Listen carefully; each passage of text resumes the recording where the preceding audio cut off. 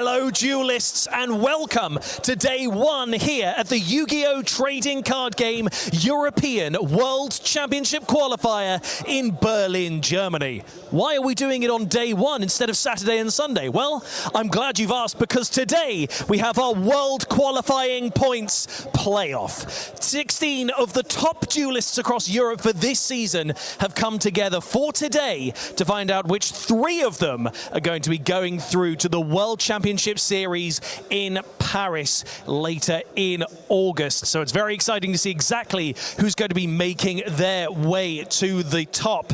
We have the main event still on Saturday and Sunday for that European Championship, so make sure you guys do tune in on Twitch and YouTube for that. But for now, let's get this started with our playoffs day. I'm going to hand you guys over to Basti, Mike and Leo, who are going to take you through your first feature match. Boys, take it away. Thank you so much, and also a warm welcome, of course, from our side here at the casting desk. And I'm incredibly excited because it's basically the most important, the most prestigious weekend of Yu-Gi-Oh! TCG playing in Europe throughout the entire year, because this weekend we're sending people to the World Championship. We have waited for the entire year for just this Friday as well. We have tracked points, looked at regionals and YCSs and the nationals as well, just to figure out who the top 16 European duelists are. And now they're going to find out who goes to Worlds. This is beyond exciting. And to be honest, those are the exactly top 16 best European players at the time. And I'm truly hyped for this day. I am very hyped as well. Just a quick breakdown on how the tournament for today is actually going, because you heard it, 16 players. It's a very small tournament, still a lot at stake, because the top 3 players in the end are going to qualify for the World Championship. And the way we do it is we have 4 rounds of Swiss, first of all, and then the top 4 players are in a top 4 playoff, basically in top 4. Then we have 1 top 4 match, where 1 person qualifies for Worlds if they win. Another top 4 match, that winner qualifies as well. And then the 3rd place playoff, the huge pressure, where we send another person down there. But I think we're all ready for some high-stakes dueling action on this Friday. The playoff shall be starting. For round number 1, we have Ben Kreuzkamp from Germany against Danilo Siracusa from Italy. And they brought some very exciting decks as well. So no more waiting. Let's duel. Day 0 of this European Championship starts now.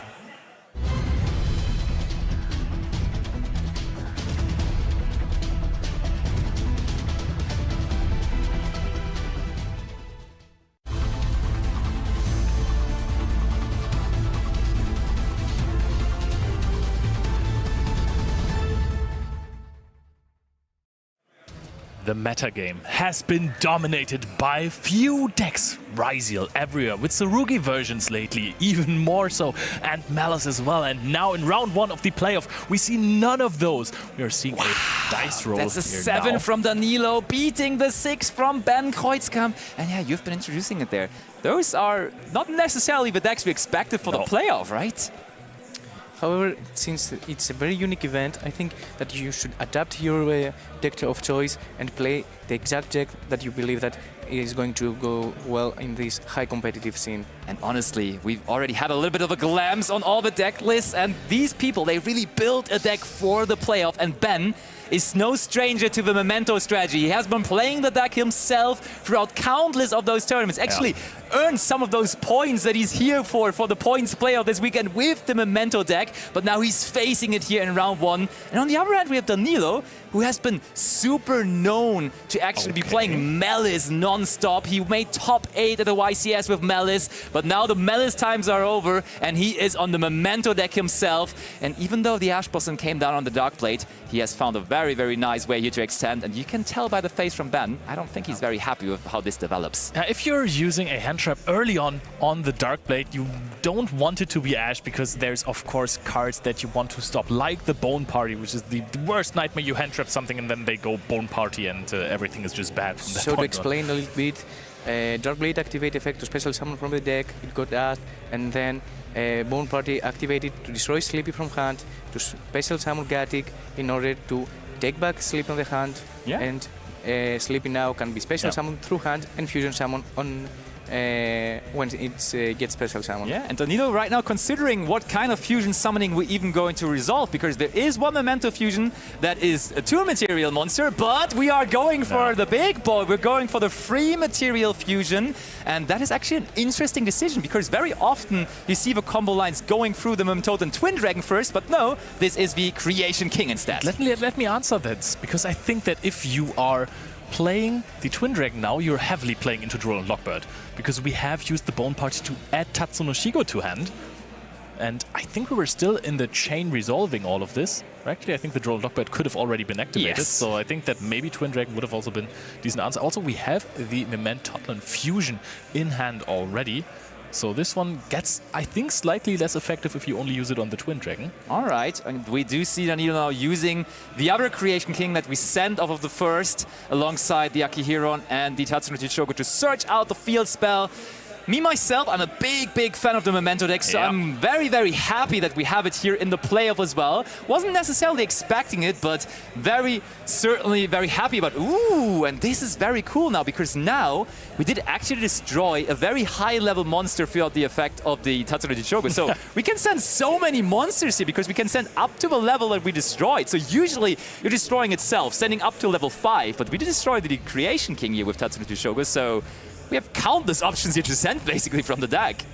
Yep, that's gonna be a big one. Just not the Tekutlika combined creation. Nope. That one is still too high level here. We're sending an Anguish. I don't think that we're gonna stop there, to be honest. And Danilo at the time has everything that he needs on Graveyard. Yeah. It's very scary when Memento has so many names. It definitely is. And I think one thing that's standing out for me always about the Memento strategy is that it can just adjust, that it can just play a different combo line basically whenever it wants. And right off the gate here, Danilo is showing us something that's not very common, but something that I think is going to result in something that is included in his extra deck. That's 3 level 5 monsters. And I think that is going to be a smasher, and he's pairing the dice for a smash. There it is. We do go into number 67, Paradise Smasher, and Ben is taking a careful read, because Danilo, for a definite reason, has used 3 level 5 monsters, because he could have summoned this with 2 level 5 monsters, but he wants to make sure there's another material available so he can modify one of the die results into a 7. Banners rolling. Ben, you have to go really low now. Channel all your... Oh, this is a 2! This is insane. So that's an 8 in total. But that's a 6 from Danilo, so it's still lower in the end. Woo! So to explain what happened, Smasher has 3 materials. It detached 2 in order to roll the dice, and since it has still a material, it can modify one of the results into 7. Yes, so that's what they Ben, did. for the rest of this turn and the next one, cannot activate monster effects and also cannot attack. That is very true. And Danilo, on the other hand, because he just barely went under the result of Ben, is free to do whatever he likes. That is honestly, sometimes this card, I'm scared of just summoning it, because the Memento deck, as we saw, it can put out such a nice field. Like, if Danilo would have just continued to combo normally here, I would have been somewhat confident that there's a really high chance that he would have been able to win this game 1. But he was like, I want to make sure I'm winning over this Smasher now. And I think the situation with resolving the Smasher now is almost locked up for him, honestly. Danilo wants to go the funny way. Yes. This is a very powerful route, of course, as well. I mean, Akihiron wasn't used in the most effective way, but we can get it out back again regardless. And I think at this point, we're still doing everything perfectly for good measures here. But you could just stop now, wait for Ben to almost pass the turn, even though he is playing Vanquish Soul. So if he draws into something like a Holy Suit that lets him play on Danilo's next turn, he still has a dog in this race. He definitely does. But one thing that everyone at home needs to realize, this tournament is incredibly high pressure. We only have 4 rounds of Swiss. And you want to make sure to at least go 3-1 in those Swiss rounds to have a chance at making top 4. So every match counts so much. It matters so incredibly hard. So you definitely don't want to start with a loss here. It is a little more forgiving than what we saw at the WCQ though, because that was single elimination, so 1 loss and you are out. No pressure. No pressure here. You can afford 1 loss, even though if you get it in the first round, that Guaranteed anymore, might yeah. not be too great. But that's the typical Memento setup that we see next to the Smasher. We have the boss monster of the main deck, of course, now also finally on the field. And also there is a Tri-Horn Dragon next to it. Or no, just a Memento, the Horn Dragon, not the Tri-Horn Dragon. That was the original one. Ben, is he even going to reveal what he's playing? Oh, that looked like an end phase there from Ben. He shrugs and goes, hey, there's not really, I mean, you're not letting me play too much here, so this might be the end of his non-turn, basically. Danilo already wants to play here, destroying the combined creation for Bone Party, possibly in the end phase, summon out an Anguish, and we're very much set up here. Yeah. I really like the fact that Ben doesn't scoop though.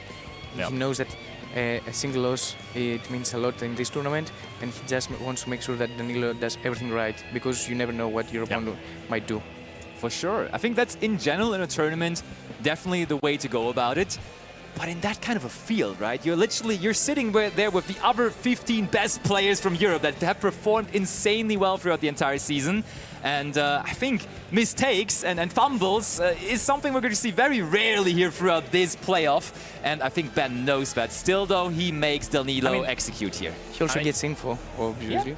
At WCQ, we've also seen some moves that were not quite the perfect ones that cost players in the playoff game, because there is also huge nerfs to this. This is the top of competition, and you don't always have this pressure. If you're playing a YCS, if you're playing in the main event at Nationals, yes, there is pressure. Yes, you want to win, but this is something you've been working for all year. You have been grinding, you have been traveling, and now sometimes those nerfs can get in your ways. This determines the best duelists, basically all of the skill sets, right? Because keeping your nerves, being calm, that is also very important in the game of Yu-Gi-Oh! Definitely in the toolbox of being a great duelist that wants to reach the highest stages of dueling in the world, which is the World Championship. That is something you need to be very good at. It's not only about the dueling itself, but there's a whole lot of mind gaming and other stuff behind it too. And both of these players here are masters of that, of course. And now it's back to Danilo's turn, who just, in the end phase of the opponent, summoned out now the Horned Dragon from the extra... No, not the Horned Dragon, the Twin Dragon from the extra deck. They're very similar, but both of them now on the field. Yep. And now I think we're just going to summon out our combined creation. I think, do you just go battle phase here? Because there is still a chance that your opponent starts doing something. To be honest, the only thing that you can scare in battle phase is Bestial, so you probably go into battle phase. I think I would have liked to maybe trigger Akihiron here, because if you trigger Akihiron, you could have just also, worst case, attacked directly with the big monsters. But no! Game one goes to Danilo, so he gets, for the moment, the start to this playoff that he needs, that he wants. And I mean, he made a very interesting decision to bring this Memento deck, because that is, of course, one of the good decks in the format, but not one that you would necessarily expect that much, because the big players in the room are Malice, are Raizio Mitsurugi, some other Raizio variants as well, but Memento, maybe the sleeper pick for today. Yeah, I mean, we have added a new win condition to the Memento deck, so Paradise Smasher, really strong card, and I think I don't agree with Ben's plays there. I think he should have just used more cards, right? I mean, I think he would have wished for sure, but you said that throughout the entire year, those players have been grinding. They've been playing so many events. They've been getting incredible results at those events as well, collecting those points. But now that they're here in this tournament, of course, the process getting here was long, but now it's kind of a shortcut to get to the World Championship, right? Because you technically only have to win a couple of matches. It's just like a local tournament that you have to get through with the other 15 best players of Europe. I mean, there it can be very interesting. But I think, as we can already tell from a big picture by looking at the deck list that we have already seen, I think the players here for this weekend, they made a really interesting decision to just focus on the deck building for this tournament. Because last year, I gotta say, it felt like they were just bringing their main event decks to a playoff as well. But now looking through those lists, we see some interesting decisions, and you can tell they built decks for this playoff specifically. But I mean, last year, Snake Eye was just so incredibly dominant. The deck was so much better than anything else in the competition, and this is also what you saw in the results of the national season, for example. We had like 19 Snake Eye wins. Absolutely. And to be honest, crazy. this is an event that not only technical play means a lot, but also the deck building and the deck choices. And if you want to surprise your opponent, for example, with Memento, this is the exact event to do. It absolutely is. And I mean, we see two players in here at the moment. Actually, one cool feature we have for this weekend as well, which you're hopefully going to see after this match as well. We have a backup feature match going on as well. So we have more players waiting there for this round. I think on the backup feature match, we have the famous Nico Schlierkamp, previous YCS winner, and also then Damien Waller, the French national champion. But those are for later. For now, we have a duel running. Let's go back to the table. Game 2 starts now.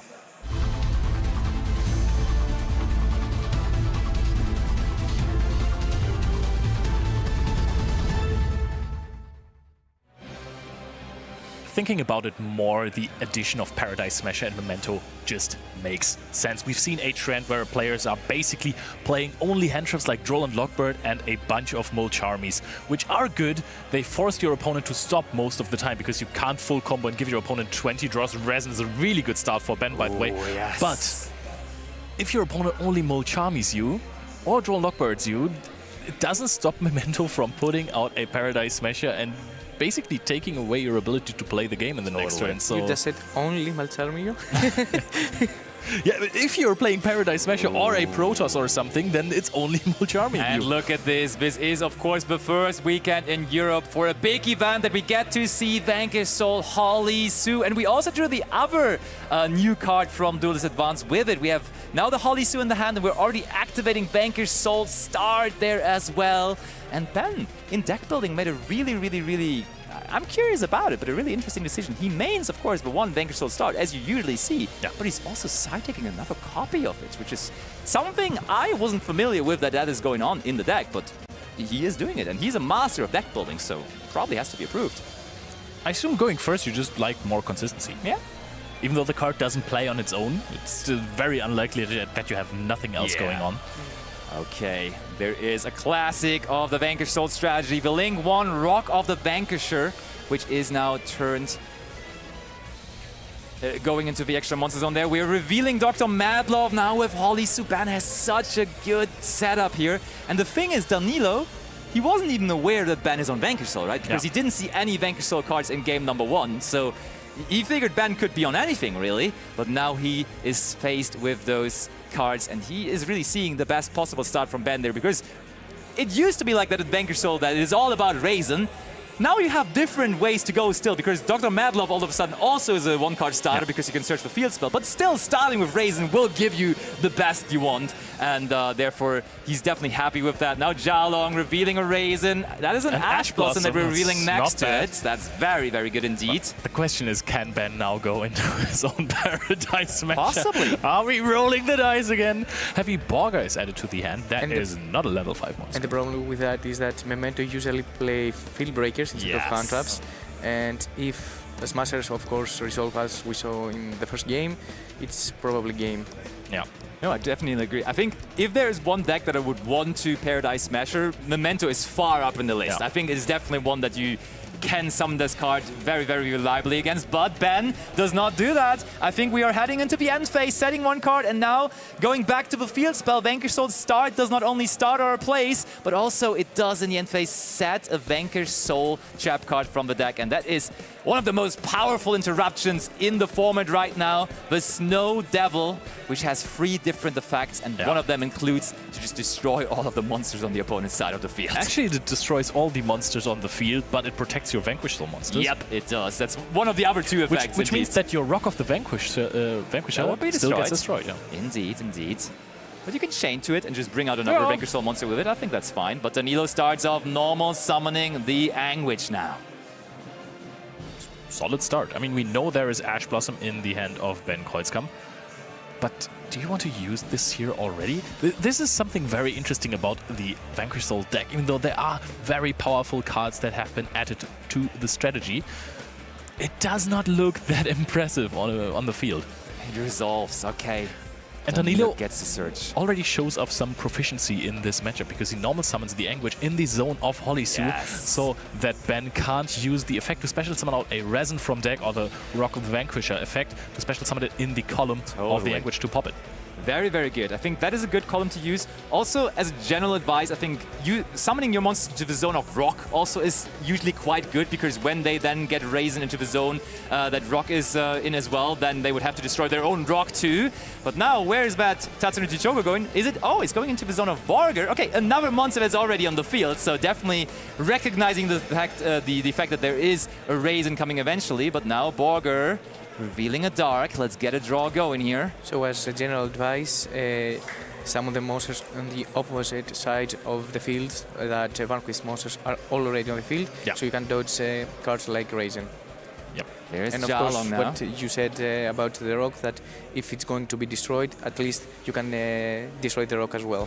Totally. And I think now we're setting up for the next interruption here. Jalong is going to search for another Vanquish Soul card, and there we have also, of course, the big boss monster of the deck, Caesar Valius, which nowadays doesn't really feel like the big boss monster. It's rather Holly Sue that is the dominant force of the deck, but Caesar Valius is very hard to out. It provides an interruption on the opposing turn.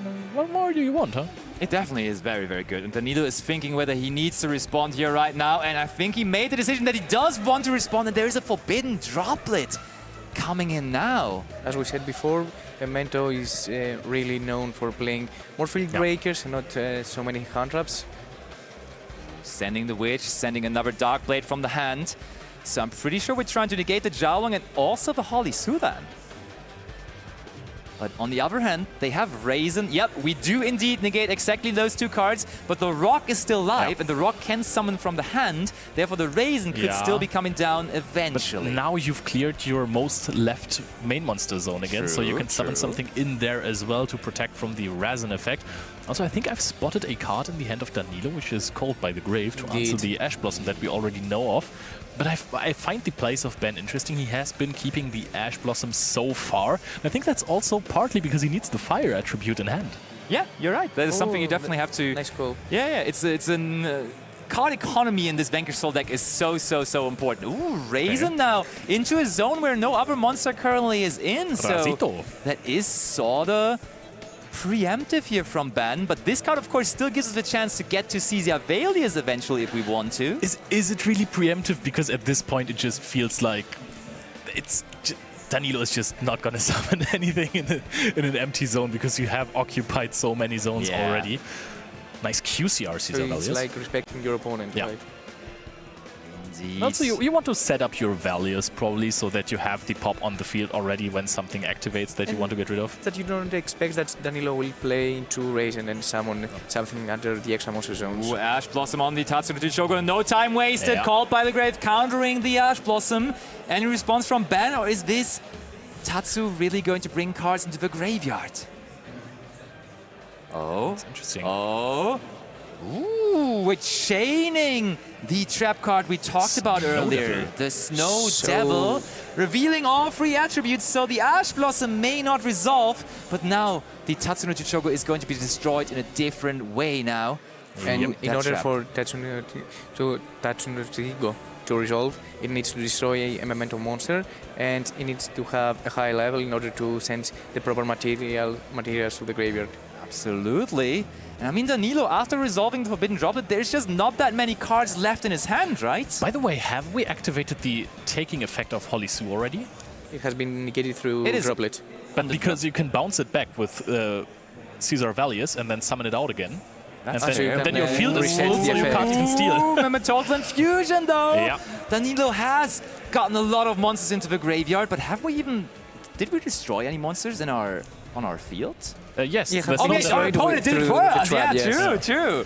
Our opponent helped us out here. Ben did the destroying part that Memento likes so much, and now Ben is forced to chain the Caesar Valius to the activation of the fusion. Also, even if we could still get the Holly Sue on the field, your main monster zone is full. You can't take a monster from your opponent's side of the field. It just does not work anymore. Caesar Valius being summoned now may be the last interruption that Ben Kreuzkamp has here. And we all know what Memento does best. It's just dealing 8,000 damage through a full field. So having good resources set up for your next turn, that is not something that is rather terrifying to a Memento player, because they just want to go Archiheron effect, summon Combined Creation King, summon Combined Creation, let's go. Indeed.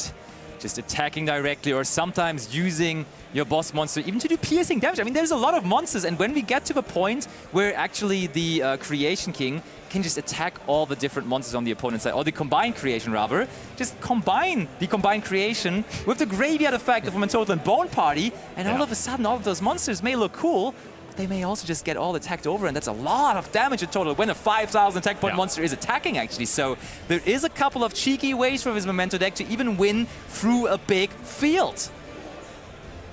And we will see whether that's the case here. We haven't even used Gatic yet. Right now doesn't really look like we're going to see an empty field.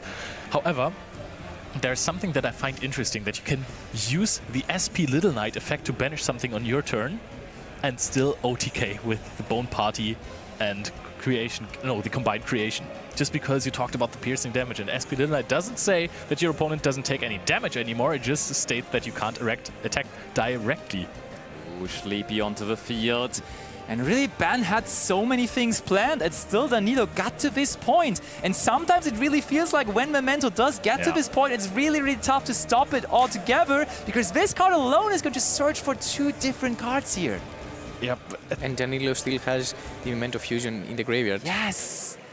And we now also have established that Fusion Monster. The thing though is, with the Fusion Monster, we probably maybe want to go after the back row, because the monsters cannot be destroyed by card effects anymore due to the Snow Devil resolving, so it's not doing much against the monsters, but it could still be going after the set card that has not been revealed yet. Basti, what could this set card be? That's a good question really at this point, because there is not that many cards left for Ben even that you would be running in this deck, because the deck is not running that many different trap cards, and for going first things that Ben is running, there is something like he's actually making the decision to run Shared Ride in his side deck, but at that point, I think we already have surpassed that moment, right? Because there was searching, and therefore I don't think that is going to be that set card. So, honestly, looking at his list, all there's left is a bluff. Really. Shared Ride is a card that has been less popular than the counterpart Mistaken Arrest. However, if you're playing Mistaken Arrest in Vanquish Soul, you might not be able to play yourself. True. So there's also Vanquish Soul Continue, a card that has been included in some of the Vanquish Soul list, but it is not in the list of Ben, actually. Basti, it has a question mark. You have to... Okay, he did not continue but by putting that card into his deck, that's true. Oh, and Danilo. It is so nice to see, for me personally, that he has been mastering that Melis deck. He has been teaching other people how to play Melis perfectly. And that's still a certainly fine deck to play at the moment, and it would be a very, very valid choice to bring into this playoff. But still, even though he is so perfect with Melis, he has decided, no, I am going to go with something different, and that is Memento here. A deck that he also already brought to, for example, the French Open, where he collected a lot of points with it. So he definitely is no stranger to this deck at all. Either, and he's now bringing back Akihiron for its own effect. Akihiron will allow us to attack directly this turn. Keep in mind, there's still a possibility for a Caesar Valius effect. True, true, true. That is still possible, and if you can't force out the Caesar Valius by destroying it with Combined Creation Tekutlika, then it is going to be really, really hard to out this card before, you know, it actually gets to destroy your Combined Creation Tekutlika. So there is still a chance for Ben, or maybe it even looks good for Ben right now. We can't really see the hands of both of these duelists. Haven't we used Anguish so far? Oh yeah, we milled Bone Party. Someone wants to go for piercing damage. No, we're adding back the Bone Party, first of all, through the effect of Akihiron there. Oh, yes. So we first of all want to use the on-field effect of it. And it's a very unique way to play around draw, of course. Yeah. It's great. Because we are under draw right now. Oh, true. I didn't even realize. Yes, I did not realize Drawn Lockboard was even activated, but you are very right, Mike. It was dropped, and Danilo just finds a different way. When was that dropped? I mean, probably after the first search, right? But that would be a usual time to do it. Probably on the surge of the Fusion Monster, right? Ben waited a little bit in order to have his own search and then activates draw. That makes sense. I like to Perulia my opponents first and then draw. That's a very good strategy. Right? Yeah, you're a master at that. You have been doing that against me countless times, I can confirm. But now Danilo, he knows he has to find a solution. He has to find a trick to play around that Caesar Valius. Otherwise, there's not going to be enough damage. And if the turn gets back to Ben, his setup is strong. That's what the Vanquish Soul deck wants. Vanquish Soul deck wants to do. It wants to save up resources so it can outgrind you. But now we go for the Bone Party. I will be honest. Danilo right now didn't look like he had a plan. He was taking plenty of time to think, which is always like duelists like Danilo. They know their lines. If they have a clear plan to win the game, they're just going to play through it in no time. Especially something Maze would be interesting considering that Drawn Lockbird was activated. Yeah, because this is why how Memento plays. It doesn't have just a straight line. You just go with the flow and and to deal with interruptions that your opponent might have. The thing is, Danilo needs to take a look at the time because yes, game 1 went through really fast, but Vanquish Soul is really not the deck that you want to be in time against because they have their ways to just burn you on your first turn with Heavy Borger.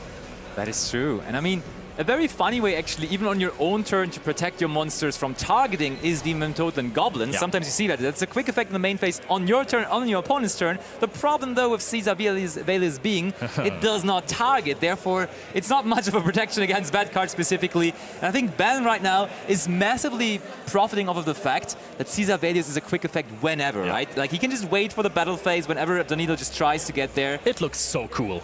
It is just chilling there at the very moment. Oh. It's getting gloomy in here. Ooh, maybe we go for Celine. There we go. Wonder what can happen now here. I can see something very, very cool happening here.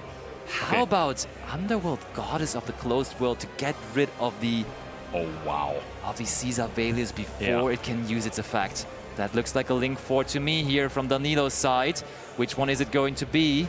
Oh, he's checking his extra deck. Did he maybe forget about a card? Oh, wait, no. You can't do that anymore. You need 4+ monsters. You saw the Goddess. But, I mean, now at this point it's a little late. Code Talker. But Access Code Talker can also not deal with the Caesar Velius because we're all protected. Yeah, that's true. Oh, Danilo. I think the Underworld Goddess could have done the trick.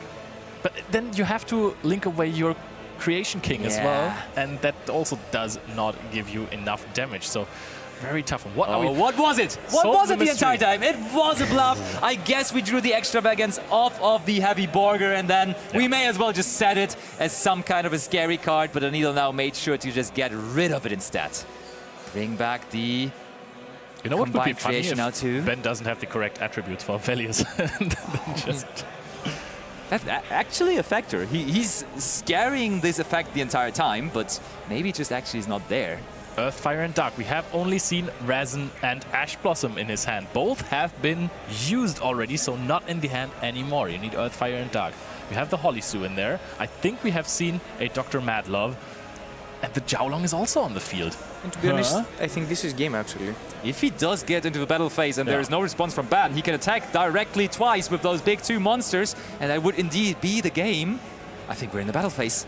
There's no world. Okay, effect Caesar Velius to destroy the one scary monster with 5,000 attack points, so Ben is securing here that he will get another turn.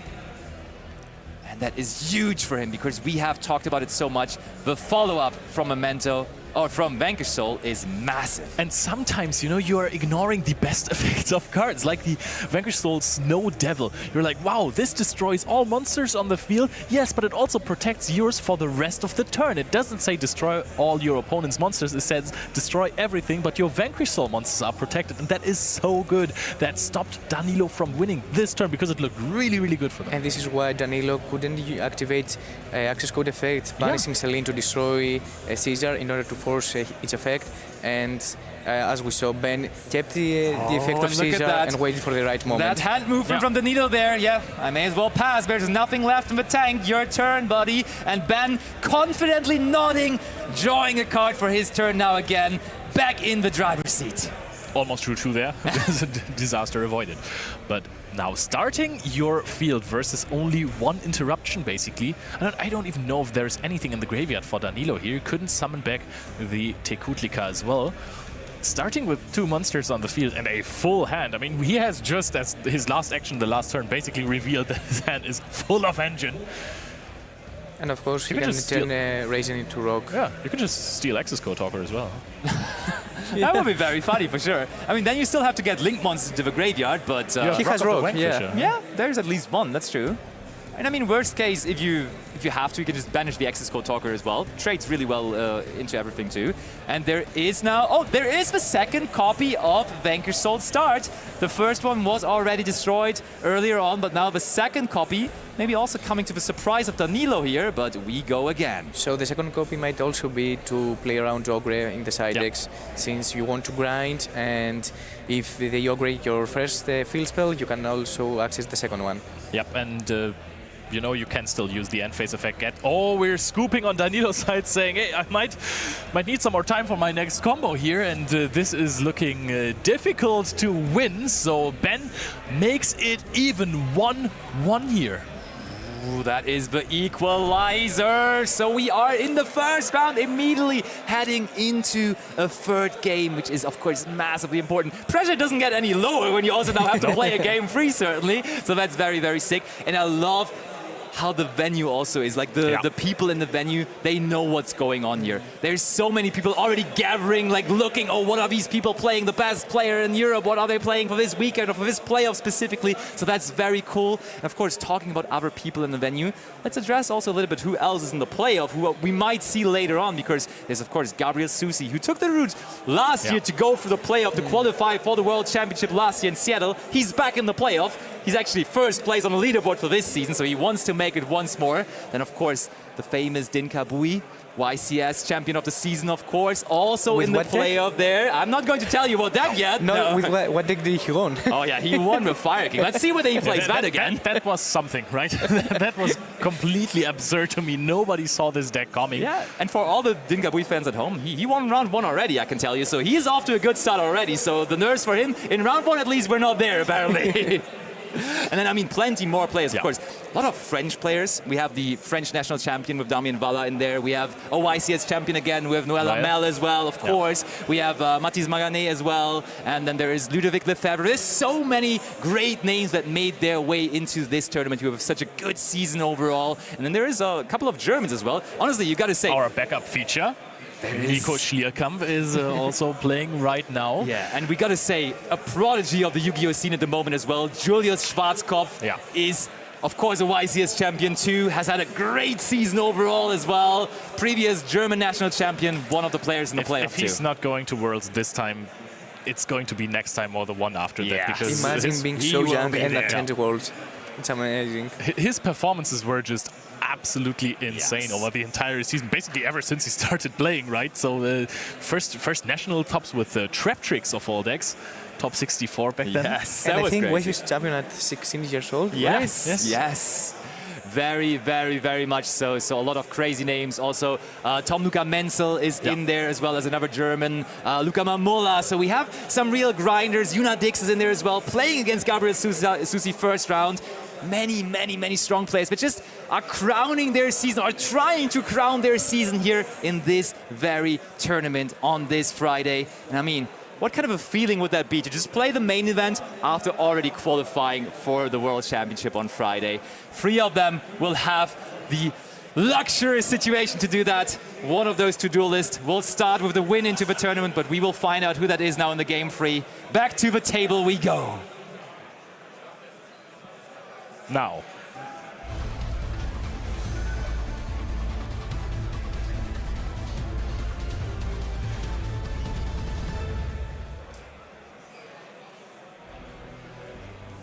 All right, scores are updated as well. In the last round, it showed 0-0, but Danilo has, in fact, Paradise Smasher to... Whoa! No way. Danilo, no. No way, that is unplayable. Oh my, I think Danilo has no cards to use there. He sets one card and look at the face from him. That is not what he wanted to do. At least Ben had to waste that one Perulia. Still, I think Ben is happy with the outcome here. And he looks at just one set card on the Danilo's side. It's a water monster. Who cares, right? You can discard those. Those don't help. Look at the smug on his face. Oh, yes. He is happy with... No, he's not happy with those going. Oh my, what is going on down here, back over to Danilo, and he found a play with the Tatsuro Tichogo. Well, how is that even possible? Both of these decks built so extremely well, but still at the very moment where they need to shine, none of them able to produce anything on the first turn. So welcome to Time Wizard format. Ben also needs to have something in his hand, right? If he can't play, and the hand of Danilo doesn't provide any extenders. Ash Blossom is being discarded. That's it for this turn. The for now. battle phase. 1,350 damage to your face of the monster that none of us casters have pronounced correctly so far. It's a hard one, though, that's for sure. It is a hard one. Okay, first damage in this third game. Clock exactly on 10 minutes now, too. And turn back over to Ben. Does he find a play? He desperately needs one, because next turn, the Tatsu is ready to use its effect once more. Oh, what is this? Oh, Snow Devil on our very own turn now. Not very common to see that. Revealing Jiaolong. And that is already good. You're revealing a card, so you can special summon Jiaolong. But you can also just special summon it with the effect of the Snow Devil. All right, now we kind of have to... The only problem right now for both players is that since both of them bricked, the only logical assumption that you can make is that both have hand traps and defenses. Oh, what are we revealing? We're revealing an Ash Blossom. The thing is, if he had any other real card to play with, I think he would have special summoned that and not Jiaolong, because Jiaolong can special summon itself after being revealed. Exactly. And the only thought that Danilo probably now has is if he's going to use a hand trap or another defense. But wait, this is so funny. We're using the Jiaolong effect to change battle position here. We're only revealing a fire. Oh, yes. So he's not revealing two fire, he's just trying to change the battle position of Tatsuro Tichogo. But still, Danilo decides, I don't want that to happen. We're negating it with the Forbidden Droplet. And the Akihiro in graveyard is actually crazy now. True, because that actually provides you some extra defense. What an interesting game we immediately get here right at the start of this Friday, right at the start of this weekend. I mean, usually those are the situations where Vanquish Soul really thrives, right? You get so much value out of your cards. What are we going to? Normal summon Ghost Ogre. What are we playing in the extra deck here? Stardust Dragon, perhaps? I'm afraid that might not be the card we're going for, but instead it is the SP Little Knight. And that cannot even use its effect to banish, but it can attack over the Tatsudo. Oh, and there is a Magnamoot now as well! Desperately trying to get a light or dark monster into the graveyard, and we now have that.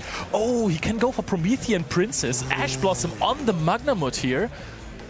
Okay, no Promethean Princess this turn. It also wouldn't make too much sense, if I'm being honest, because we've also attempted to use the effect now. Yeah, and there also is no Promethean Princess. Now Akihiro comes back in attack position. And I mean, that's big enough to not be run over by the SP Little Knight anymore. 1,700. And now, oh, what is this going to be? Is this maybe a second SP Little Knight? It is a second SP Little Knight from Ben. So we're banishing the Akihiron. Honestly, maybe Ben was happy about him summoning the Akihiron out there, because now Danilo once more really needs a good top deck. And is he going to get it? What a top deck that is! In hand, though. We revealed the Ash Blossom in the last turn for Jiaolong. So this is a card that Ben is probably quite happy to see. And Ben, no time wasted. Ash Blossom and Joy Spring has been a staple in so many decks, and it still is. Back over to Ben. He is ahead in life points already. 1,600. No play found by Ben Kreuzkamp. Also, the SP Little Knight in the extra monster zone makes it kind of difficult to play. Danilo, do we have something now? There's Darkblade! There's no way! And Darkblade big enough to attack over the Little Knight, and then we can play in main phase 2. But now Danilo needs to be quick, because he is behind in life points, and Ben is currently ahead with only 6 minutes remaining, and Danilo now going turbo mode. Anguish coming down. Oh, now Danilo has to be really, really quick with this one. Ben is just nodding, knowing this is not looking good here. Twin Dragon is being fused from the hand. Oh, we're going full speed now.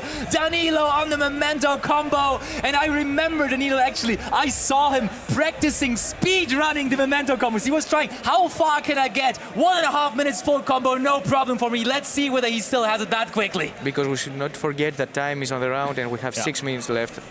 The big question now is, do you even need to go full combo here, or is a half field enough for you to win this game? Sending the Gatic here with Twin Dragon and another Tatsunoko Toshiki. This just smells like a Paradise Smasher again. We go... Oh, we don't have Akihiron in the graveyard anymore, so this might be more difficult. Yeah, I don't think we can go for that. But now Danilo, he's taking more time than I would have anticipated. He's really thinking this through. How many cards does Ben have left in hand? It's just like, it's 1 or 2, right? It looks like 1 at the moment. But we get the fusion going now as well. Danilo, what are we going for? That is a Link too, so that might just be our very own copy of SP Little Knight now. The most played card in this first round, honestly. Ben played it twice, and now Danilo also with the SP Little Knight. He's also playing a Gava Dragon in the extra deck. He is.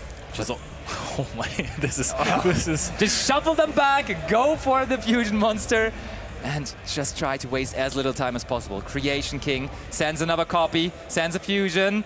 Imagine the pressure that Danilo now has on his shoulders. Yeah. It's unimaginable. But I think this is kind of a relief pressure, right? This is the good kind of pressure. If I do this correctly, I'm probably going to win the match. But this is when you do most of the misplays. Yeah. When you know that you are winning and you feel the pressure of time. But I mean, let's face it, what a crazy top deck that Darkblade was, right? Because a lot of other cards don't really play through the SP Little Knight, but the Darkblade just being big enough to attack over it and then combo in main phase 2, that was absolutely the best card he could have really drawn there. Would you expect less from a World Championship playoffs? Yes, of course. He wants to go to Worlds, so he has to get the best top decks in as well. Now adding back 2 spell cards. Is this maybe enough? Honestly, Danilo, this seems sufficient. Just maybe pass like this, really. Set the 2 cards and pass it over, really. Oh, no, okay. I was going to say, maybe the combined creation would help as well.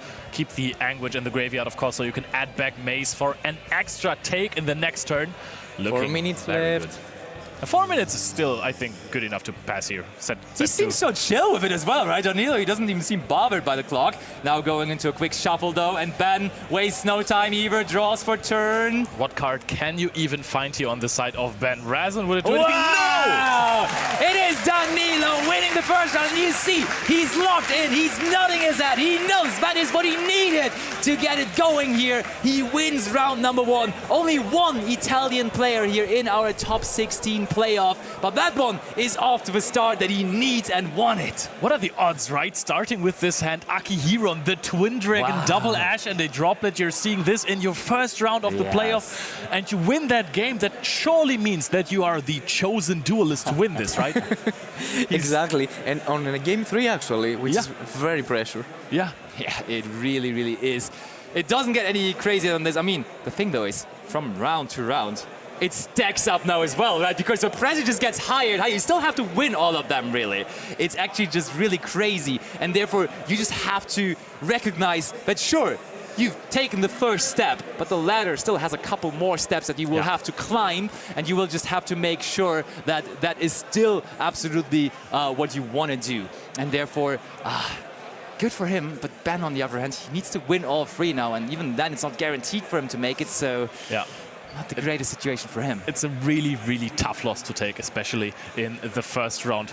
But I think that our backup feature match is actually also finished as well. Damien won versus Nico in the first round there, just to keep you updated as well on that one. We're soon enough going to have an analyst interview for this match as well, with some very cool cool. But in the NAWCQ playoff, we saw Pakawat on the Memento strategy as well, losing in the first round immediately. That couldn't be too motivating to bring Memento to the EU WCQ playoff. What are your thoughts on this? You would think so, but I mean, Danilo was just... Honestly, when I saw it, I knew he had a history with the deck, because that was basically the deck he played after a lot of Malice, but I still didn't think he would bring it here, because I would have been at least demoralized by that performance by Pak at the NAWCQ points playoff, and I thought... It's a bold call to make, but let's face it, you have to make bold calls to get to the most prestigious event of the year. So maybe playing Memento here for this is just the way to go. Maybe using Paradise Smasher throughout multiple rounds is going to grant you that spot. It's certainly a card that you want to have in your deck when you are trying to just win games. Definitely. And to be honest, in such an event, I wouldn't bring Malice, to be honest. Just to mind game my opponents and play around their potential side decks. Yeah, because also these duelists, they know each other pretty well. They have do. seen who grinds the Malice deck and who sure. doesn't. There are some names that immediately, I'm not going to name them here now, just to avoid any advantage or anything. Of course. But there are some names that when I see them, Malice just pops up in my head. And then, of course, there are also players main decking something like Lancea for this tournament specifically, just to see, hey, can I catch some of these big Malice names off guard? That is absolutely something we will have to see. But first of all, of course, our talk from us about what decisions he made, of course, may be interesting to you. But I think one person that we need to talk to right now, of course, is Danilo himself. And therefore, we go over to the analysis corner now with Tom and Danilo. Hello, everyone. I'm here with Danilo, the winner of the first round. How do you feel about that? Very good. It was a good game. That when I saw that Dark Blade, I'm like, finally, yes, I can play the game. So yeah, I'm very happy. Yeah, so I wanted to ask you, like, how did you prepare for this? Because Memento, it's a deck that's kind of in and out of people's radar, and then you're preparing here to play against some of the top players in Europe from this season. So what made you pick this deck as opposed to one of the more popular ones? So basically, I'm known for playing Malice. I played Malice for the entire season, and I was expecting people to heavily prepare for it. So I was trying to look for a deck that doesn't get like countered by a specific card that people might play. So I tried to play Vanquish Soul myself, but I find the deck a little bit inconsistent for my liking. I ended up playing what my good friends play, like Vince and Doc. They helped me a lot for the deck, and they're like between the best players in the world, and they like helped me prepare for it.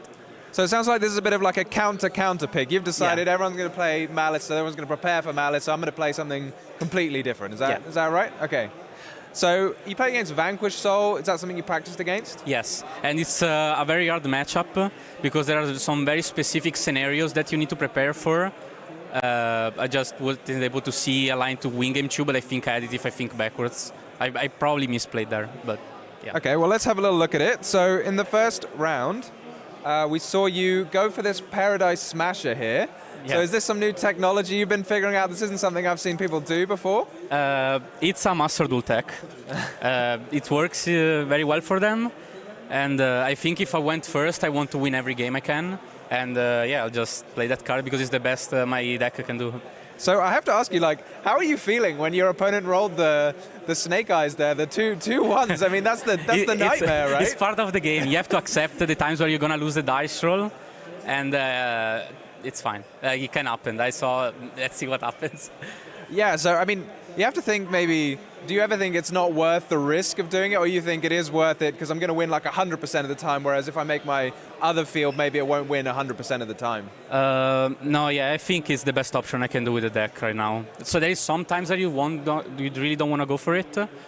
But I really want to protect my Memento Fusion from resolving. Like, he might be playing like some Ghost Bells or like DD Crows and stuff. Like, these cards are, I think, kind of popular because the presence of Vanquish Soul. I didn't know he was playing the deck, but it was like a safe bet. It played around every possible card he could have. Sure. So in the second game now, there was a lot more back and forth in the second game. So I isolated like here. We had a big chain. There's so much going on here. You've already resolved a Forbidden Droplet. How did you try and like navigate this turn? Here we saw the Called by Dust Devil chain. So I couldn't Droplet for free because I knew to win I needed a card to send for Sleepy because I needed to keep the Twin Dragon on board to keep playing. And I figured he didn't have a nerf attribute, but I couldn't really deal with it because I only negated Jiaolong to prevent like something extra, and I forced him to use Rock, and I really cared to stop the Holy Su take effect. Sure, so you negated the Holy Su. Had he activated the effect of Holy Su, or had you done it preemptively? No. Okay. So we saw there, your field was destroyed, but that's good for you because you have the Memento Fusion, and then you were able to play, but it sort of like wasn't quite enough. There was the set face down and the Caesar Valius, which just kind of sat there the whole time. So what was going through your head in this situation here? You made the access code. When I summoned Axel, I realized I made a mistake. I was trying to go for Goddess, but under draw I was missing a body to go for it.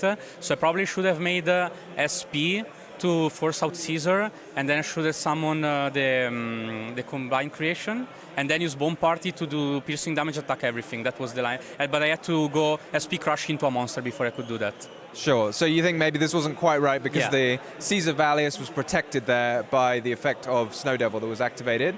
Yeah, at that point when I made access code, I realized I made a misplay. I just banked it on maybe he could make a misplay back on me, and it didn't work because, I mean, he's a great player. And But the yeah. set face down, was that, did you think it was going to be something relevant? or? No, but Okay. at that point, I might as well just destroy it. Okay, so it wasn't the bluff that caught you out there. You think it was just kind of too much going on? Yeah. Okay, and then in the third game here, this was like incredible what was going on. You both passed your turn. Yeah. I mean, the Memento deck's known for being very consistent, but maybe not in this case.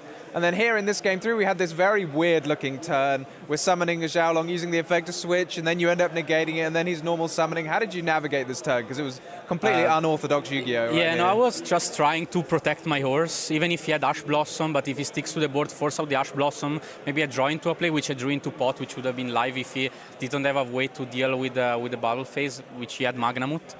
But yeah, my goal here was just to protect horse as much as I could.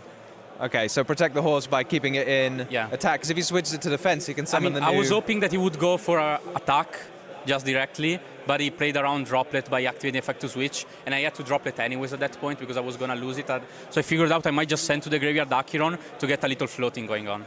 Sure, and were you expecting what was going to happen afterwards? This like 2 SP Magnamut? Not really, but I could have seen coming the moment he grabbed his extra deck after the battle phase.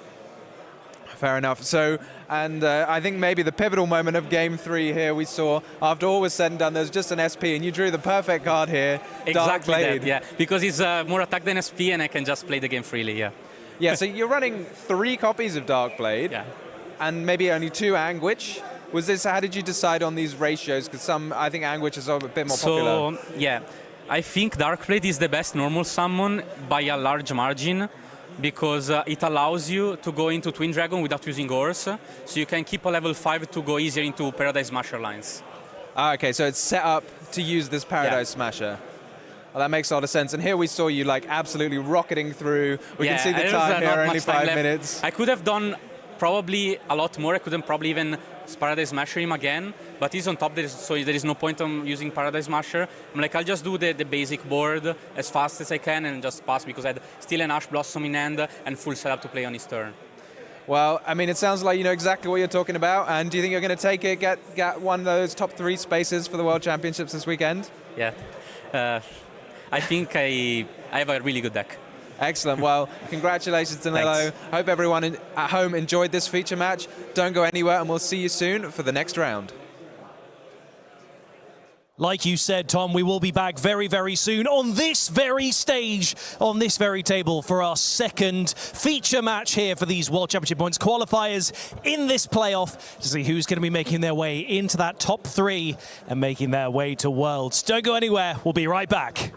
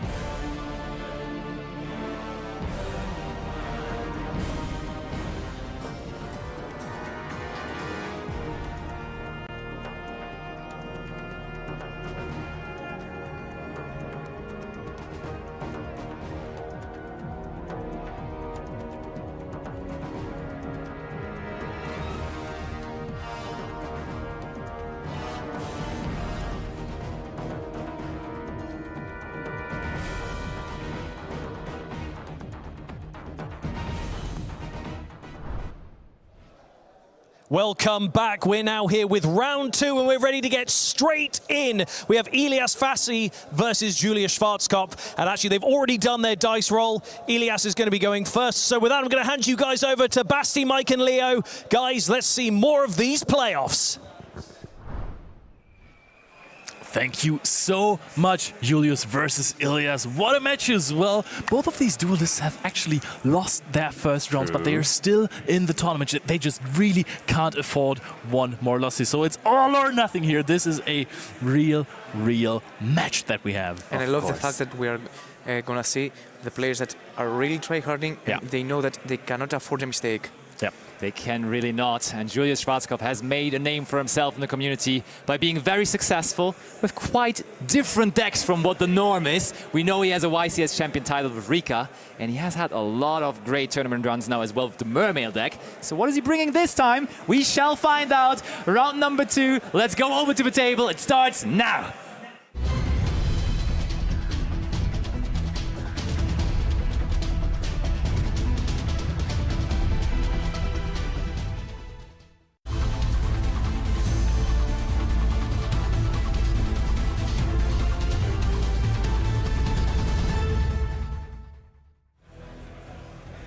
I think at this point you could call Julius Schwarzkopf the Prince of Yu-Gi-Oh! Oh, yes. He is definitely a member of the Atlantean family. And we, though, on the other end, will have Elias go first. But he will have to deal with that Molcharmi Purulia thrown down in the standby phase of Elias. But Malice is one of those decks that has at least the ability to not care about Purulia too much, and we do start off with a card that plays around it so perfectly well. Gold Sarcophagus, such an old card, but really so good in his Malice deck, of course, still. However, with the newest version of Malice, you should adapt the combo since both Hare and Secretary cannot special summon themselves. They can, but your opponent will draw a card.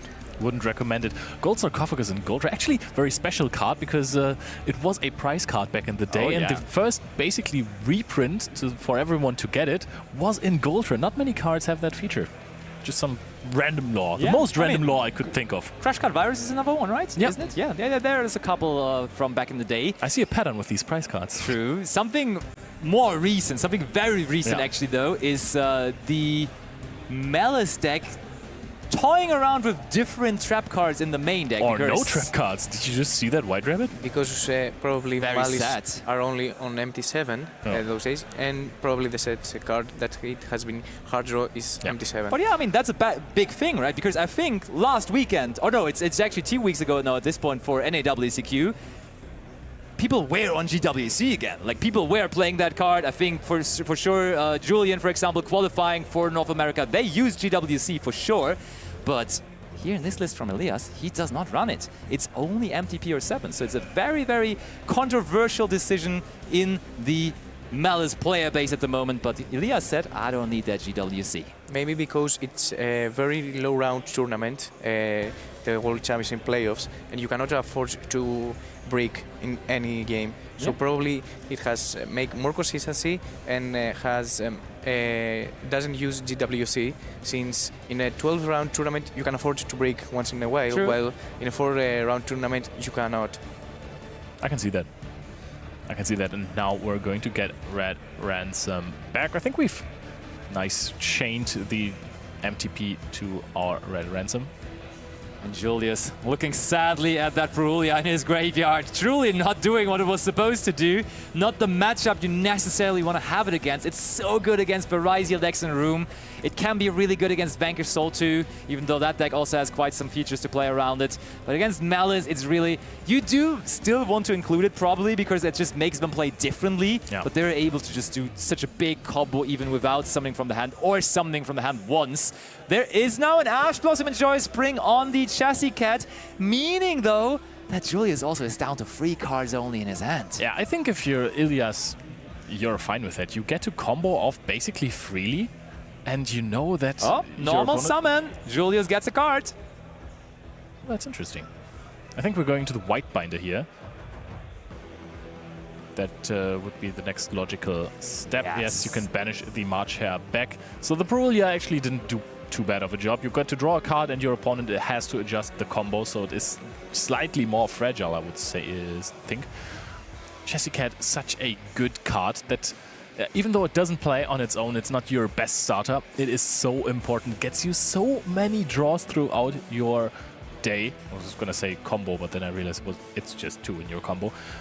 But totally, this card super strong, and if your opponent ashes it mid combo, that's so fine. Like, if I'm doing a combo, I would say I would rather activate the effect to discard 1 card of my opponent's hand than draw 2 cards if I'm already in the combo. And also helps you play around a lot of hand traps. Is just normal summon Chassis Cat, activate the effect, probably to bait an Ash or any Imperm, and then just going to link 1 and summon her. Ooh, I was going to say, where are we going with this? That's it. Because you can't use the March Hare from hand, you give up a draw, and if you go into Topologic Bomber Dragon then, you don't have it in hand anymore. Then you will have to use MTP without banishing anything.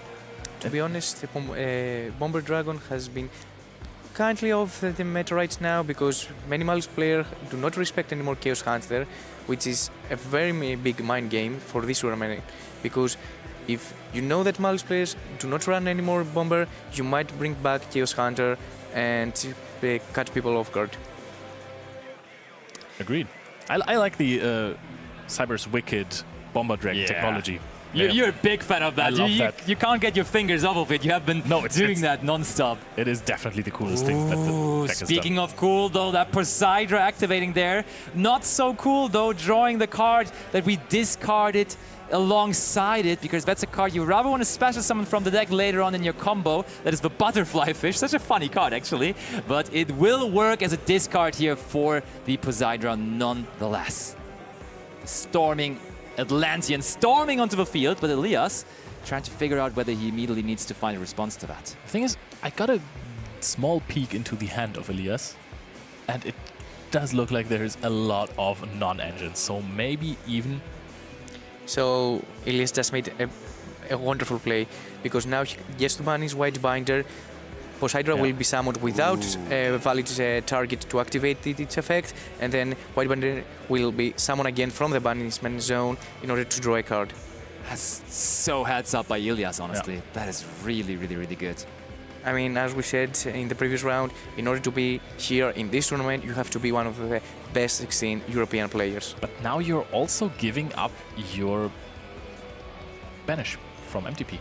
Okay, Butterfly Fish back into the hand. I think it's still fine, though. Just giving Julius less chances to get those water monsters into the graveyard, I think, is a very, very smart thing to do. Especially when you see that she discards a bad target for Poseidra. That is a very, very good point. Now White Binder is going to activate here. Don't think you can get any more interactions out of this here, but Ilias also, what I also like about this, I've seen the Drone Lockbird in his hand and then getting rid of the MTP effect and the White Binder drop before your opponent searches anything.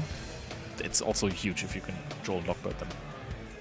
Okay, we are now going to banish V-Red Ransom, and it will be coming back immediately after.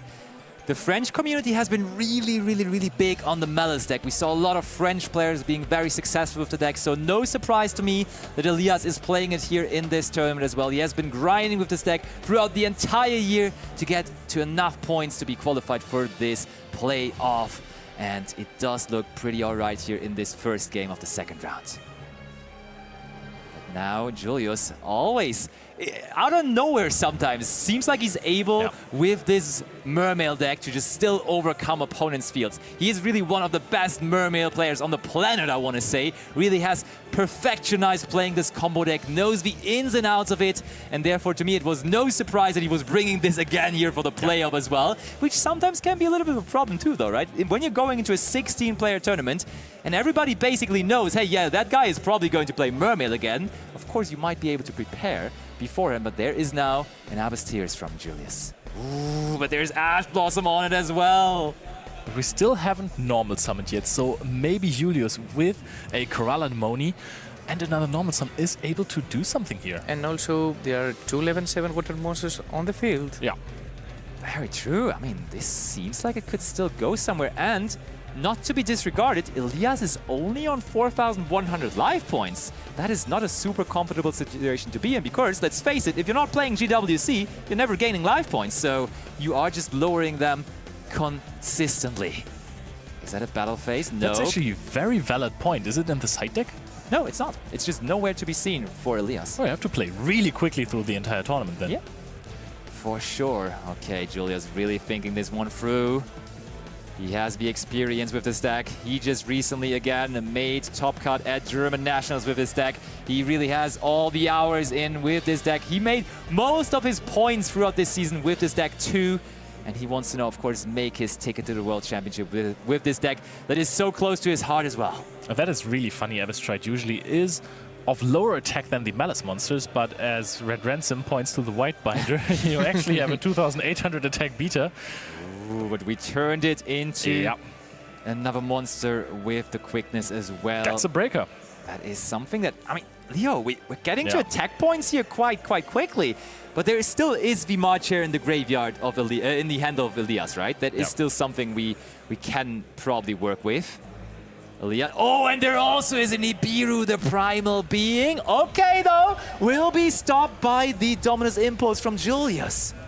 All right, is there maybe a world where Julius really, with so little cards, is able to get through this? To be honest, Poseidra has an amazing effect going second. Yeah. So I really believe that Julius can have something in his sleeve in order to play around Ilia's field. The thing is, versus most decks, you really have to win the game. You can't leave them hanging on 100 life points and then give them another turn. Versus Malice, especially without GWC, you just leave them super skill drained. They are mind drained, they are everything drained. They can't just use their effects anymore. True, yeah, getting them very, very low. Like, usually the number where it gets critical is like 1,200. When you get them on 1,200 or below, they at least will have to come up with something. But if you put them like even on 500, it's basically impossible to still get a real worthwhile combo out of the Malice deck then. So it's really, it's a dangerous thing to just not play GWC overall. Let's see how well Julius can capitalize, and he's currently thinking about how to resolve the effect of that Poseidon Abyss, the Atlantean Dragon Lord. That's, by the way, a bunch of cards in Ilia's hand. It's like 7 or 8. Ooh, Sans Shadow Squad. Yep, and that is going to bounce the entire field here. Back to the extra deck as well, so can't even banish them out of the graveyard anymore. Summon Prince. That is looking good. We've already played around Nibiru, and now... you know what, Leo? I think Ilias might have done some... The Nibiru might have been a moment too early, because imagine they resolve the Poseidra, put all of your monsters away from the field, and then when the Prince is on the field then at that point, before it can use its effect, you use the Nibiru, and you have no cards on the field, so they could have not used the Dominus Impulse from the hand. 100%. Now, though, you're left really with no monsters at all, and you cannot use the Nibiru anymore. Therefore, Julius, all of a sudden, as he usually does, may be able to run away with this by now also summoning out the super ancient Deep Sea King Coelicant. I think you're 100% on point there. It just feels like that, and Julius really was happy that the Nibiru was used there. You could really tell he was so happy, immediately slamming down the Dominus Impulse to counter it on the spot. And now with still a bunch of water monsters left on the field, bringing back Abyss Rhine now. And I think at this point, the good thing about Marcha for your opponent is that it's only going to be used in the main phase. So you can, at any point when you have game on the field, just say, hey, I want to enter battle phase, and then they have to use Marcha, and then you can still clear off everything. And now we have the Livier Dragon. The Virtue Dragon. The Virtue. Oh, and it is using its effect as well. What are we trying to bring back here? Yeah, looks like the Prince is going to... Oh, there was a Droll and Lockbird. Yeah, that was used on Prince effect when Abyss Rhine was added to the hand. It's weird to see it so late, but now the Coelicant, and no response to that. We get to summon 3 monsters here if we like to. This is just escalating quickly, really. I feel like even if Ilias resolves the Marcha and gets like 2 to 3 monsters onto the field, it will not be very easy to stop him. Especially with 4,000 life points on. Look at that Platinum Rare Pike. Just sitting there in attack position. I think that Ilias was just reading about the Coelicant if the monsters could attack. The thing is, I don't know for sure, but back in the day there was a whole deck about Coelicant being a fish OTK, so I think... They cannot attack now, because you had to always transition them into synchro monsters. And that's game. But that is the game. Julius Schwarzkopf once again able to pull it off, going second with his beloved mermaids. You can never rule that guy out. He will always just flood the field with all of those mermaid and Atlantean monsters, and he just once again takes game number 1 here. But I mean, Ilias' combo just also wasn't there, and you know what was the critical point there? GWC not being in the main deck, because you set MTP to play around Effect Veiler, Impermanence, and whatnot. True. White Rabbit was summoned, couldn't activate the effect. GWC helps you play around Purulia as well, because that is another summon that is not from the hand. So we could have actually seen something extend after the White Binder was summoned. We could have had a bigger field, we could have had more setup, we didn't have to let the White Binder lie around on the field, because there it just doesn't... Didn't do much, Do much, And to be honest, Malice players do not respect a lot of Purulia, but at the end game, you can see that you have to establish a mediocre field that actually might not be the best option when there are such explosive decks like Mermail, for example, or Memento, as we saw before. Yeah, definitely. So Julius, in the end, claims victory in that first game. And I feel like both of these players, they have been on the regional grind. They have been playing so many regionals throughout the entire year. Opens, big regionals, YCSs. I feel like they probably played each other before. And Ilias is, again, not the mermaids from Julius once more. He's always doing it with the mermaids to me, and he's trying to do it one more time. But I mean, Elias now, of course, after side decking, there's not going to be GWC still, as I told you, because it's also not in the side deck. I know a lot of people do that, actually, that they just don't play it in the main deck, but then bring it in, because, let's face it, going first, it is really good. So, like, even drawing it is fine. You need it for time purposes as well, because sometimes you're just paying too many life points that you end up losing after your combo just in the end game. So again, we have to respect the fact that the players have built their deck for today only, and they have just go with the idea that in such a high competitive tournament they will just scoop as fast as they can if they see that they are losing game one, for example. Deciding to not play GWC, just as you said, plays heavily into Perulia. I think you might not want to respect the card, but if everyone is still playing it and you have to play a significantly weaker combo, that's really tough, actually. It is. It very much is. So for sure, 100%. One card, though, that I think is giving Julius problems plenty of times throughout the last weeks is Drone Lockbird, which we already saw, which when that comes down earlier, I think it can like regulate what the Mermaid deck is able to do a lot more. A card now coming in from the side deck, though, that is even more restrictive is Mistaken Arrest. That's in the side deck of Elias. So drawing that might be key to win this second game here for him.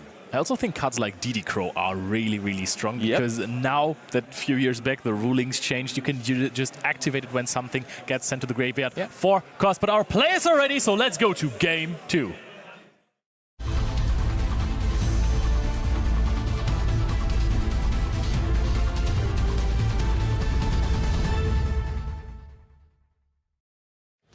I'm a big fan of DD Crow as well. Of course, the Bestials, they do a lot more than the DD Crow does, but they also have a restriction. Your opponent has to have monsters on the field.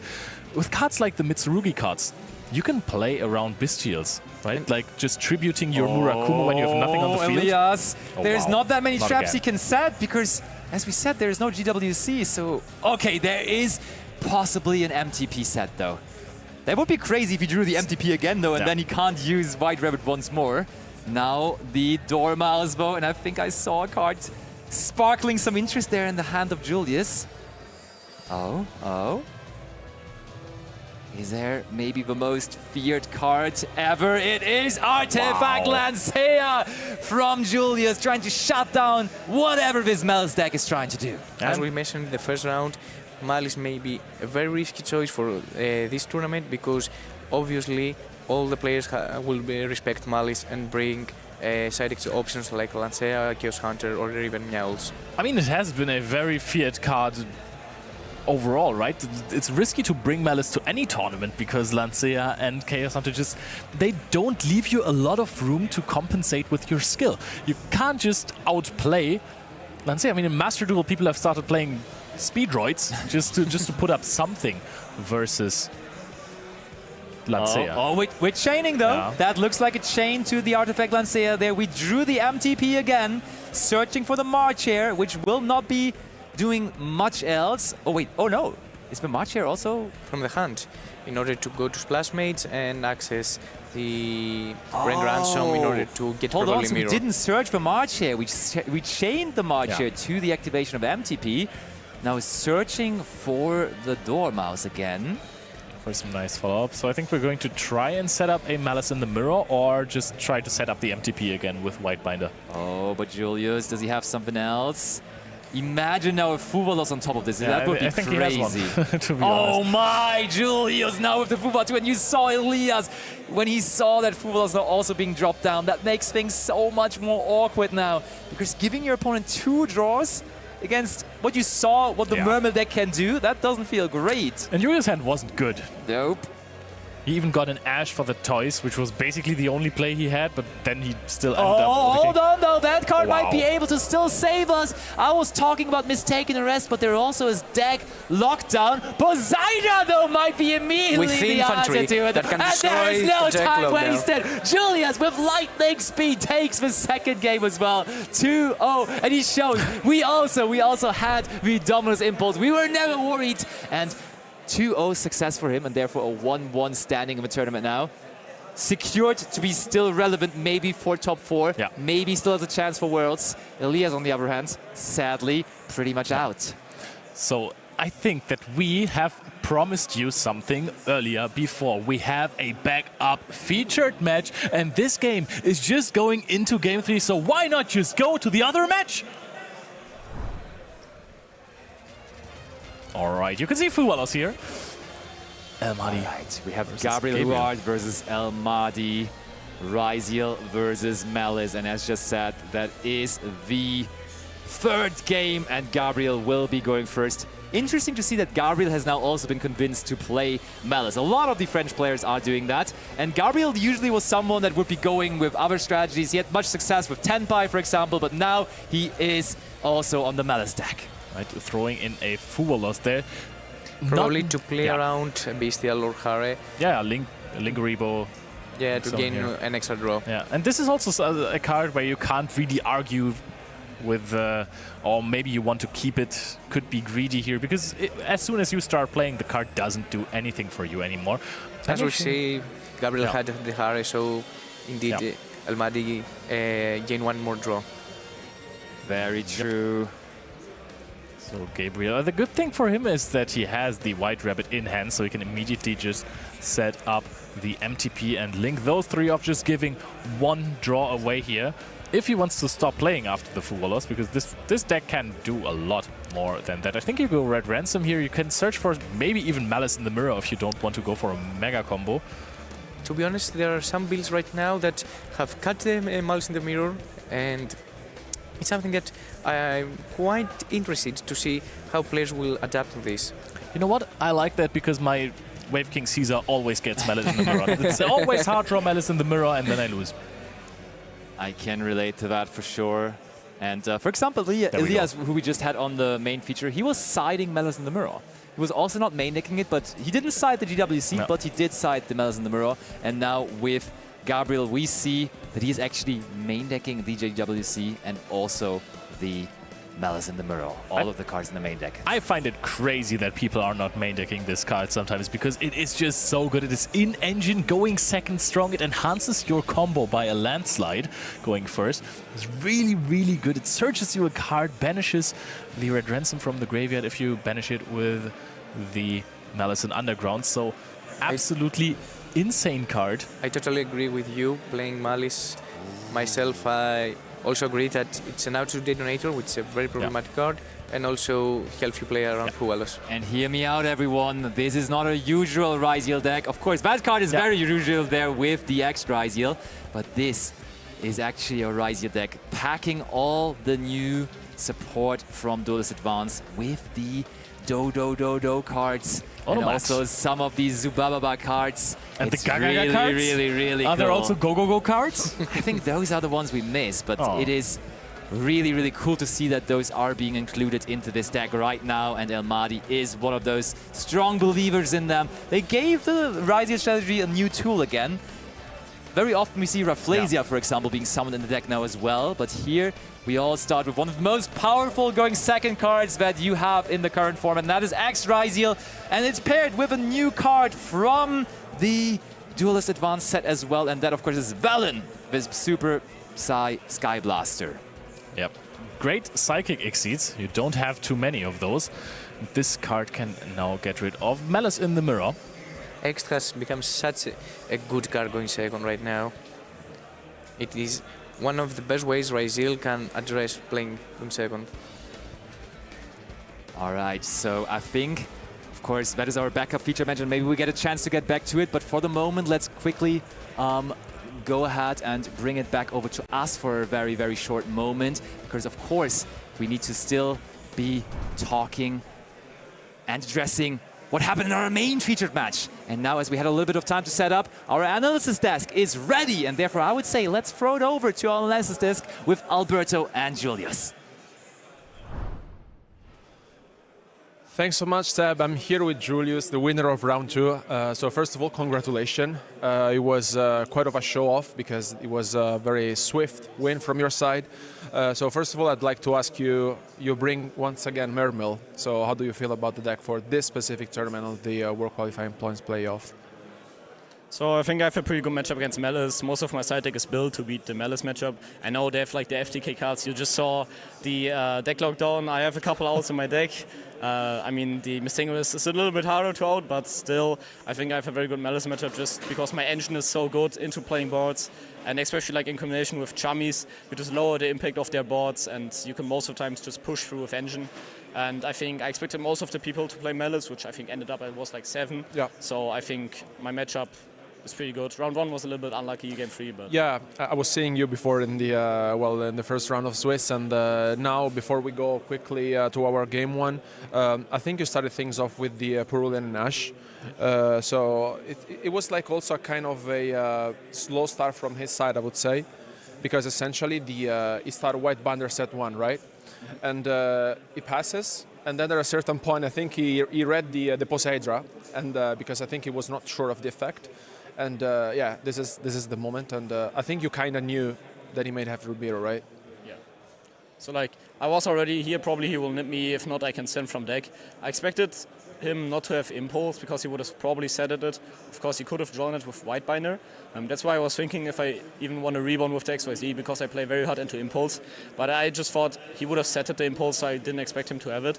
And like, when he doesn't drop the nip here, I was just 100% sure I'm not bouncing both of the Malice monsters, because if I bounce both and he doesn't nip me but he still has it, I cannot activate Impulse anymore, so I would have just bounced one and keep the other one on the field, do my combo next to it, and then keep the Impulse for later. Yeah, and also I think from this point on, you kind of figured it out that it was pretty much on your side, because once Poseidra basically resolved essentially, now we can go into our second clip. There's the Coelican coming down, and essentially you clear the entire his field. So I think from Ilya's point of view, I think it was also not easy, because he had a good hand overall, you know. So I think you kind of manipulated over it quite well. I think you were kind of satisfied with it, right? Yeah, I mean, just like most of the hand trips, like the low impact hand trips, like Valor for example, don't do that much to the deck. Especially like going second when I have my Poseidras, like the small one in the main deck and the one in the extra deck. They get a lot of value going second, especially against like low impact hand traps. And if then I have a card like Impulse to just stop the big hand trip like Nibiru, and the draw didn't really matter in this hand because I just added once. Yeah, I was very happy with the Impulse in my hand. Yeah, and also, I mean, game 2 was quite quickly, I would say. I mean, overall, I think he had a good hand, but you had both the Lancia and the Fuvalos. Yeah. And I think if you start things off with both of them, you kind of know that you are already, in huge advance. And I think Ilias couldn't do much from his point of view, especially because it was just too much, I would say. And with the fourth light as well, let's go quickly over this. It's yeah, I mean, there's the deck lockdown, but you had the Poseidra plus the infantry. Yeah, when I saw the deck lockdown, I just knew I won because I had the out in my hand. I knew every card in his hand, so it was just over from that point. Yeah. So congratulations for the win. Hopefully we will see you again, and good luck for the rest of the tournament. Thanks so much for watching, but don't go anywhere because we will go back to the casters.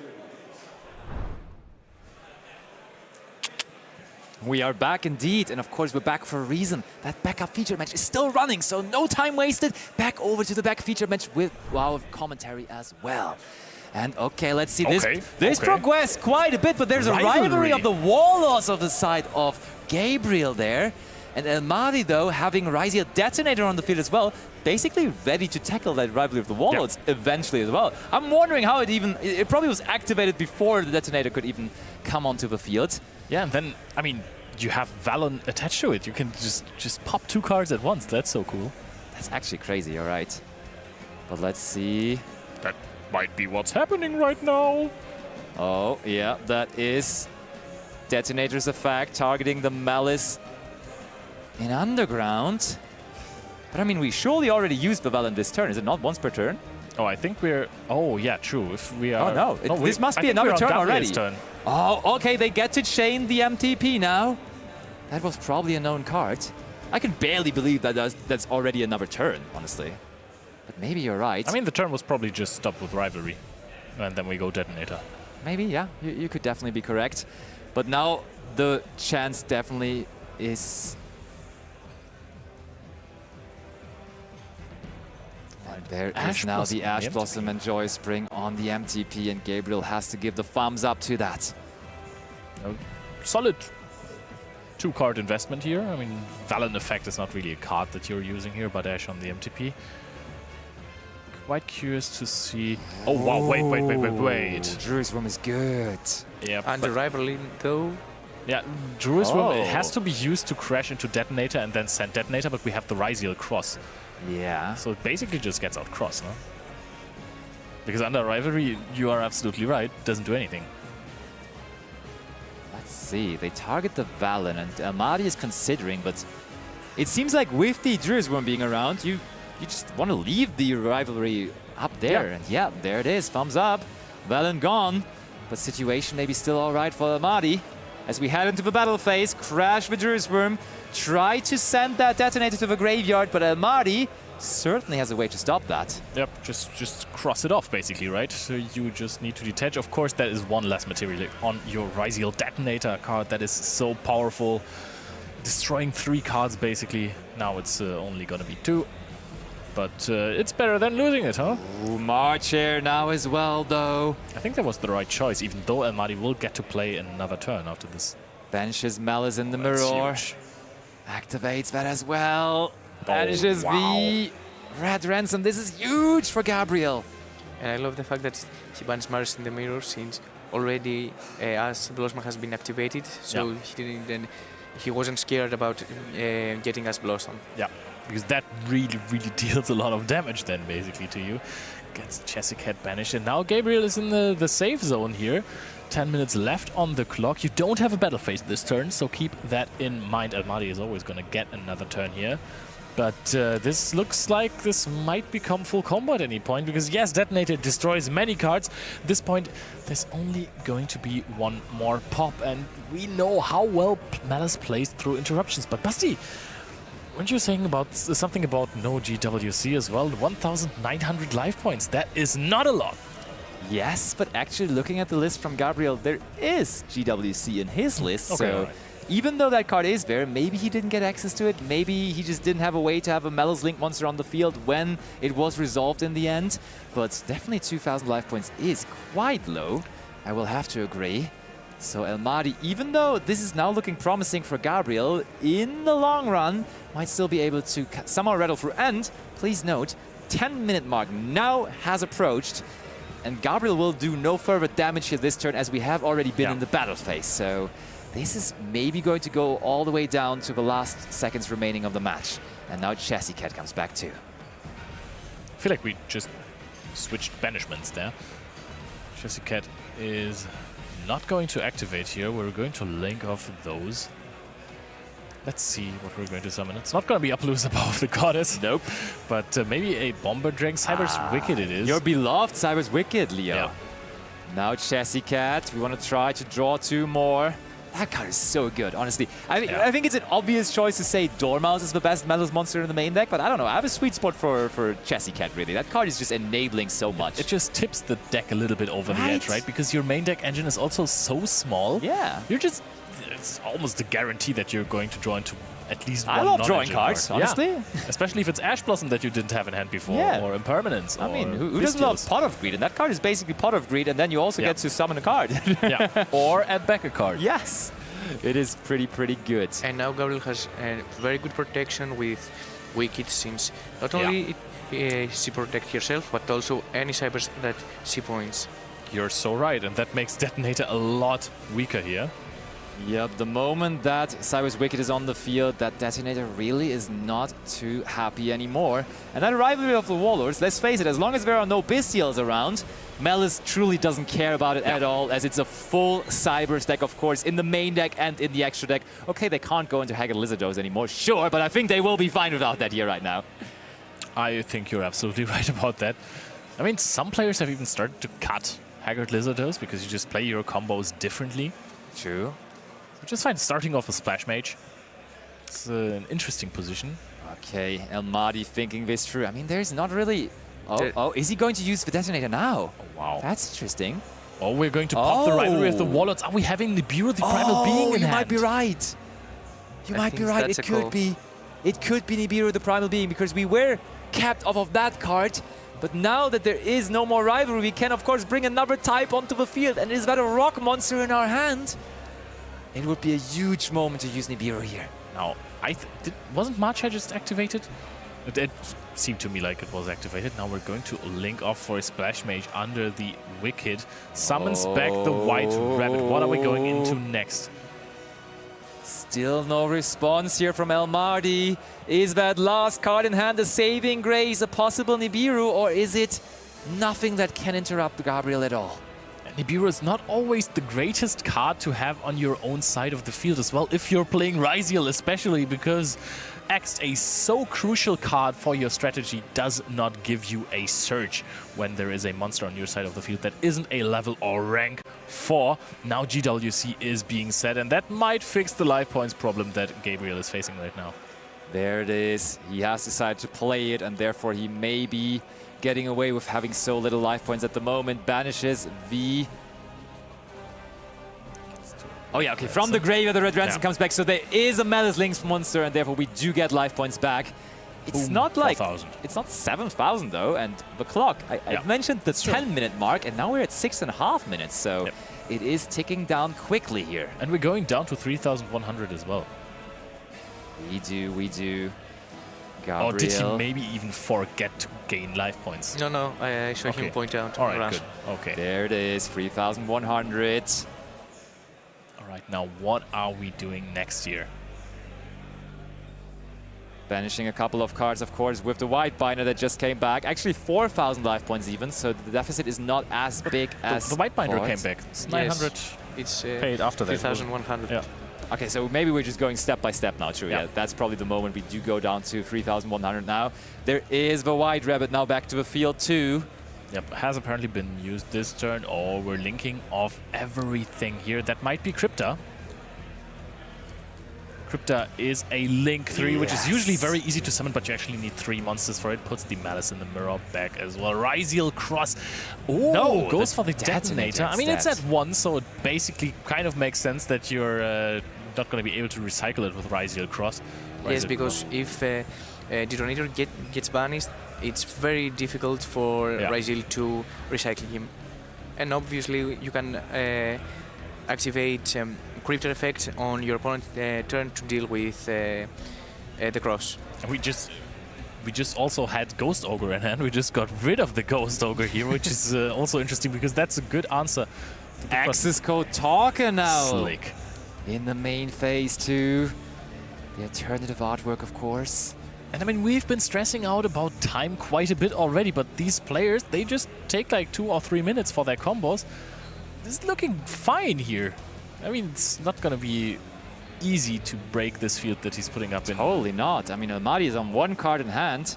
Now the Star Riser is also gone. He's going to draw another one, sure. But Gabriel ain't even done yet. Are we even going for Echo Talker here, maybe? And also one of the problems that Ryziel at the moment needs to deal with is their grind games if their field it's getting destroyed. Yep. And do we have that Allied Code Talker at Ignister here? Maybe. There it is. That's the name. And is it in the extra? Yeah, it is in the extra deck of Gabriel, so he has the chance to use it here. I mean, I've been saying that time is not really the biggest issue for him right now, but should start playing. Totally. Don't have infinite time. But yeah, that looks like an Allied Code Talker here. Links off look at all of those monsters we use for Link 5. Almost in a classic way. I think he only used a Link 2 there and then 3 other monsters alongside it. I'm pretty sure Gabriel is on 2,200, by the way. Because... Yeah, the White Rabbit. Yeah, it's not 600 damage, 900 damage. Yep. Okay. I mean, I've never seen this before, actually, bringing back the Access Code Talker with the Allied Code Talker at Ignister. 2 sad cards, and I think Gabriel seems confident here. One of the 2 Gabriels here in the playoff. Gabriel Susi and Gabriel Duarte, but now Almaty's turn. A little over 3 minutes, Almaty, what you got? The resource management on Gabriel is insane. Shuffling back the Malice in the Mirror and then later on summoning out the Red Ransom with Allied Code Talker to get back the Malice in the Mirror is crazy. Hard Crypta on the field as well. Plenty of follow-up in there. There is very few Hold things. on. That's either Protoss or Eschatos there. We're banishing cards from the graveyard.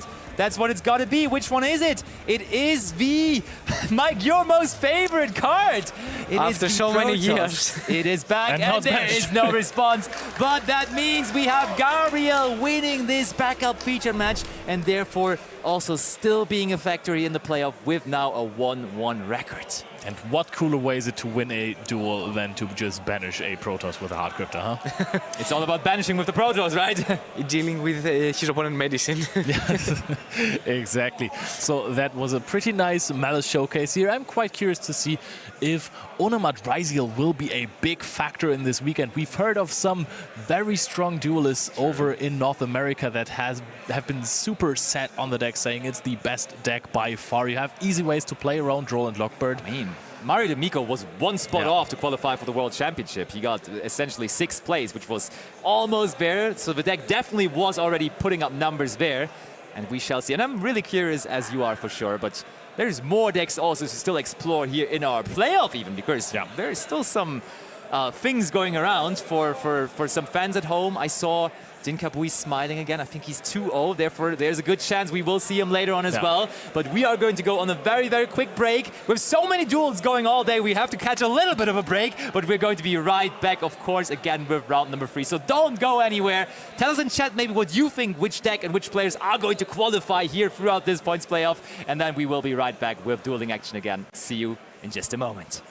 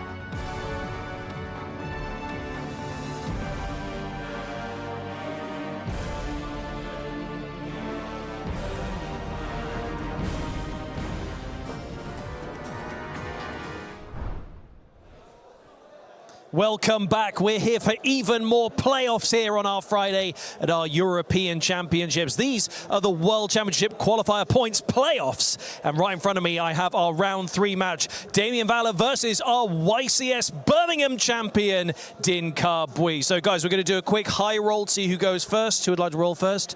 Damien's going to roll first, and that is an 8.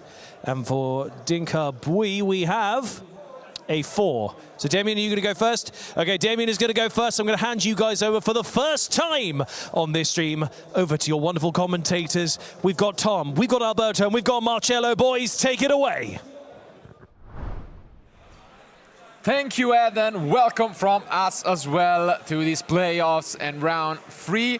Now with the Italian team, right, Tom? You're now Gonna hold my tongue. You know, we're in Germany today. Yeah, exactly.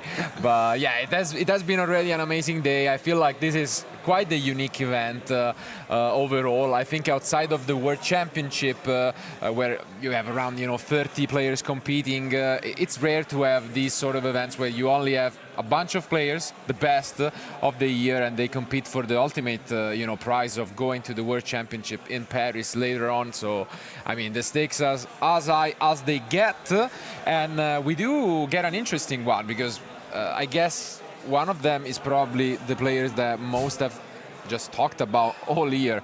Din-Ka, what a season. Yeah, I mean, it's hard to have avoided him. He's won YCS Birmingham with just an absolutely breakout deck out of nowhere. It's his specialty, really, just coming up with something completely different. No one's expecting it, and boom. No, he's always been sitting at the top tables at the higher levels, and I mean, it's here to have a chance to qualify for the World Championship. And honestly, I think its chances are great. So. Yeah, but on the other hand, obviously, I mean, among the top 16 players, the French community has brought quite a few to the party, and Damien is here to just take the spotlight away from Din-Ka. And I mean, we have briefly mentioned how the format for this event will be. So they will play through these 4 rounds of Swiss before the top cut, where you essentially guarantee yourselves a double chance to go to the World Championship. And given that is the case, I think this is almost a winning in, because if you go to a 3-0 record, you're almost guaranteed making it. So it will be an extremely important match, and for you guys we have an interesting matchup as well, because in previous rounds we have seen Ben with his Vanquish Soul deck, and well, there is a second Vanquish Soul player at the event, and that is Din-Ka. Does that surprise you? You can't really be surprised with what Din-Ka chooses. To be honest, if anything, it's too mainstream for him. Like maybe he'd be playing something less common. But it's definitely an interesting deck, and it's definitely a sort of grindy deck that lets you get your opponent on some interactions, which I think is probably going to be his favorite style of deck. Yeah, I've also seen him playing before during the first 2 rounds, and I mean, I think he's playing incredibly consistently, and I think sitting in round 3 with a score like this, it's put a lot of pressure to your opponent. But, I mean, I guess our players are ready, so without no further ado, let's jump into game 1.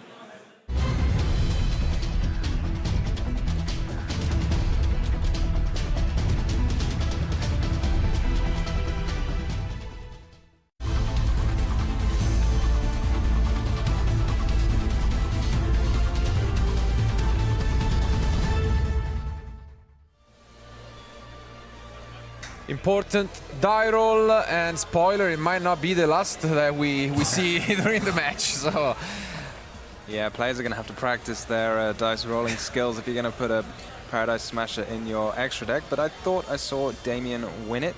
Yeah. Setting 1, which can sometimes mean passing, but not if you are Malice. Indeed. And Damien, I suppose with when you've already got to normal summon a monster, normally that's like the baseline for a turn, but nowadays, of course, with more Charming Perulia being one of the more popular cards in people's main decks, sometimes even that's a good start, that you just get to normal summon a monster uninterrupted. Yeah, we've seen some players, I think, take deck building to quite a unique approach for this event, given that you're only playing against other 15 players. And Ben, for example, the other Vanquish Soul player, has been maining Chaos Hunter, which is, quite an interesting take, which for sure you wouldn't take to the main event, but just makes so much sense here. But surprisingly enough, Dinka, which is known for all of his, unique takes, is the one playing maybe the more traditional list out of the two. Yeah, it is a big gamble running that Chaos Hunter. Do you think that's something that you would have done in an event like this where there's only such a small field? I think for sure. I mean, I don't know about Chaos Hunter itself, but I think, for example, we have seen other players using the Takian spells in Ryziel and then playing the one copy of Lancia. I think that's extremely smart, for example, and less risk-prone, I guess. But yes, it does make sense. I mean, you're really playing against such a small field, and you can get info on what they've been playing throughout these, events and WCQ different fields. So why not just take a risk? I also feel like the Chaos Hunter is extremely powerful. I think the choice is either the Meowls or it.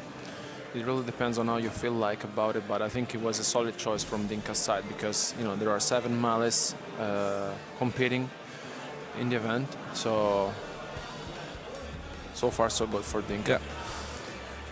But this looks quite amazing from Damian, and Dinka does not seem to have much of a response at the moment. Yeah, he's always got quite a calm demeanor though, Dinka. I don't think, he could be winning a YCS and he'd look exactly the same while he was playing. Indeed. So I guess we'll have to see. The cards that you could wait for a long time are cards like Nibiru possibly, which I think there might be a few copies in his deck list. He's playing a couple, yeah. Okay. He's playing 2. Nice.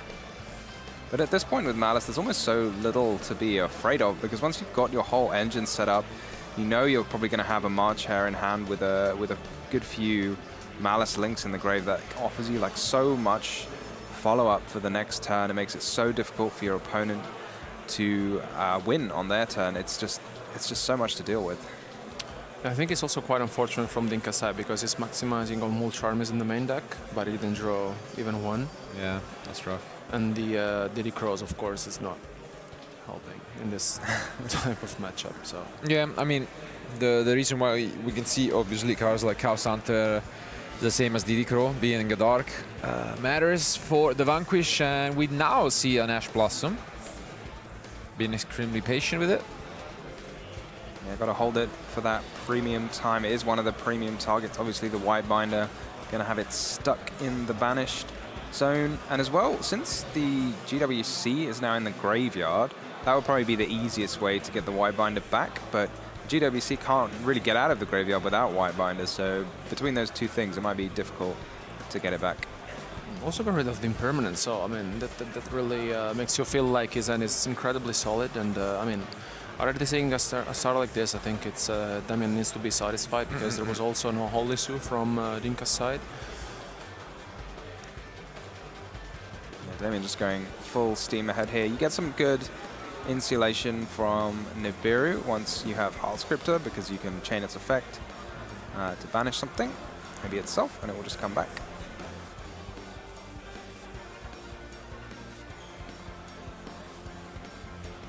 I mean, it is considered a deck to beat for a reason, and we have seen it plenty of time throughout the past events. Yeah, one of the things that just makes it so resilient is you play all of your engine, and then you also draw a bunch of cards. So in later games, when you've got all these powerful side deck options, you're going to see them because you draw like 3 cards throughout the course of your combo, as well as all the other things you're doing.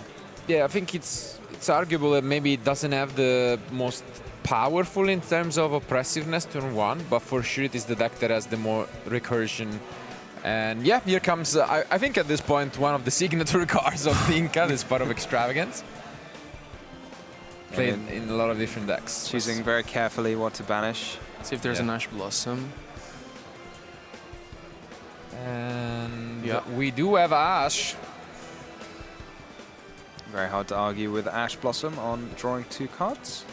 And that's going to be difficult for Dinka because he's left with 4 cards in hand and with the IP on the field, and also if there's like, okay, there's Rhoda. Okay. Reinforcement of the army. Reinforcement, it's one of these like old school, it's super powerful, but it's one of these cards that even though it's such a good normal spell, it's almost falling off in its power because of how popular Droll and Lockbird is. All of these like classic cards like Reinforcement of the Army and Bonfire, you almost just don't want to play them because of the Droll and Lockbird, but you kind of need to because of how important Razan is. It's a really big call out from Damien there, just activating Vela in response to Razan, saying like, you know, you might have it, you might not, but I'm gonna make you use it anyway. To some extent, you need to do that though, because you can only use one effect of Razan in the same chain. So if you use the Vela now, it prevents it from using the destroy all cards in the column effect. So it's kind of protecting your IP, even if it was going to get bounced. Yeah, and this Baldric is so strong, obviously acting not only as a response for your opponent, but in Malice it's just an engine card, and it does so much. Yeah, this is looking quite rough from the German champion. Yeah, and we see him just collecting cards in his hand, banish cards. There's also these extra effects to contend with that make it even sturdier, like for example the field spell preventing you from being attacked, except for your Malice links, and then because some of the Malice links making it so that all of your opponent's monsters have their attack and defense switched, all of these little extra effects. But yeah, we're gonna use Baldric, we use Chain, the Rock, and recur. Let's raise it. But now, what do we do? Oh, okay. Looks like your soul is good. We do have one of the few extenders.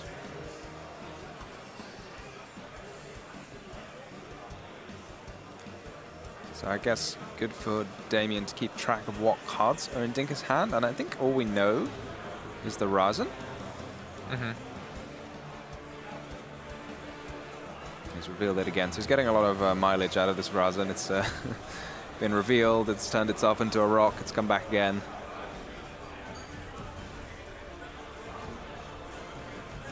And Jialong going to get to search.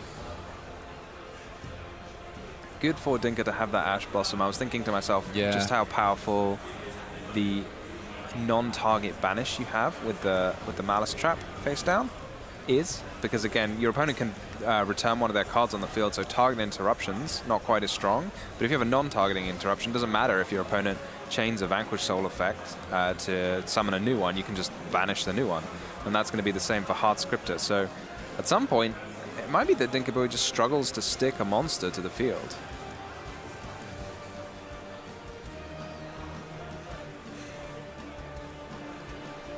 Here is the brand new. I don't know about you guys, but when I read this card, I was absolutely stunned at how powerful it is. Yeah.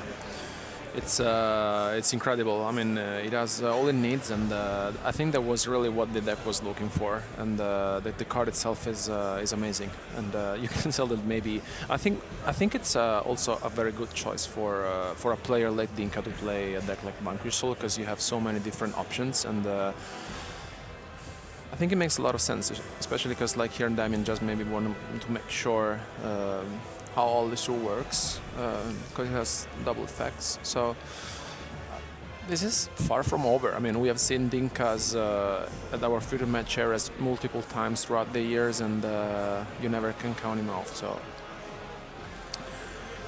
looks like the whole issue is now resolving.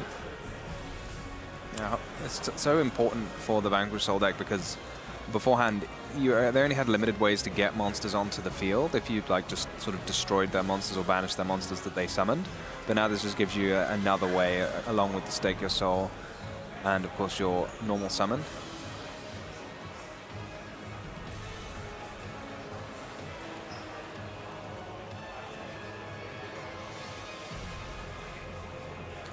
I mean, it was quite obvious that it was going to be rough to break this field, but we have also learned throughout these years to never count Dinka out. So if there is one person who could do it, it's probably him. Yeah, for sure. And one of the things about Vanquish Soul compared to other decks is it's so strong near the end of a duel, so you have no issue like playing out longer games. If you're like a long combo deck, perhaps you want to preserve time on the clock. But because Vanquish Soul, it's quite short and it can inflict direct damage without needing to attack or anything like that, you're totally fine for games to take longer and win them near the end. You also need to consider that basically Dinka is playing under Ash Blossom, Effect Veiler, and Bolt Drakes, and this is, you know, far from over. Of course, there's the IP on the field from them inside, and here we're seeing another new card, Vanquish Soul Star, which is of course another layer of addition for the deck. Ooh, and yeah, we knew about it. Comes the other Ash that we revealed earlier in the turn, but yeah, that's plenty. And unfortunately, although given a solid effort, Dinka has to pick up his cards, and game one goes to the Frenchman.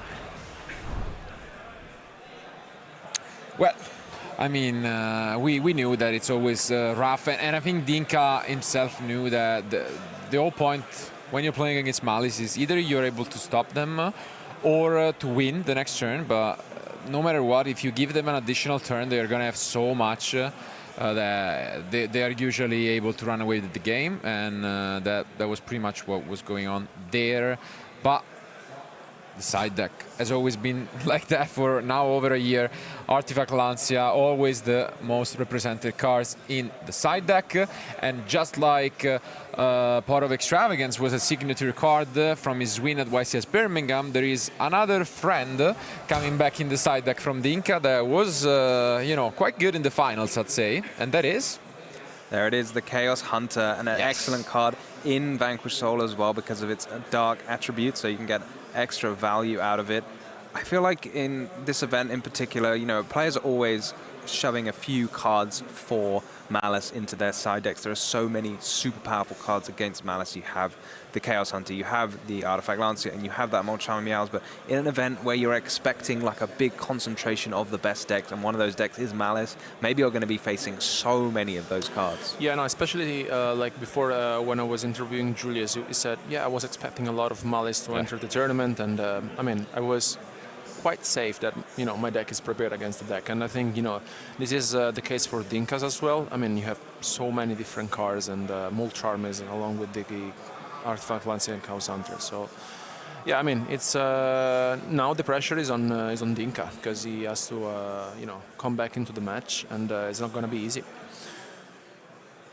Yeah, one card I'm seeing less of in main decks than I expected was Droll Lockbird, which is really interesting to me because it had been almost a main deck staple in my mind for a lot of decks and a lot of people, and now everyone's just sort of relegated it to the side deck, and just sort of everyone seems to have unilaterally decided we're going to prepare for Malice and then we'll side deck for other decks, rather than the other way, which was like we're going to prepare for Ryziel and Mitsurugi by playing Droll Lockbirds, but instead we're all preparing for Malice. Yeah, but now it's time to let the cards speak. Let's see if Dinka can accomplish this comeback. Let's jump back into action for game 2.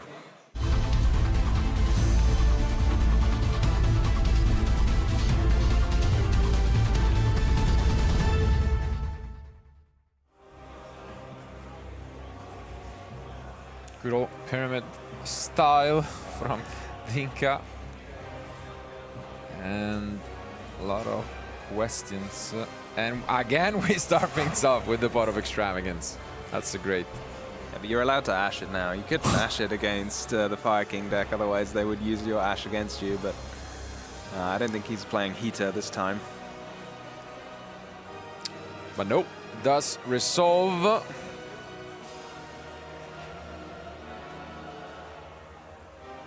Drawn Lockbirds for Damien. Not quite, and we follow it up with this Raisin. And this is one deck that is going to be very, very tough for Malice to beat when they're going second, because against a Link deck like Malice, the premium thing you can do is just remove their monsters from the field. Against some decks you want effect negation, but against Link decks and Cyburst decks you often want to just remove their monsters from the field. And what deck is better at that than Vanquish Soul? You can pop things with Razin, you can steal things with Holly Sue, you can destroy the field with Snow Devil. They just have so many different ways. And what is this? Wow, a real blast from the past. That has taken me by complete surprise. That's good. Yeah, I love it. Yeah, you don't really see the Phantasme being activated often, and there's the Ash Blossom being activated from Dinka. Yeah, big Ash. Yeah, that's extremely annoying. Gonna, you know, stop it completely, and it's not like the deck wants to link summon all that much during their opponent's turn, but yeah, Phantasme basically a Molchami. You reveal it on your opponent's turn. They reveal their Ash. I believe there is an impulse, maybe. I mean, so let's see. It's so difficult though to know what to interrupt because at this point, Dinka's got access to almost everything. But yeah, he's going to hold on to it if he does have an impulse. Mad Love comes down. Impulse now would make a lot of sense, so maybe that means Damien's got another hand trap he wants to use before Impulse. I don't know what that could be.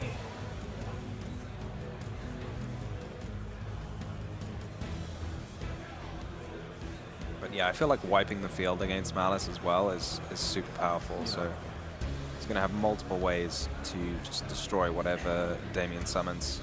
But with a starting hand like this, honestly, it's as you mentioned, I think it's going to be very difficult for Damien. I mean, just alone this field, plus the trap card being added now from Dinka, the Snow Devil. You have so many different disruptions, and now play is with Damien. We know most of Dinka's cards in hand, and I really want to see how Damien here can navigate through this. We start with the good old set 1. Are you someone who remembers the set 1 to bluff? Because I feel like I would just always forget. I mean, like I should set 1. Fair. Yeah. Remember to declare your phases and set cards and all these things, and just give your opponent a chance to react to something. Absolutely. I mean, it did happen in Unchained meta as well, and we saw some interesting, mind games with that back in the day. But yeah, again, I mean, it doesn't look at first glance as the most impressive opener, but actually there are so many layers to it. Yeah, this is going to be so difficult. We've also got the Mad Love, which can just return a card on the field. Yeah. With the lowest defense. I think in a way there are some similarities with the Fire King deck, where these openers are not really full of negations, but it's rough to go through all of it. And every card is something that, in terms of advantage. So I mean, maybe slipped up a little bit there by putting that Dormouse in an empty zone, or maybe he planned it all along. Could be, maybe, baiting out and getting rid of that interruption. But this time it wasn't a bluff, so.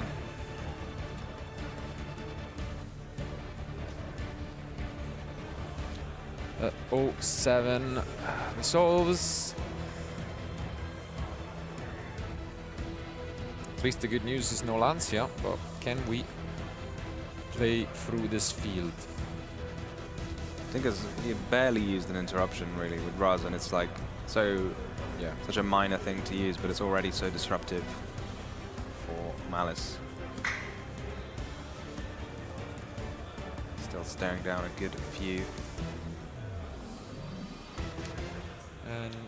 And here that's a quick one. Yeah. Okay. Yeah, I mean, sometimes it is how it is. I mean, looked like out of the two, definitely Dinka had the easiest win. I mean, it did look like both players set up incredibly well, and then there was not much the other could have done. But I mean, now the question is, can Dinka find these answers in the side deck? We have mentioned he does have 6 extremely good cards to stop his opponent from banishing cards. But if that is not going to be the case, we could just see a repeat of what happened in game 1. The deck is extremely consistent nowadays. Yeah, the Malice deck, given that new March hair, I think everyone thought it was going to be like the best deck by a very clear margin, and that didn't turn out to be the case, but it still proved to be one of the top contenders for sure, and definitely the deck that's on people's minds this weekend. Yeah, I mean, I think the deck is super consistent. He plays along with the all the other Mitsurugi, Raziel variants we have very well. Yeah, I feel like I will be scared of being Lancia or maybe also the Chaos Hunters, right? It's true that you have a lot of different options. Also, seeing at Damien's side deck, he's prepared also with some interesting choices.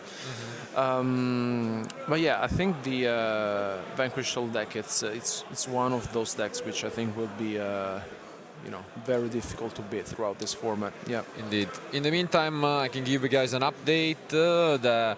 As you could notice, we have been implementing this backup future match, but unfortunately, it will not be relevant for this round as Julius had a quick 2-0 victory against his opponent Ludovic on Raizel Mizurugi. So we will just jump into the winner's interview instead, I guess. But for now, there is one more game to be played, and for anyone who just joined, this is round 3 of the playoffs, and these players are undefeated, which means this is an extremely important game as it almost guarantees a spot in the top cut. So let's see who it is going to be. Is it Dinka? Is it Damien? Don't go anywhere. Let's go to game 3.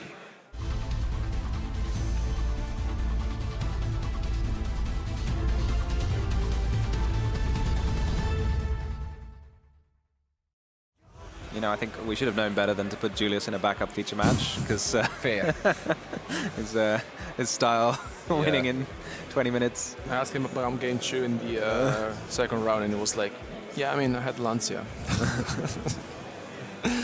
So, yeah, I mean, he has a chance. Like, if he wins last round, he has a good chance to advance. Yeah. Speaking of Lancia, do we see one? Here is where it should come. No. Okay. So for now, the start is exactly the same. We opened Dormouse in game 1 as well. The Lancia is just the highest quality interruption by so much, because again, even if you have a Meows here, right, you're still going to get to draw a couple of cards. You're still going to get to do quite a few things. If you play the Chaos Hunter, you've got to give up a card here. You really, really do want that Lancia. For now, we see Fuvalos instead. Makes sense from Dinka there. Activate the Fuvalos while your opponent has 2 fewer draws. Decrease the chances that they have Ash Blossom. And he's just been holding it for Cold Buy at the time. Yeah. Wow, and here comes the second. And imagine, yeah. I mean, depends on what we have, because as you've mentioned, Tom, the deck does draw, as we can see here, and if you get your hands on a couple of interruptions, you might even just hold on for a turn. Yeah, you could also pass in theory. Yeah. It's not the end of the world, especially with a hand like this. I think he also has a lot of darkness. Is it a DD Crow as well? Yeah, Mistaken Arrest, I think. Yeah, I was going to mention Mistaken Arrest. Everyone's sort of talking about all these super powerful cards against Malice, but Malice has got its own one of those, you know, stop your opponent from playing the game cards. It's very good against Raizel Mitsurugi, and it's also very, very good against Vanquish Soul. They want to add so many cards. Wow, what a hand. What a hand from Damien, honestly. Veil, Crow. Is that a Bestial? No. Yeah, it's the Druid's Worm that we decide to banish. I think it's the end of the world if it just passes, right? Wow. No, I totally agree. I mean, why? Yeah. It's kind of an advantage matchup as well, so getting this free +2 from Dinka is great. And that's a rough one. How do you even play around Mistaken Arrest? Yeah, Holy Sue. Yeah. Maybe he's thinking about something. Yeah. So maybe he does have it. Maybe he does have it plus, you know, 2 right attributes. This would be your whole hand you're showing to your opponent, but I guess you kind of have to. Does he have it? Wow. Okay. He has Raisin. Okay, that's good. I mean, this is a beautiful hand for Dinka as well. Like double Fuvalos plus both your best starters. But we're just seeing how powerful Malice is with all of these draw cards.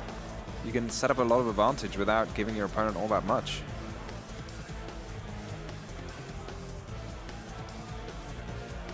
So does he have the attributes required? No attributes to do anything else. And yeah, I was missing a piece essentially. Yeah. Okay, Stake Your Soul and the Raisin that we knew about.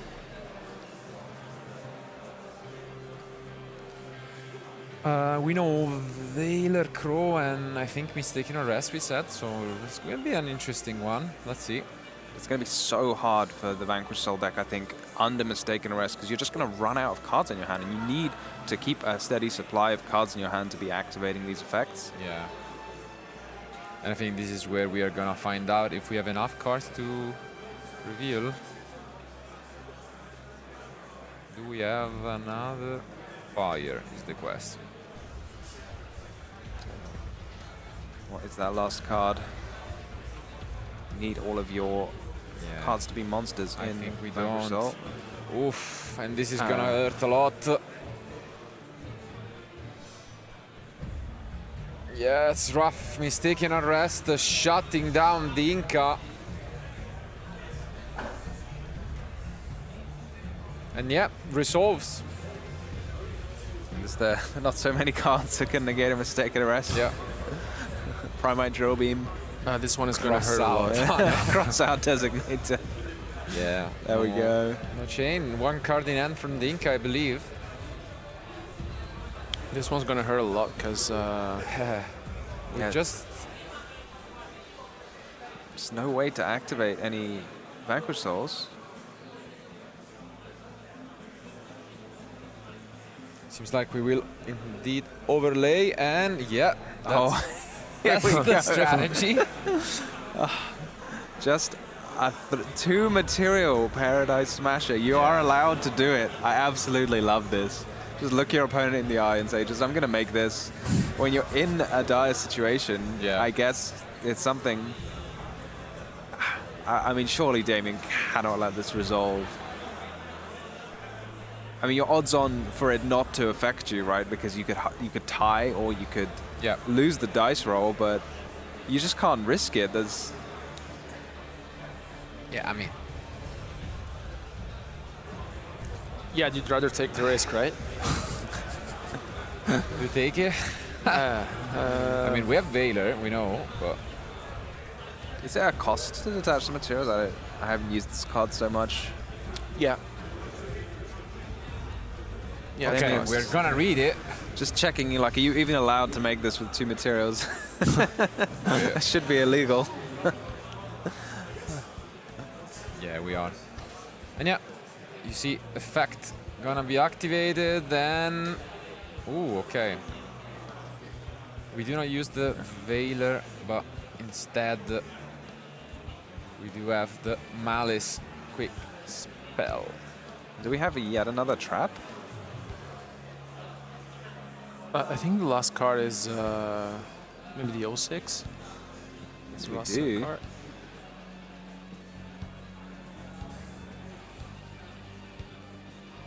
Damien sitting very happy Next, now. Zeus? What do we have?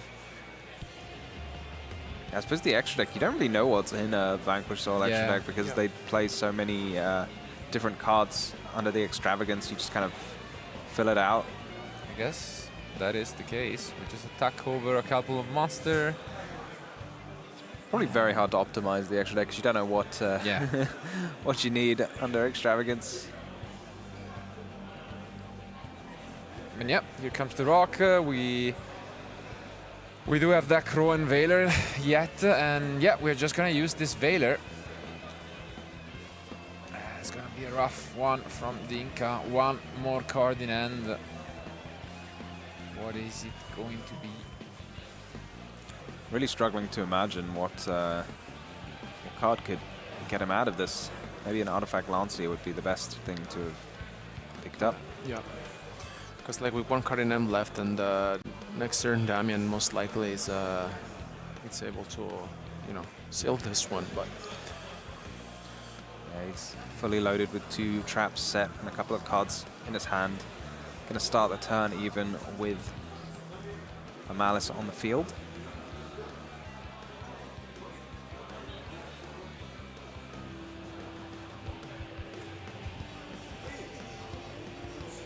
I do love the creativity though of going for the Paradise. It's something maybe a lot of players just wouldn't even like cross your mind to do. here the Inca summon the Vanquish Soul Rocks, which yeah, we see once in a while. Also, this is quite of a new release. Yep, I'll bring it up for you guys as well. Tiny little bit of extra value. If you've battled with a Vanquish Soul monster, you can destroy a card, but it can also be upgraded into a Zeus. Yep. Which I guess is what's about to happen now. Most likely. pretty funny that, because normally it doesn't really go well with Zeus, the Vanquish Soul rocks, because you have to attack with something, another Vanquish Soul, which isn't an XYZ, but then because you attack with the Paradise Smasher now, you can make a Zeus. And that's a pass. So 1 card in hand for Dinka. Pretty much relying on this Zeus to survive, but so many cards still available to Damien, and yeah, it's gonna be rough.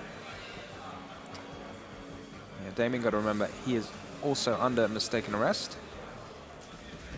so he cannot activate his MTP. Yeah, here comes also the main difference, of course, between, you know, Diddy Crow and the Bestials. You cannot Diddy Crow your own cards, which in these kind of situations could be extremely good.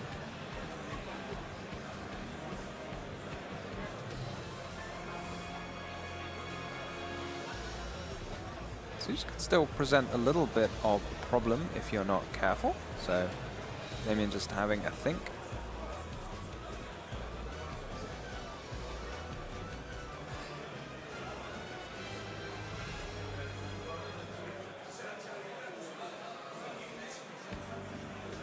I guess the question is, can you afford to let this Dormouse resolve? Maybe you just hope that your opponent just uses it to summon another Malice rather than get a March share? Yeah, especially because now it may be quite clear that it doesn't have a Lancia. Yeah, he goes for the Zeus right away. It makes sense, because you know otherwise your opponent's just going to get March share.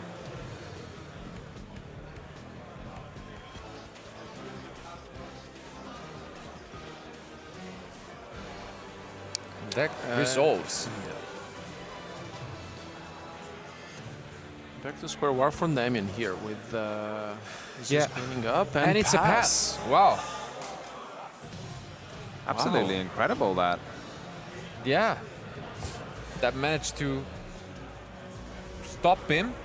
A combination of that and his own mistaken arrest. There are quite a few interesting draws that Dika could pick up, only 2 cards, but yeah, he's checking his extra. This is where all of those cards you like stuffed into your extra deck and you thought, I'm never going to use these. Yeah. Because Damien is left at 59, so let's see if there's any chance Dinka. It's gonna be soon 2900, I guess, and yeah, you can do an awful lot of damage with just a single copy of Razan or Mad Love if you draw it, but no luck for Damien.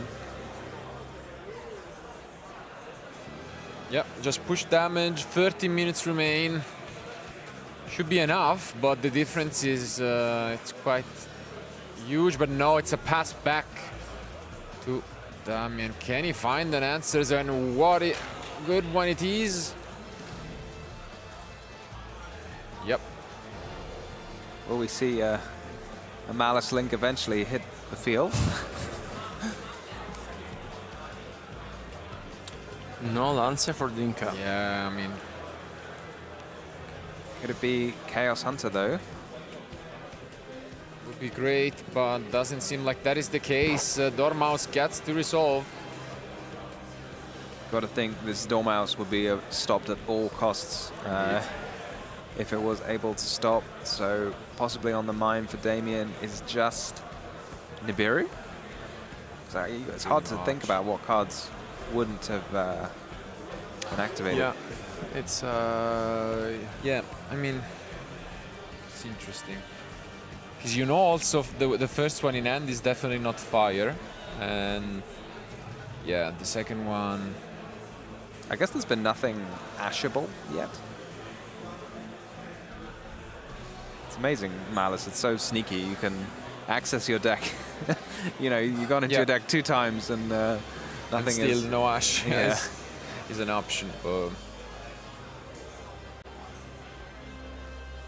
Choice for Damien here to summon the Wizard. There's some thought maybe if you hold it in hand, it's one of the best ways to deal with the potential Nibiru. But I guess if you also just hold Marchair in hand, it does just as well. I think we are holding double Diddy Crow maybe at this point. Wow. Didicro to me speaks like you didn't have any other cards you wanted to put in against Vanquish Soul. You need to take out those mulch armies, so you just stick something in. Yeah, I mean, can be decent against the Rock. I mean, not optimal because well, at least you can cut off some of the options that it can recur, I guess. And yeah, this is similar idea.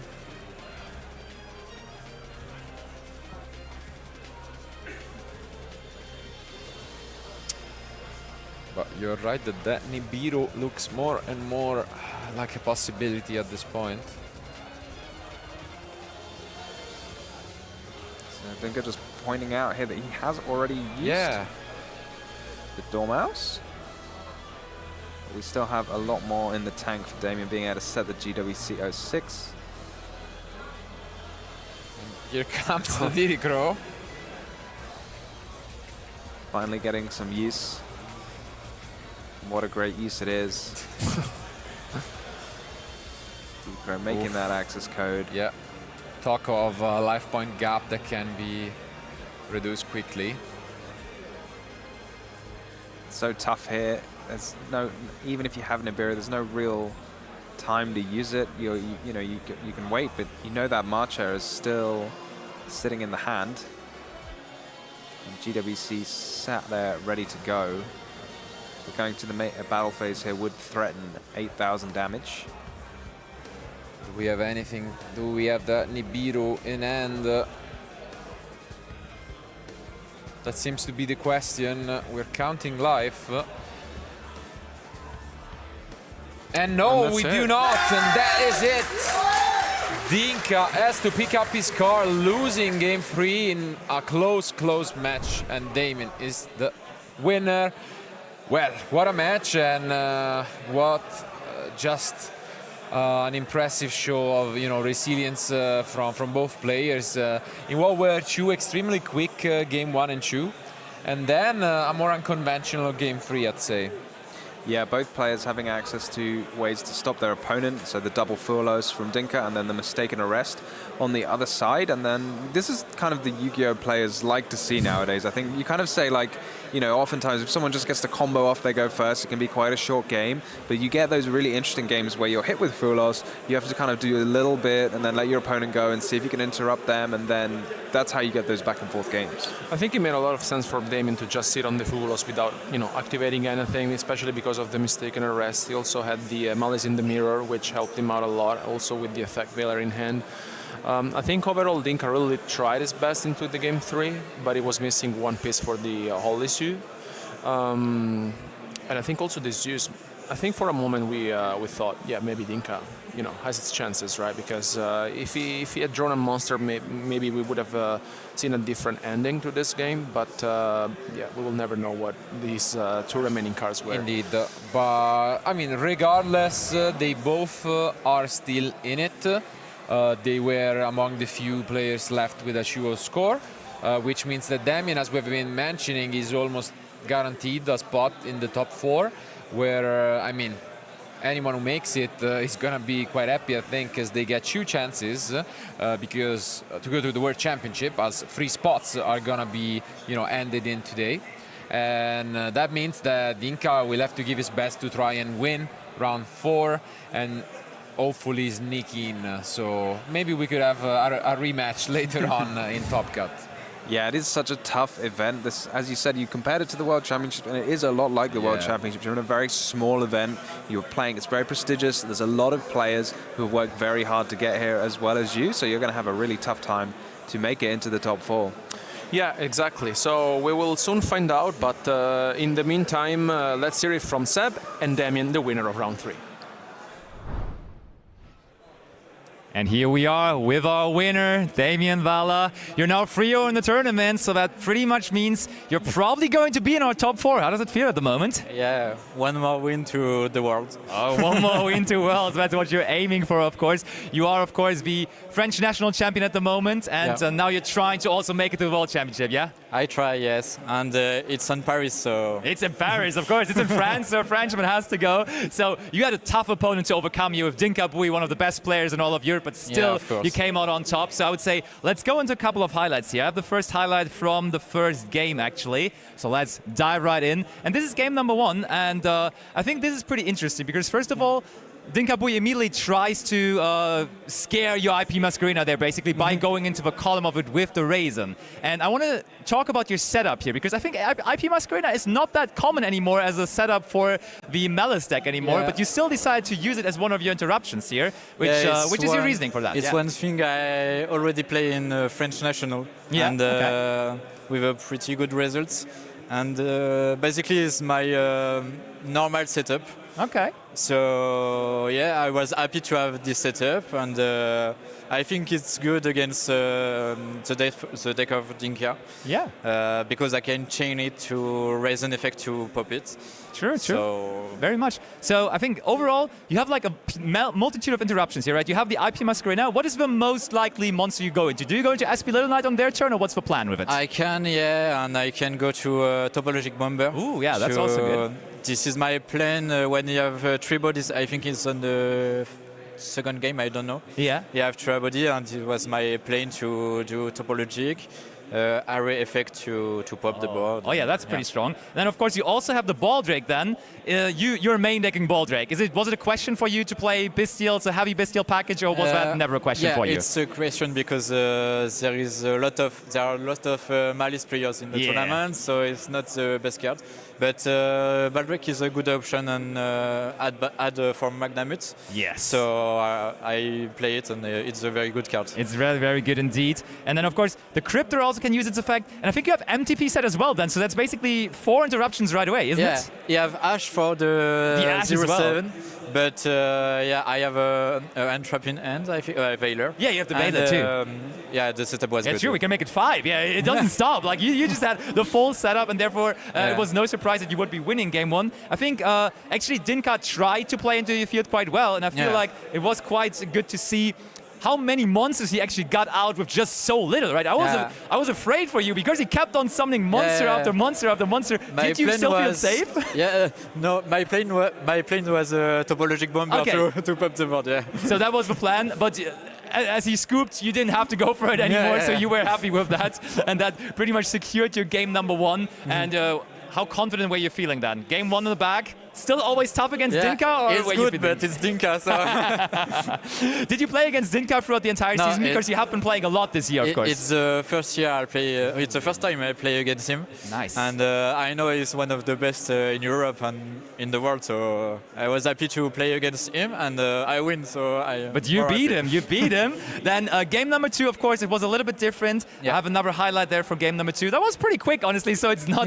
many highlights to pick from. But you actively decided to normal summon the Dormouse into a column with no monster, right? Yeah. So that was quite interesting to see to me, because usually people try to play around, but here that column was empty, and therefore your opponent, Dinka, could summon that Raisin into the column. I tried to force it from the first play, because I have the 0-7 set. Oh, yeah, of course. But that MTP is still waiting there, and you wanted to activate it, and then therefore that was the plan all the way. But then still afterwards you scoop pretty shortly after, right? Yeah, because Fantasme is ashed, and I don't have many resources, and I know his deck is good on time with Roger, so I want to have a lot of time in game 3 to... That's fair. Another card you're mentioning though, Fantasme. Yeah. Is that because Vanquish Soul is in meta game right now, or why did you decide to play that? Malice and Vanquish Soul. Okay. Yeah. So do you think that is a card that is very good for the playoff that you're playing here, or do you think it's an overall good card in the format right now? Maybe it's better for the playoffs, but it's playable in the main event, of course. Absolutely, very, very playable. And then we have the next highlight here. Let's run it. And this one was interesting because Dinkabui used double Muchami Fuvolos immediately on the effect of Chessicat. Do you think that was good to immediately use it there? It's just he probably was trying to keep you off of cards like Ash Blossom, right? Yeah, because he have Resin and Holy-Shoe in hand, so his hand is pretty strong. Sure. But I top decked Allure of Darkness with Chessicat, so I have many interruptions too, even if I don't special summon from the extra deck. So I take the deal. I will survive one turn. And, we see that here. Like you just kept on drawing. And did you think about it for a moment to give him draws, or were you always like, okay, I'm not going to link summon at all here? No, because I have Malice in the Mirror, Diddy Crow, Veiler, so I was comfortable to pass.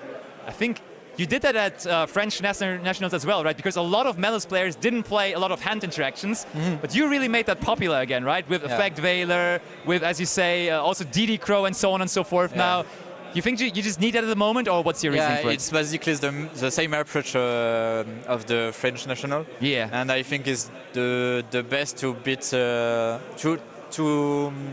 have a consistency to win many games in the main events. Yeah. And for the playoffs, the question is interesting, and I decided to do the same thing. Yeah. Because I know I will play well with it. Yeah, of course. And I'm comfortable with it, so. Fair enough, fair enough. So yeah, 3 set cards, so that's a lot to overcome still, even without any Link monsters. And now, the last highlight that I have prepared was about a scary moment for you, because there we see it. We have your opponent going into Zeus, and you couldn't activate your own MTP anymore, right? Because mistaken arrest, Mistaken arrest, and then he sends every card on the field to the graveyard. What was your hand at that point that you couldn't play on? I have Inister Wizards, Diddy Crow, and one other Entraps. Yeah. And I top deck a second Diddy Crow. Oh no! So I can play this turn, he can too, and I top decked Malice in Underground so after. If Dinkabui there would have just top decked a Raisin or something, it probably would have been over, finished, right? Yeah. So you got a little lucky on that end, but I mean, still very well played from you for sure. And now you are in 3-0 in a very, very promising position. Should be almost locked up for the top 4. So are you going to be try-harding this last round, or are you going to take it a little slow now? I will play it, and we will see, I mean, you're one of the best players in Europe. You're a national champion, so of course you're always going to try. Your friends are out here supporting you. I think all of France is rooting for you, as you are their national champion, of course. Thank you very much. Damien, thank you so much for the interview and for the analysis with me here. And of course, best of luck for the rest of the tournament. Thank you. We may as well see you back in the action and top 4. Everyone at home, definitely make sure to keep on watching, because it keeps on getting more and more intense. We will be back for round 4 very, very shortly, so don't go anywhere. See you after a short break.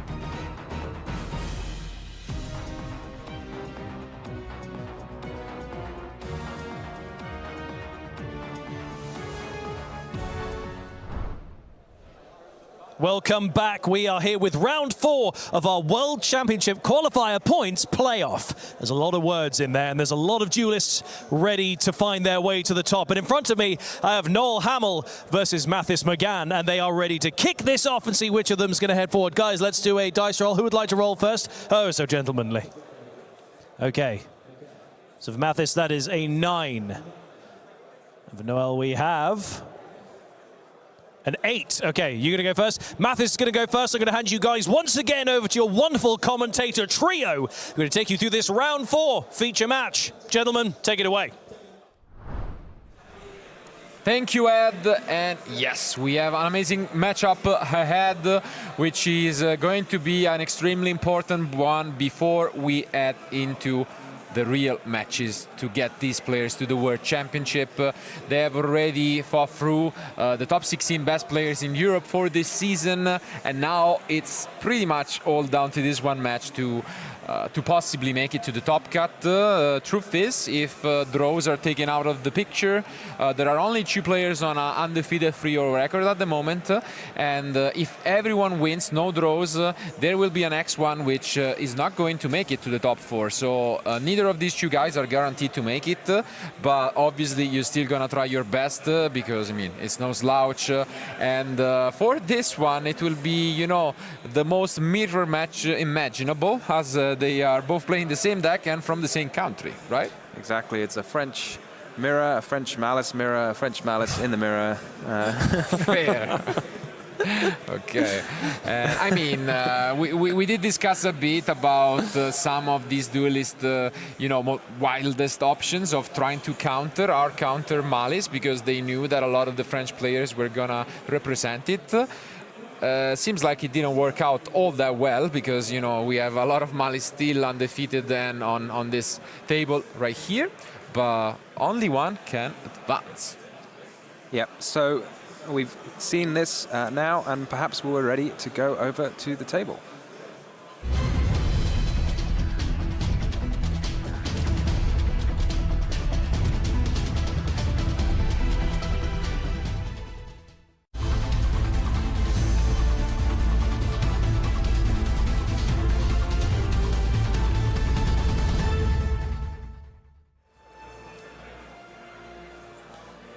And here they are. Interesting technique from Mathis on how to draw cards. Let's see if it pays off. In terms of main differences in their deck lists, what can you guys tell us? One card that's piqued my interest is Effect Veiler. It's not really a card I've seen very much of, but we're seeing it along with a few other tech choices. A lot of the Ghost Sisters for Mathis. Yeah, something that we don't really see quite often, with Ghost Ogre and Ghost Bell being played from Mathis. And Noel's on the other side is his main deck in Jolly Lock, which is something that we discussed previously. But yeah, there's no Ghost Ogre, no Ghost Bell from his side. Yeah, a real collection of interesting choices from different players.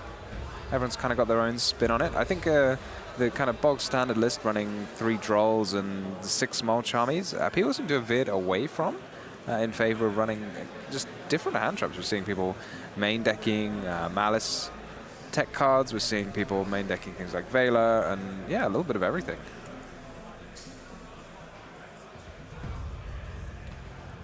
Well, yeah, we did open up as seen with the Wild Rabbit, and then we had these 07, just push through some plays. Yeah, Rabbit not the best starting card, and now even worse because no one is main decking the Malice Trap that summons from the deck, MTP, so you kind of have to make do with it if it is your start, but it seems to be fine. Yeah.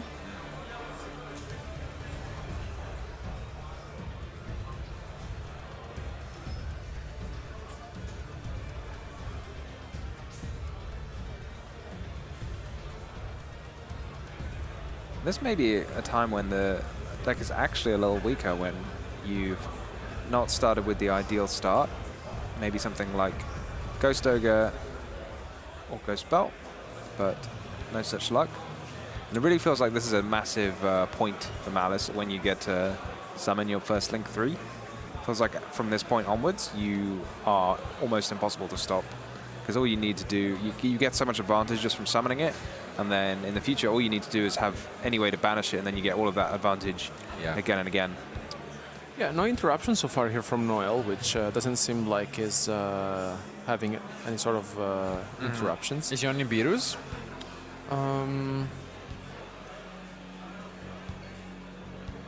Nope, doesn't play that. No Nibiru in the main deck. All right, all right. Good news for Matisse, I guess. Not even a drawn Lockbird. Probably would have come down by now, so tough to say what he could be holding on to. Maybe some Bestials. Yeah, he does.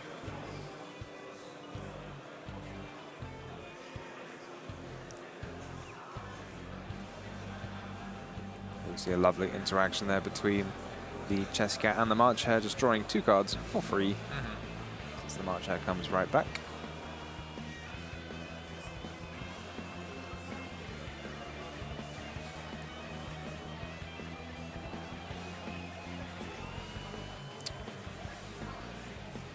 Hopping over Cyburst Wicked here, such a powerful card, especially in the Malice strategy. Makes you wonder almost like why it wasn't played before, but obviously they didn't really have a good tuner to search, but like something that searches by banishing from your grave just seems custom made for Malice, even though this existed a long time before Malice did. Yeah, you're going to get another copy of Backup to hand.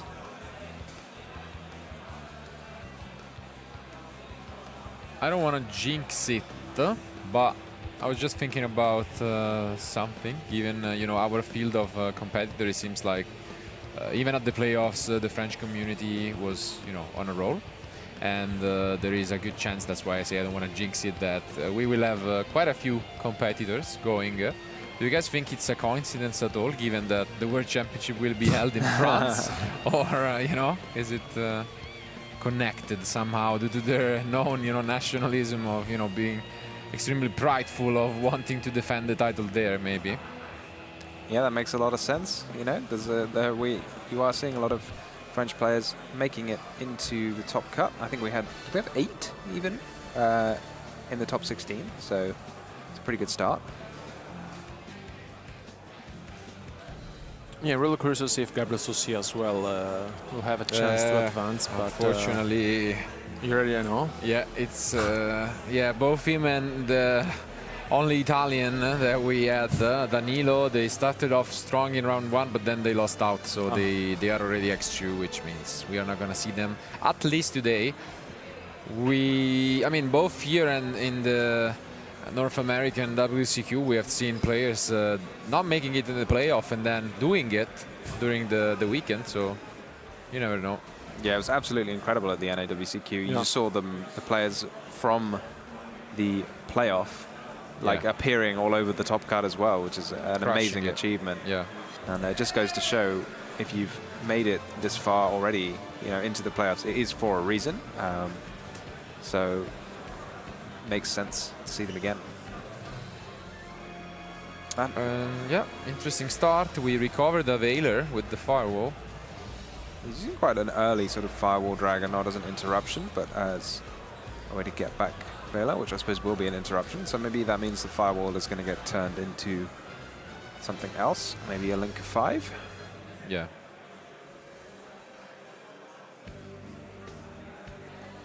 I mean, this is just so impressive, and I mean, we have been discussing a bit. You did mention that one of the few decks that can deal with this recursion is the Malice deck itself. So at least Noel has that on his side, but with such an opener, when they are uncontested, you know, Malice cards just do so much for you. And yeah, look at the end. It's like 7 cards in end. It's just a strange mirror match, because all of the interruptions are banishing, but like it's not really a very good interruption against Malice banishing their cards.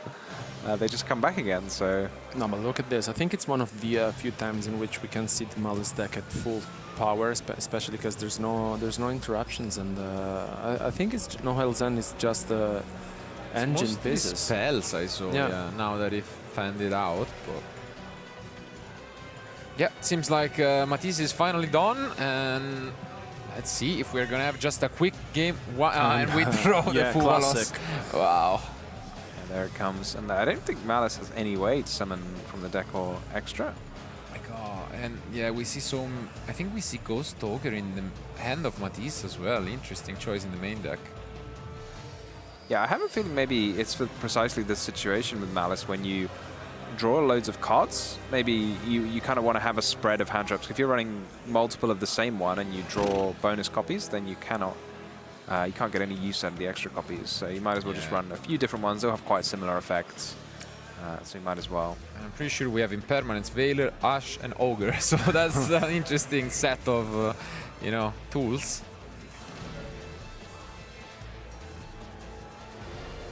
Okay, we decide to interact right away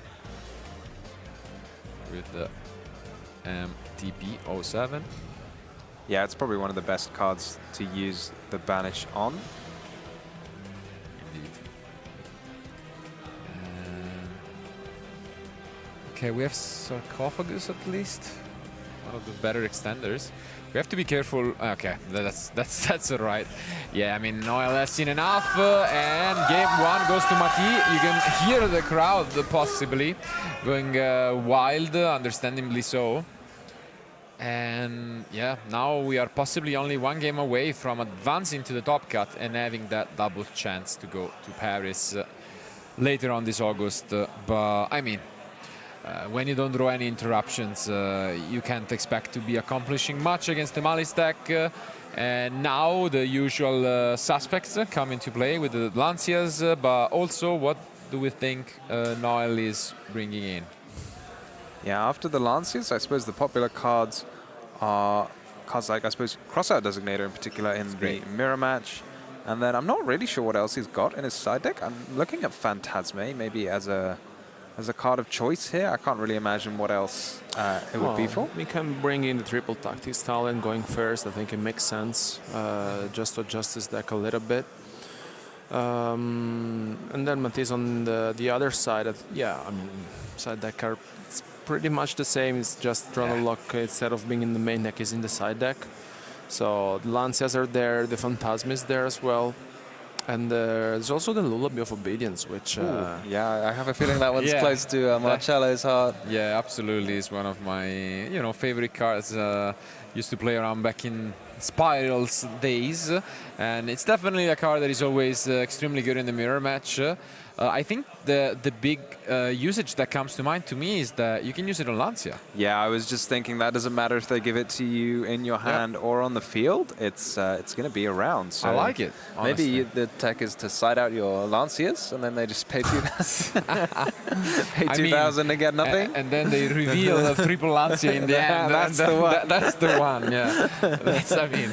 Just draw all three, yeah. Absolutely. Exactly. And yeah, I mean, I think it's going to be pretty much a straightforward one, where we are just going to see these kind of interruptions. And I think it's extremely useful not only for you guys at home, but for the competitors. I feel like the playoffs are always, you know, a great source of intel for doing some last-minute changes and maybe adjustments to your decks.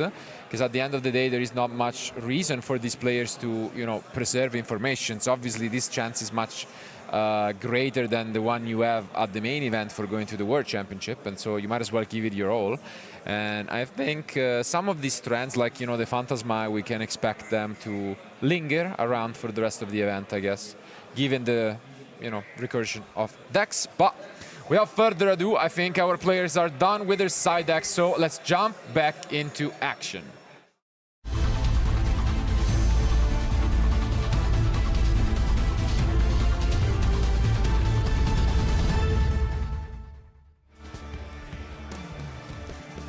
The more I think about Lullaby, the cooler it becomes. The fact that it can be either a starter or such a Lancia I love it. Is unbelievable. So yeah, I love it. And now let's ask the usual questions. I do see a Lancia, but do we have a way to play the game for Noel? Is it underground? Maybe. Yeah. What is Noel gonna start with? Are you a main phase Lancia, or are you a standby phase Lancia sort of person? I mean, ever since talent has been limited, I think main phase makes all the more sense overall. You can wait it out a bit. Waiting to see. Yeah. There's not that many people playing Allure of Darkness still, so Yeah. that's the main punishment. Indeed.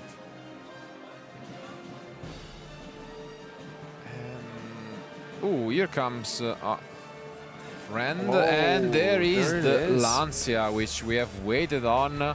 Gonna prevent this ball drake from resolving and just take the turn off from Noel, possibly. I think he did have the Malice in underground, and this might be it if he doesn't have much else.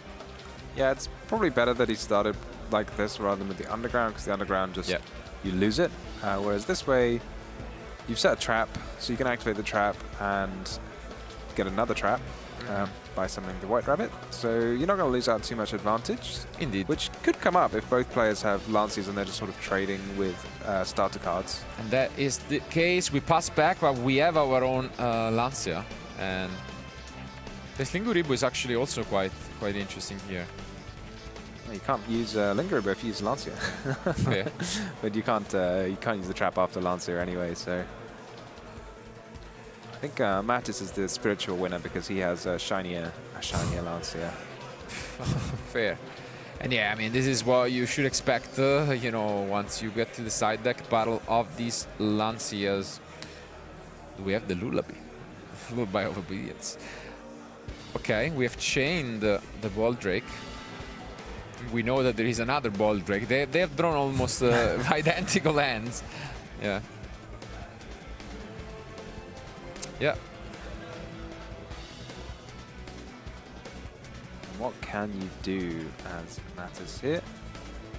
What do you reckon the targets are? Because I'm guessing no one will want to target his Malice in the Grave. Mattis probably won't have targeted his. That's the same target as the Lancia. Yeah.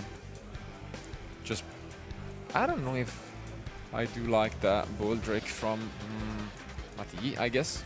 There was a universe in which Noel was gonna be the one chaining it if you said I don't have any further action, and then you could chain your own, you know. But it's an interesting take. Yeah, I don't know what it does. When I see so many Lancias flying around, it makes me wonder if anyone can make a light charmer, but I don't know how easy that is to do in Malice. You need to be playing the Fiendsmiths as well or something. And here we win once again the Linguribu from Matthäus, and yeah, I mean pretty much same hands from our players.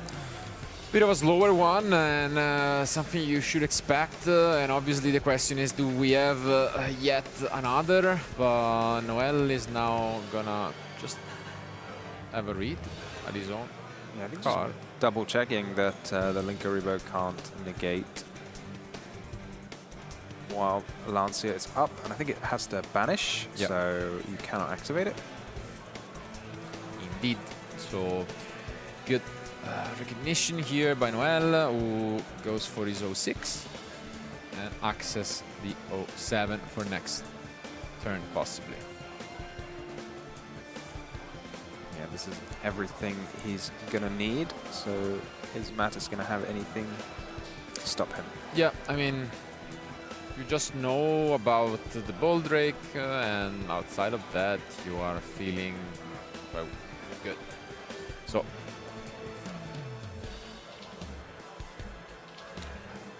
draw.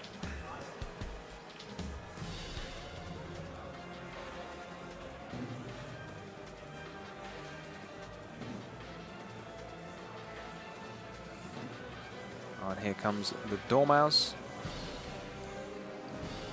Gets to the point where Mattis' life points might start to look a little low, even with a Lancia when you're staring down 3 monsters, but no Lancias, probably no luck. I think it's going to be complicated here for Mathis because now Noel is basically free to combo off, and without Lancia from Mathis' side, it's pretty much, yeah, I mean, of course, I think he's left with 3 cards in hand, but I can really see Noel's on the driver's seat. Yeah, the only card you really got to think about that could throw a spanner in the works is a Nibiru. I don't know how popular it is, but it's shouldn't really write it off even if you don't think your opponent should be playing it. Yeah, because his opponent is actually playing them, so. Ah, there you go. You gotta watch out.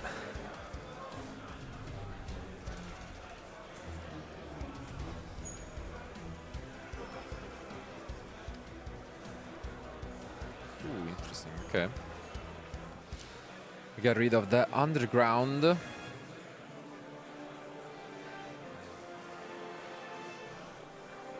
You can always pick up another underground. Yep. With the red ransom.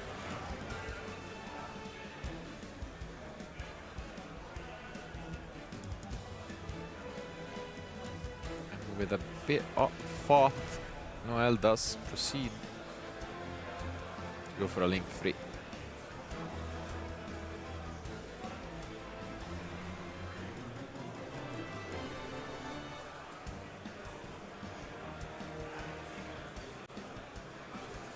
A little tricky to maybe put 8,000 damage through all of the things that you know Mathis has while also being careful. Ooh, and here comes the effect Veiler. And you can chain a trap, but that trap's probably just going to get negated. Yeah, because also, yeah, we just used it. Ooh, and that's a big talent. Wow. And you get to look at the last couple of cards. Really rough for Mathis there. Yeah, Mathis concedes the game. That's enough. I mean, interesting, interesting ending there. I mean, for a moment, no, the interaction, which I was wondering about, was that when he summoned the red ransom, the trap card was set during the previous turn end phase. Yeah. So you can't choose to banish the monster to play around the Veiler. So, you know, if he would have activated it. But, I mean, that one talent, of course, is going to come in the side decks if it's not already in the main deck. But this just means that it's going to come down to game 3. What you expect when you're playing, you know, and just witnessing duels among the top 16 best players in Europe for the season. But this just means that we have a chance to see the lullaby of Obedience. Yeah, that's kind of what I'm here for, to be honest. I want to see him have 3 copies. He's only got 2, sadly. Yeah. I mean, it's a great card, honestly. In the mirror match, it's incredible. Like, you just get the active alliance from your opponents, and you have it at your own disposal. So, yeah, I'm kind of loving this change-up because I think the players, when we see the Mulch armies become popular, people think, okay, great, I need some cards for going first. So, you know, people initially were like, let me put some Solemns in, Solemn Judgments, Solemn Warnings, or whatever. And now people are really, like, innovating way past that. We've got way past the point of putting in some Solemn Warnings. Instead, we're going to be like, I'm citing a Mistaken Arrest, I'm citing a Lullaby of Obedience. Like, we're really going for these super, super high-impact cards. I think it makes a lot of sense, especially in a tournament format like this with 4 rounds of Swiss, essentially. And it all comes down to this, because, you know, like, on the other side of Noel, it's... he's not playing Lullaby. He just has this, you know, diverse side deck because of especially of the crosstalk Designator that he's playing. So he has, you know, also the Nibiru in case, and Mistaken Arrest is there as well for him. It's pretty similar in terms of, you know, decks, but with, you know, a few different. Yeah, a few different spins, and I do like this technology, so let's see whether that will be the case. And for one last time for this Swiss portion of the playoffs, let's go to the table.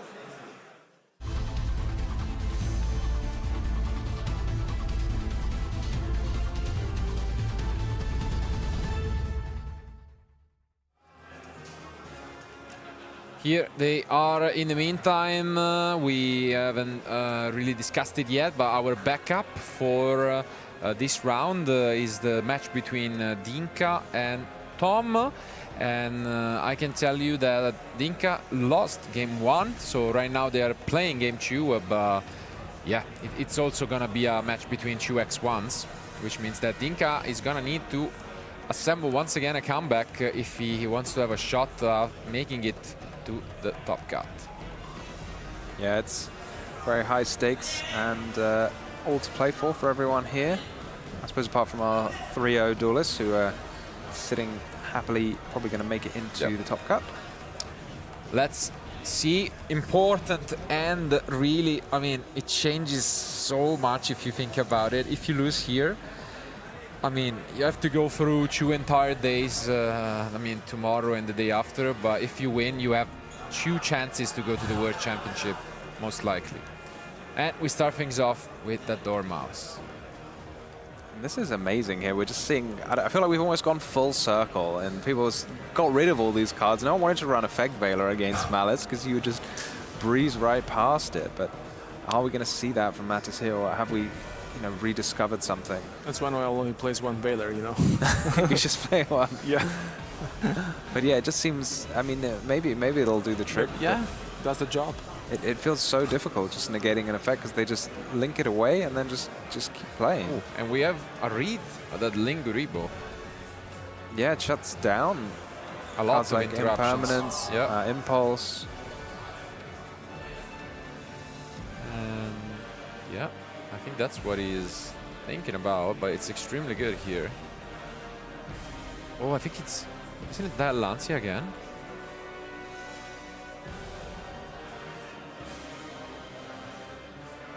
No, there's Ash. Okay, it's Ash Blossom.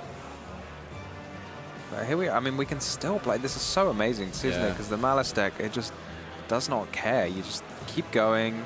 You've got 2 different options almost of what you could make. I don't know if he runs the Lizardos, but some players do still. First comes Splash Mage. Oh, wow. And we do see the impulse as well. 3 interruptions from Noel trying to only 2 cards used for win, Mattis. and only a face down. Is that it, or do we have more? And there it comes is. the Lullaby. I mean, love to see it personally. Yeah, this has caused a lot of excitement from the crowd. What are you going to call here? Because you could call Lancia, but you could also just call March here, right? Yeah, I mean, It really depends. It depends what your last card in hand is, because I mean, given the face down, I want to say it could be Lancia, but let's see. Yeah, why do you set one? Do you have to show your opponent your hand or something like that? Maybe No. I've not used this card for a long time, so I'm trying to figure out why you set a card. Yeah, but no, it doesn't seem like it's gonna be there. Yeah, it makes a lot of sense. I guess you just give it to your opponent on the field, because otherwise they get to banish. And this is going to be an important decision because, you know, we're just going to have to keep in mind that Mattis had other options with this Lullaby, but, I mean, love to see the card. So versatile and... Yeah, here we are. And again, once he's got now the Link 3, Noel's down to 2 cards. He's used 3 interruptions. And Mattis used 3 cards from his hand, but like I feel like there's only one way that trade has gone, and it's gone fully to Mattis. Indeed. I can see why he gave the March Hare to hand, but now it means to the field rather than to the hand. But now it means he can still use the effect of March Hare in his hand if he's able to search another one, which surely he will be able to.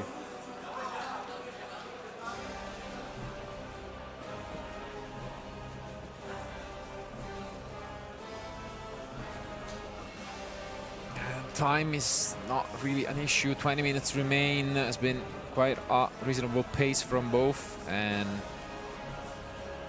I mean, we wished for this, and we got our wish granted, seeing, you know, the Lullaby being the card that impacted the game. And so again, another form of inspiration for any of you guys who still have to submit your deck list for the main event. Yeah, you can tell these players have really thought about what they're planning to face. Everyone in that sort of anti-Malice technology, even if you're in the Malice deck yourself, siding in those Lullabies. It doesn't really feel very consistent against any other decks. Oof. And in the meantime, guys, I can announce that Tom has won 2-0 over Dinka Bui, knocking him out of the competition. We will not be seeing Dinka in the top cut, while Tom will be, you know, advancing with a 3-1 record, hoping to sneak in 4th place. Quite of a news, because it was 2-0 Dinka, right? So I think so. I think so. Unfortunate, definitely for him. Yeah, I mean, it has to happen to somebody. So Mantis just having a think about what to target. yep. Heads up play there. If you don't have anything else to do, you can target one of your opponent's trap cards, and then it will turn off the bonus effect of Dominus Impulse that would destroy your card if Noel had a second copy lurking in his hand. indeed, I mean, it's all about these apparently insignificant details that can actually matter. And we see once more this firewall. It's just going to be so tough for Noel to come back here with just 2 cards in hand. He's going to be staring at the very least, even if Matt has just passed, he would have a firewall and an MTP. Bouncing a card is pretty useful, I'd say, against Malice. Just get away that normal summon.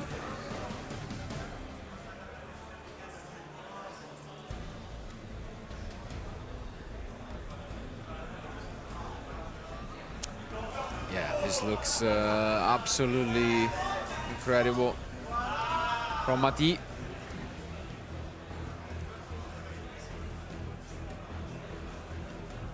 Could hear a lot of support from the crowd, as usual, I gotta say, when a French player is playing, in this case Chu, so always nice to see. And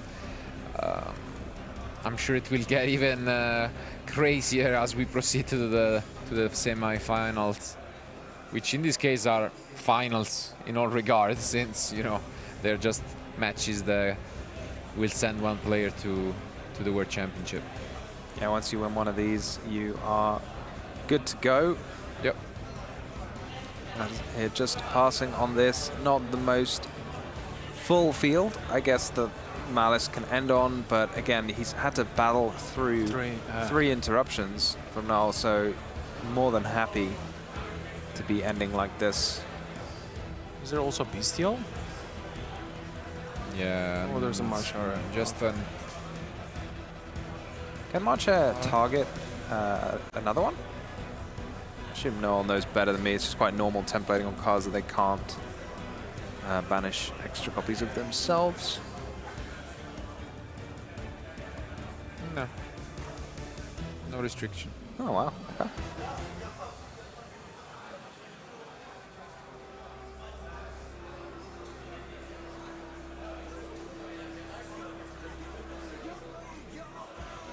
That was done during the main phase, so Matt is going to have a think about whether he needs to do anything.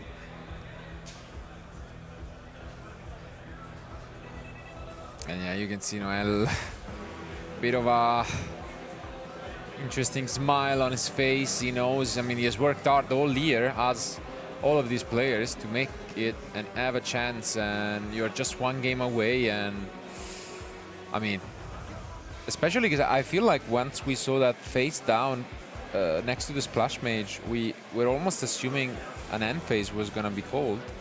And then the Lullaby come down, which must have been a roller coaster of emotions for Noel as well. Yeah, I'm still trying to figure out why he said it first. Yeah. I'm trying. Just for the show. Thank you, for the Mati. show. Or is it an MTP? Maybe that's why, just in case he got like Nibiru. Yeah. Pretty sure it was. Because I'm just trying to think now. I don't think we ever saw him pull an MTP out the deck. Because he reset the GWC. And yeah, here is the top deck for turn, which was this Malice in Underground. Yeah. And yeah, there it is. MTP. We could use this.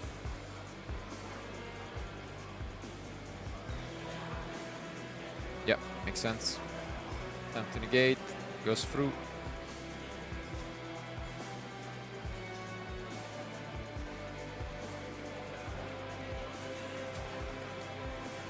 So it's normally very powerful to get to summon the monster, but once you have already used the banish effect of a Malice monster, I guess it becomes that much weaker in the Malice mirror match, because they have a lot of ways to just banish it again.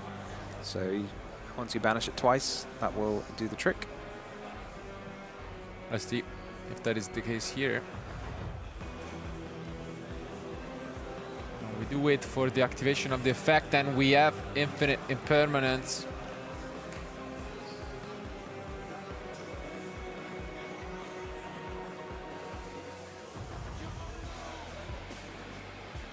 Well, you can tell now they're really trying, because... yeah, of course he's going to. 2 cards remaining, and still this firewall. Yeah, March has still one of them. And we go for it. Yeah. Makes sense. It's just a Marcher loop at this point. You know how much trouble just a pair of Marchers could get themselves into. It's hard to think about a Link 2 that's really scary when you have a firewall. You can kind of just wait. Because I think you're more than happy if Noel makes an SP. I don't really know what else is kind of threatening to firewall.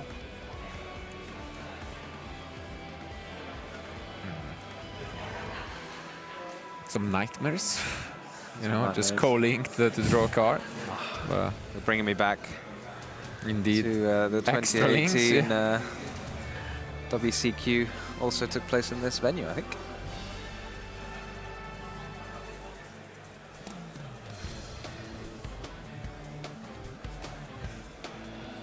A lot of the nightmares still finding themselves on the forbidden section of the Forbidden Limited list. Firewall has come back after receiving an update to its text.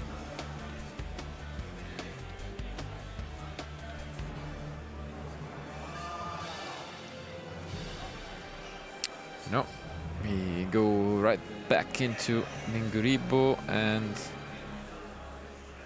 looks like an SP to me. Might if you're going to bother making Linguribo first. Yeah.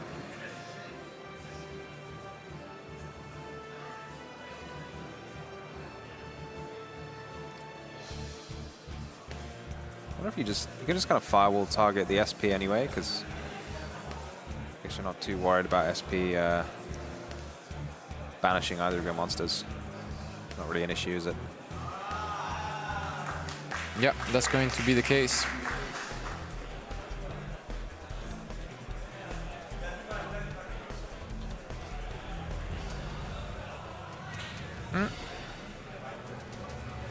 Firewall's going to be... Oh, no. Okay. Matt is just trying it on the... Oh, no, he did banish the... Oh. White Okay. binder. That's an interesting approach, and okay, that's why we do have Impulse in a new chain to stop the white binder. But the white binder just comes back.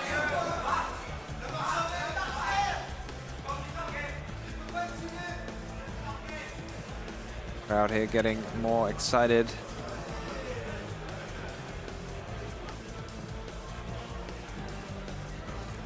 The only card being March Hare. Just having a little discussion whether white binder comes back. I don't really see why it wouldn't come back. But I suppose it did try and summon itself, but yeah. It's a little bit of an interesting one as to whether it kind of remains the same card, but I suppose that's what we have our judges for. I'd be very impressed if Noel knew this in advance, like this very obscure thing that, like, if you try and summon it and then you negate that, does the does the SP still bring it back?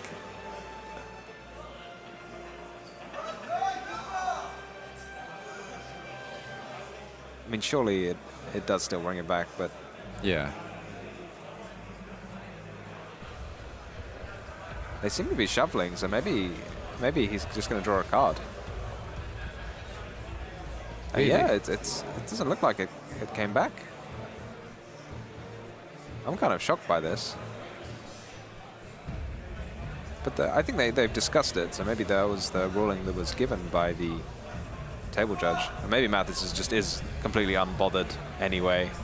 I mean, like 99% of the time you should appeal it to a head judge if you're not sure about the correct ruling, but in this instance, yeah, I suppose you know your opponent is only holding a single copy of March Hare and you know what you have. You're probably totally fine anyway. You gain 2,300, and here we are. You're going to banish 3 cards. You're going to have a field full of Malice Monsters in just a second. SP again, banishing Malice Monsters, not really going to achieve much. And you can just go straight into an Axis code. You can kind of see Mathis going to move a little faster.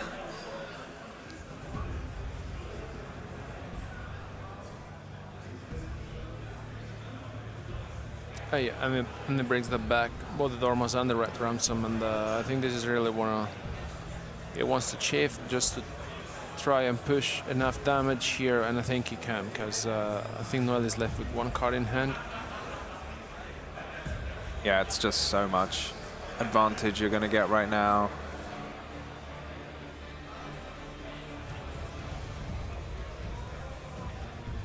We have a chain coming along. SP can banish the Red Ransom. But still, I mean, so much advantage you get when you get to bring a Red Ransom back from the grave. You're going to get to reset that GWC. Just infinite cards for Mathis.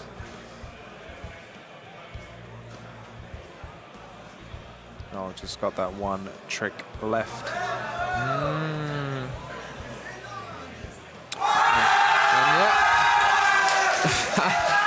There goes the crowd, and rightfully so. And it is going to be Mathis Mati advancing with a 3-1 score, although advancing might not be the correct word, because technically, I mean, there is still a chance that he does not make it, because I mean, we'll obviously wait for all the results to come in, but if there are no draws, 1x1 is not going to make it, and then we'll have to wait and find out before we can give you guys who the 4 players are going to be battling it out with basically 2 back-to-back chances to go to the World Championship. Yeah, it's super tense for the players waiting on the other side. I guess you have to think go slightly safer. That tends to be the way tiebreaks work out. If you win the earlier rounds and lose the later ones, rather than losing an earlier round and winning the rest. But you never can tell. Sometimes they can work in funny ways. It just depends on how well your opponents did after you played them.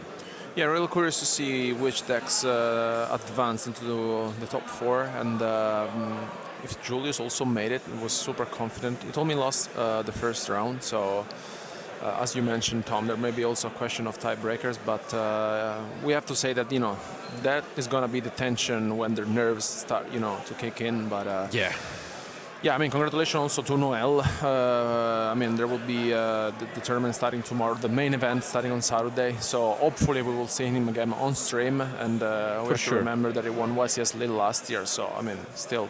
Yeah, impressive season, and he will be back for sure, maybe as soon as, you know, tomorrow and then Sunday. But now it's all down to this.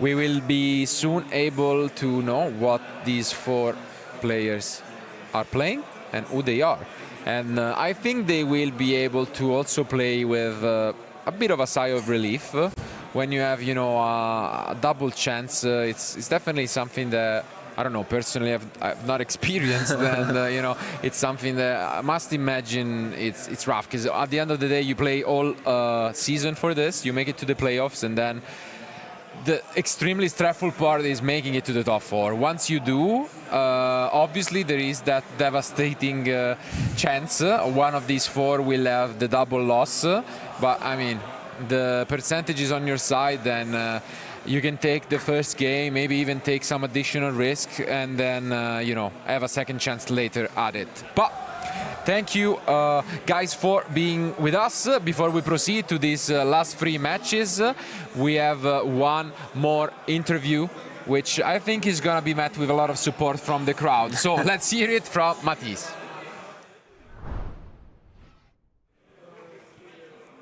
Hi. So, I'm with Matisse. Yeah. Congratulations on the win, first Yep. of all. Thank you. How does it feel to be one game away from the World Championship? It's very impressive. I also stressed. I want to win. I'm sure you won. And how do you felt about breaking Malice in such an event? I think the best pick because I see people qualified, and I think everybody play Malice. I can play a lot of entrap, so I can anyway can play around everything. I can counter Rizzo, I can counter Malice, so it's fine. I play Malice all the season, so it's logical to me. I see. And I wanted to ask you about some card choices that you have made, and as we saw in the match. First of all, I want to ask you about your end field. So, Malice has the unique thing that every week we can see a different end field that Malice players choose to end. Why you chose Critter and IP against Mirror instead of Wicked and Bomber, for example? I did against Mirror because I think do A card or Bomber is win more a lot of time. So Cryptor can play around Nibiru in the late turn, and I can do IP for Duke Bomber. So it's pretty fair and play around a lot of entrap. I see. And watching your game, I also agree that this is at the moment the best field that you can end on Malice. So I definitely agree with that. So regarding the second video,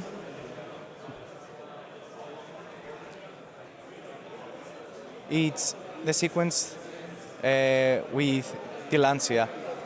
So Noel activates Lancia, which obviously is great in the mirror, and you change Bestial, and also Noel changed the Ball Drake. I want to tell me your strategy behind chaining Ball Drake on Lancia and how you felt that since you already knew that Noel had a Ball Drake on the hand. I guess I have no overplay like this. He can commit in his bistro, so I can do some crash with a dark if I play another body or anything, and he can commit early to a link, and my Veiler is useful at this time. So in the worst case scenario, just force his Ball Drake, and in the best scenario, you get one more body and then the launch. I see. The third clip is regarding one very unique card that we saw that it's limited in the Forbidden Limit list, and it's the talent. So Noel here summons Red Ransom in order to add a spell in his hand. You activate Veiler, and he chooses not to activate MT7 to your Veiler in order to protect his ransom, and in the resolution he activates talent. How do you felt about this card? Talent is a very unfair. It's crazy because I play against Noel round 2, and he activates talent again. So I was, I lose this game anyway. I can play. Yeah. I see. So I guess that in your mind it wasn't the talent, and you didn't thought that yes, my opponent might have it since it's limited, and if he has it, right? Yeah. I think it's must ban. Yeah. Yeah, it's not because. Anyway. So the fourth clip, and I think it's one of the most interesting ones, is of course the time that the crowd went wild when you activate the lullaby. Yeah. I really want to tell me more about this card choice. Like I said previously, I think a lot of Malice in this playoff. So it's a crazy card in mirror. So anyway, it's a good take cards. And versus overdeck, I can take any piece of combo like Murakumo or another. So it's a good card, I guess. And literally in this matchup, I can just force any end trap and play lullaby like this and just win. Okay. Anyway, say the array is the best choice here. So, what are your thoughts against other decks, or you just played only for the mirror? Yeah. Today I played against Memento to take a big boss, but only mirrors often. Okay, Yeah. I see. And obviously you have as a last choice to also call Lancia in case you want it, right? Yeah. If I don't take it in Trump, I can say in end of my loop, Lullaby Lancia, and anyway in mirror it's strong as a. Yeah. I see. So again, congratulations on the win. You now have 2 very important matches that you really need to win one of them at least to advance for the World Championship, and be ready for it, and you can win and obviously take the World Champion in your home country. Thank you. Thank you very much. Thanks. So guys, we will be back very soon with more action regarding the top cut of the World Championship playoffs.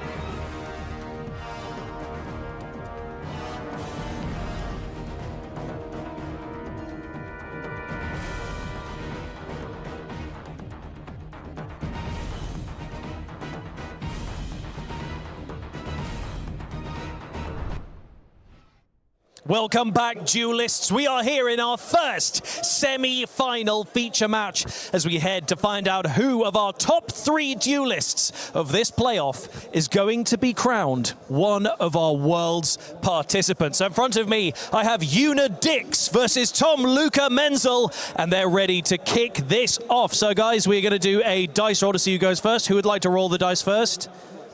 Yuna's going to roll first. Whoop. That is a 4. And for Tom, we have a 4. Okay, this is going to keep going. Please get higher than a 4. That's a 3. So far, so good.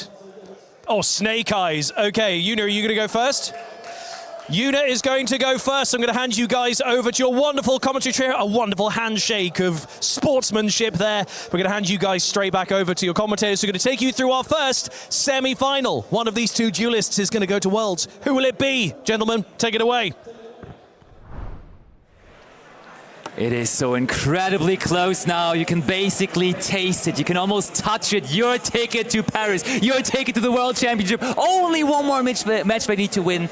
And in that case, it would be this one. And it's 2 Germans going off against each other. And what a story for both of them, isn't it? Yeah, definitely very much an underdog story. Yuna has never had a major event top. This is her first major event top cut. Imagine the pressure that there is currently on the players. Yeah, being one match away from Paris and the World Championship. Yep, and of course also we have 2 other players who are both from France. They want to secure that ticket to Paris as well. So this is absolutely insane. Of course, the German mirror match is casted by the Germans and our Greek friends. Honorable German here with us in the group as well. But for sure, and I mean, our duelists are ready. The duelists are ready. You know how this is going to go. This match, winner immediately qualified to Worlds. Loser, though, having the backup way to go through the 3rd place playoff match again as well. So we have 3 more matches to be played, but the first needs to start now. Let's get into the dueling action here of the top 4. Let's get this duel going.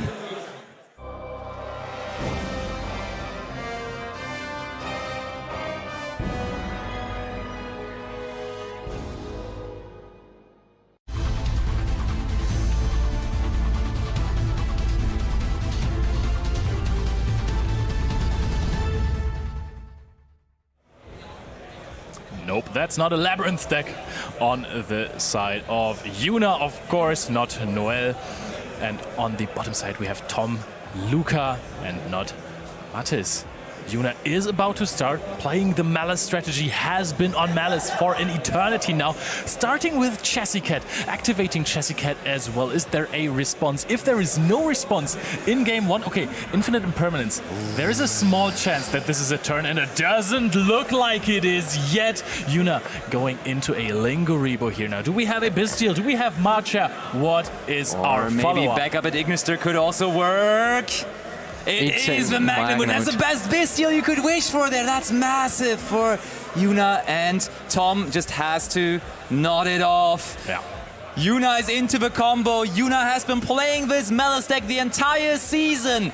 You said it, 0 major event tops so far, but still the only player here in this tournament to go 4-0. No losses in Swiss, and now with the prime position to make it here in this first semi-final. And that is Red Ransom immediately. And there is a few ways to play versus the Malice deck, and I think the most efficient one is to let them not get to those extra deck names. As soon as Red Ransom hits the field, it is super hard to play against Malice, to outgrind them, to break their field, to win against them. This is a match of all time for the both of them. It's actually crazy because I think both of them didn't even have a featured match yet at any of those big events. And now your first featured match is one where you are about to possibly qualify to the World Championship. That is absolute madness, but that is the situation we have both of these players in right now. And there is Nibiru, the primal being from Tom. And we do have the scores and names now perfectly updated. Nice. Okay, so now we'll have to see if Yuna has any more follow-up, because right now, most of the time, you're playing Link Spider in the Malice strategy, so that token can become quite useful. Oh, you just go with another Bestial, and the crowd is going wild. Yuna is supported by her friends, and that means the turn can go on even though the Nibiru was dropped. Yuna looks so confident right now, knows what he must do, and now he's extending so much. Yep, it's crazy. I never thought that Nibiru, the Primal Being, was considered to be a low-impact hand trap, because those low-impact cards, sometimes they can stop the turn, but most of the time they really don't if you have a decent hand in the deck. And look at this, you have used Infinite Impermanence, you have used Nibiru, the Primal Being. What more can you do against the deck? Because the combo just keeps going. And I mean, let's face it, Tom Luca actually found a really good spot to use the Nibiru, because he made sure when Yuna was setting the GWC, before it would be on the field, the Nibiru was there, so there was no Malice monster on the field, so the GWC for that very moment could not be activated, but Yuna didn't care and just kept on going. Now the Link Spider, as you were saying, turning one of those tokens into a Cyber's monster instead, and that could be now, yep, Cyber's Wicked. Yuna does not care about those two cards and just keeps on rolling. Some years ago in Perma, Nibiru was a very good combo in order to stop your opponent, but now we can see that Malice can play very good against this combination of hand traps. Yeah, especially because sometimes then the Nibiru was used differently. You would wait for the entire combo to play out, activate it, and then negate the card that stops the Nibiru. But against Malice, yes, you can get rid of the Allied Code Talker. That's great, but then there's still going to be a set GWC, access to MTP, access to Hard Crypta in the next turn. The layering of those interruptions is just absolutely crazy. Now we discard the Fuwalos. It always feels great if you're going first to discard those cards, because they become absolutely useless if you have cards on your field while they're absolute menaces. But I mean, if we wouldn't have mentioned it to the audience that both of them are on their first feature match, Yuna is so incredibly calm and collected here, right? It doesn't bother her at all. She's just going through the motions, playing through those things like it's nothing, and is still very much in the process of building a field that will be very tough to overcome for Tom Luca. And one thing worth mentioning, the Nibiru is now on the field of Tom Luca's side. That's good, but also bad for his deck, because his most powerful card going second arguably is X-Ryziel, and that card cannot really use its effect when summoned with Nibiru on the field. And at the moment, we can see that Yuna is very locked in, very into the zone, and she doesn't care if it is her first feature match or not. If she's one match away from the world, she's zoned in and she knows what she has to do. Yep, and I mean, game one is the game that Malice needs to win. We have seen this countless times. If you don't win game one, you're playing versus... You have to win 2 games versus decks that contain Artifact Lancea. Yuna is very well on her way to overpowering Tom Luca's deck. The thing is, yes, Nibiru is, of course, stopping your X, but it is still a body on the field, can become annoying, but the deck, the Malice is... You can just go Hard Crypta and just get rid of it if you want to. So all of these choices, everything is out in the open here. GWC was set back, so Yuna, another believer of the GWC technology, and look where it brought her. 4-0 in the tournament, currently looking really good to turn this first game also into a win. Also, Baldrake on the field as an extender is insanity, because this card is another interruption, and a really good one at that as well. And guess what? In the end phase, we get a Drew's Worm for free as well, because Magnamood was also resolved this turn. Like, this is massive what Yuna is getting out here. Or even look at that. Baldrake from the graveyard. We're linking it off, all right. I mean, fair enough. Tom Luca also kind of hand-looped himself with the Impermanence and the Nibiru, the Primal Being, even though not using them also doesn't do anything, so...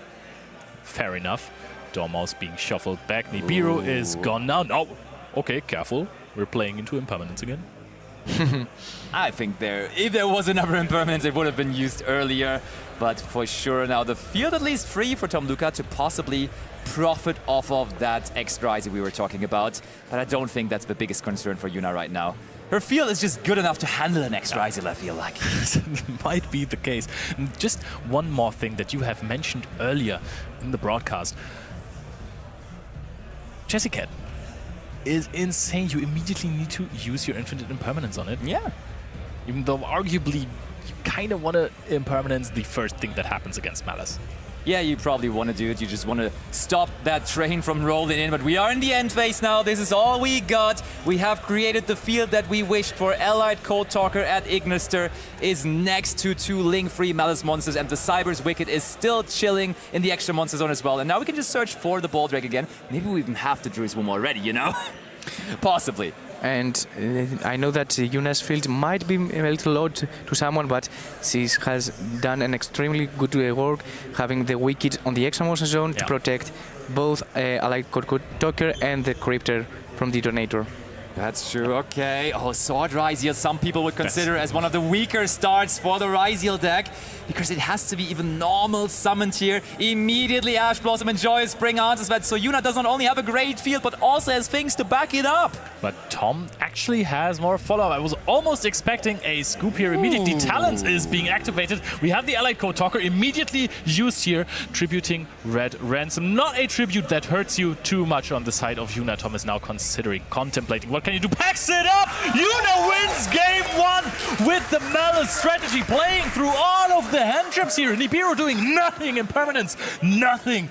What a way to win game 1. I think that crazy. This round showcased how good are Bestials in the Malice strategy.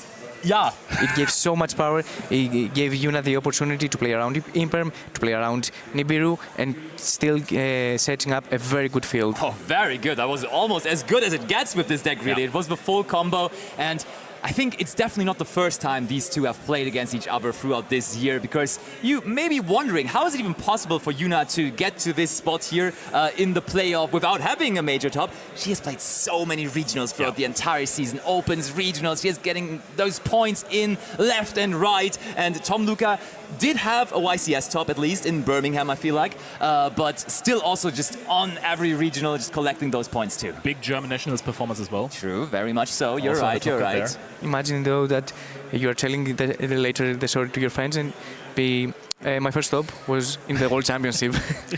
I mean, that would be a flex. That would be a really big flex. But both of them just going the completely different approach, right? Yuna doing it all year long with the Malice deck, really. Like, since day one, essentially, playing this deck back and forth, really just, like, also giving her friends all the info. Yes, this is how you do it, basically being the grandmaster there of the Malice gameplay. That was one event where she played something different, where she played Chimera. True, yeah, very much. Saying. That did happen. And on the other hand, you have Tom Luca just being very loyal to the Ryziel cards on the other hand, but playing them in all kind of different varieties. Like, definitely like playing Mitsurugi Ryziel, at German Nationals even playing Heraldic Ryziel, now is with the Onomart cards. So just like, he just always tries to find the best way how to combine those Ryziel cards with something that gives you the most value. Bro just likes rank 4. Yeah. And so is how the format advances throughout the weeks, because although that Ryziel is the main strategy, it has so many other engines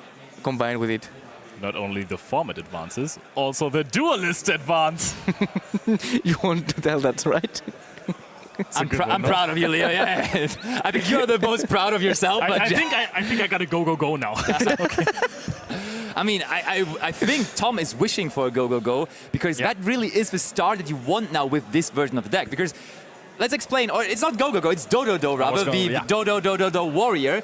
This is your opportunity to play around Droll and Lockbird. If you start with that card, you get to summon Rafflesia before Droll and Lockbird could even be activated. And then, of course, Gravedigger's Grapple might be able to prevent that Droll and Lockbird from hindering you to stop all of your searches. So that may be something that Tom wants in his opening hand now, but we shall see whether that happens as well. I don't even think you can use Impermanence on the Rafflesia as well to stop it from sending something, because unaffected by trap cards, right? True. And I mean, it's also a big investment to use an Impermanence on that and then also use Withdrawal. It's like, that's 2 cards down already. You kind of got to do it though, right? Probably. If you want to use them, you use them at that point. Well, don't, because it's unaffected.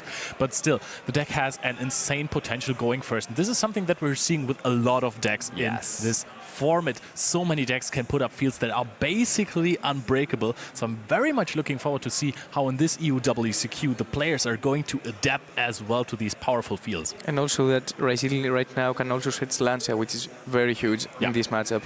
That could indeed happen, but why theorize about it when we have the duelists ready for our second game? Back into the action. Game 2 starts now.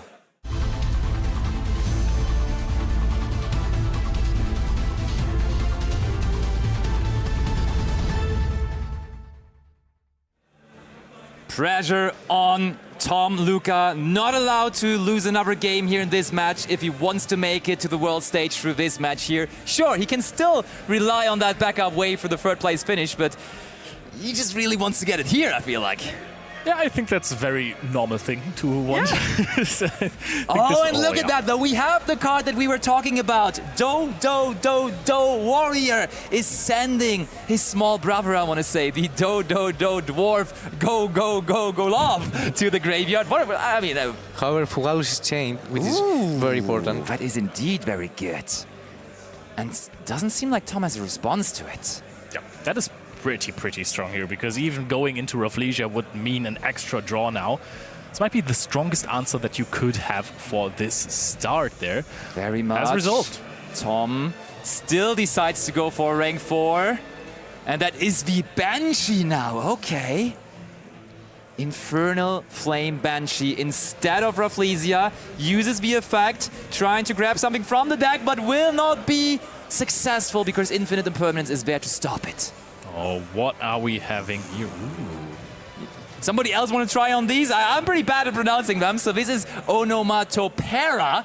This one is actually easier than the other ones, to be honest. But this one will, for Tom, search not for 1, but for 2 cards right away here. So one of those cards that you really want to have an Ash Blossom Enjoy Spring for.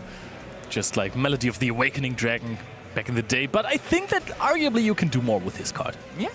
And I mean, we already went through the Dododo stuff, and we had some Gagaga in there as well. But now it's time to also have Zubaba Bancho Gagaga Coach. And we are revealing Gagaga Cowboy from our action deck for that to special summon it out. That's Tom Luca really showing Gagaga us. Yeah.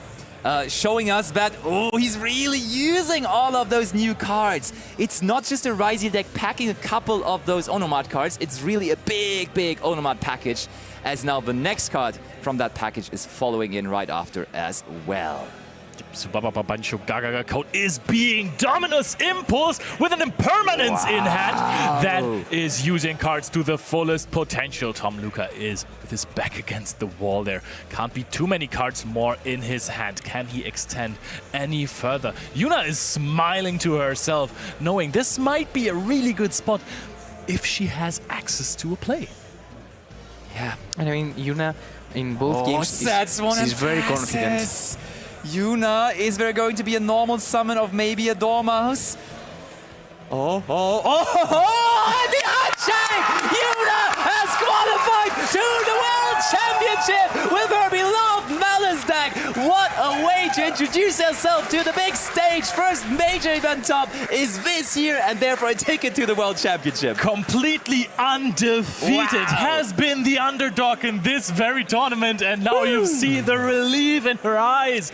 Wins this game versus Tom Luca Menzel, who of course still has a chance to go to the World Championship, but this is your ticket to Paris, Yuna. And for the time being, I really believe that for this season, the win of Fetinka with Farking was the highlight of the season. However, this story is amazing. It gives so many chills. Imagine your first stop being in a World Championship and have the tickets for Paris and the chance to win the biggest trophy in Yu-Gi-Oh! And I mean, this is where the biggest emotions are being produced as well, right? Like, not only Yuna, you could see being really excited and happy about it, but also the entire crowd, her friends, all cheering her up, because this is a process for the entire group of people. Like, they have all been traveling together to events. They have been going through the entire year, throughout the entire season, just testing, preparing for events. And of course, now this being the most important, the pinnacle of this season. And it was all worth it. We're going to the World Championship is what Yuna is saying to her friends now. That is just absolutely insane. All this hard work, basically every weekend, going to all of the regionals, to the opens that you can find to get those points, and then running through this tournament stacked with the biggest of names we have in Europe, completely undefeated, is absolutely massive. That's a W. It was crazy because we talked about it in the first round. I think that Gabriel Susi was the only one in the field that did it through the points playoff last year. And Yuna was paired against Gabriel Susi on the very first round, so you might be thinking, oh, that's a tough start right away. She just won it. And I also want to mention something that we saw in Game 2 here. When Tom Luca Menzel saw that Yuna has a play, activated Gold Sarcophagus, I think that's a massive sign of respect to just say, hey, I know that you won't mess this up. We can do the shortcut here. You got this game. Yuna just now celebrating with her friends. This is beautiful to see. I'm always tearing up at Euros, dude. It's so wholesome. This is where the emotions are the biggest, really. And I mean, this is the heart of the Yu-Gi-Oh! To have all this travel, all this hard work during the season, and finally qualify for the biggest championship of the season. Paris it is. Is it going to be Melisver again? We don't know yet. We don't know how the format is going to develop until then. Of course, Justice Hunters being released soon-ish as well, and therefore we will have that influencing world. So because Yuna literally was playing Malice the entire year, so is it going to be another Malice appearance there? But I mean, that is something she can worry about after this weekend, right?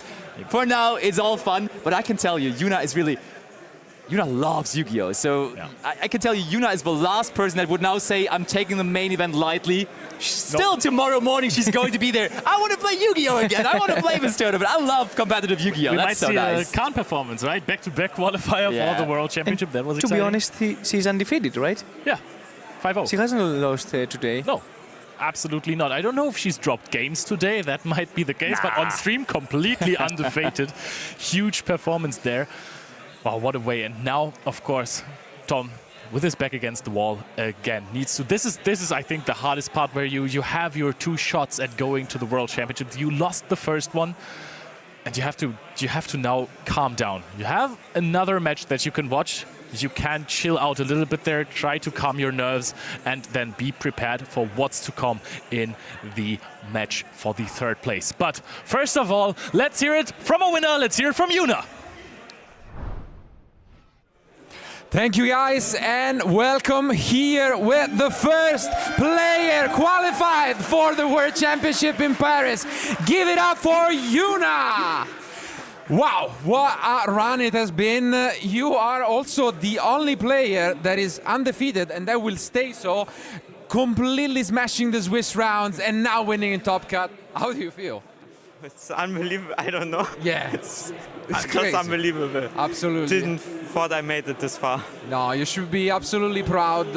I mean, we have been discussing and hearing some kind words as well for the commentators before the match, how you pretty much stuck to the Malice deck throughout the season. And although you didn't get that, breakthrough result, consistency is key, and you made it here, and now you're going to Paris. Yeah, wow. I'm going to Paris. Yeah, that sounds good, My right? friends too, they have spectator pass. That's great. Absolutely, yeah, they will. And yeah, I mean, I'm sure everyone watching home has just been impressed with the plays. It showed that, you are quite familiar with the deck. So first and foremost, what do you like so much about Malice that you decided to bring it once more today? Yeah, I picked it at this time because it's the best deck I thought. Yeah. Because when I thought about what the others would play, it seemed to be the best deck. And I played it for a long time, so I thought I might have an edge in the mirrors. Yeah. It definitely seems like that was the case. How was the tournament overall? Did you have, what was your toughest match today? My toughest matchup was against Danilo. Okay. He played Memento. Yeah. And I only won because he did the misplay. And oof. Okay. It was a relief when I didn't die in game 3. Okay, fair enough, man. I mean, sometimes you gotta take your opportunities when you get them. So I think also as a nice memory for you, we can just bring up for you guys, and we can commentate some of the amazing plays that got you there.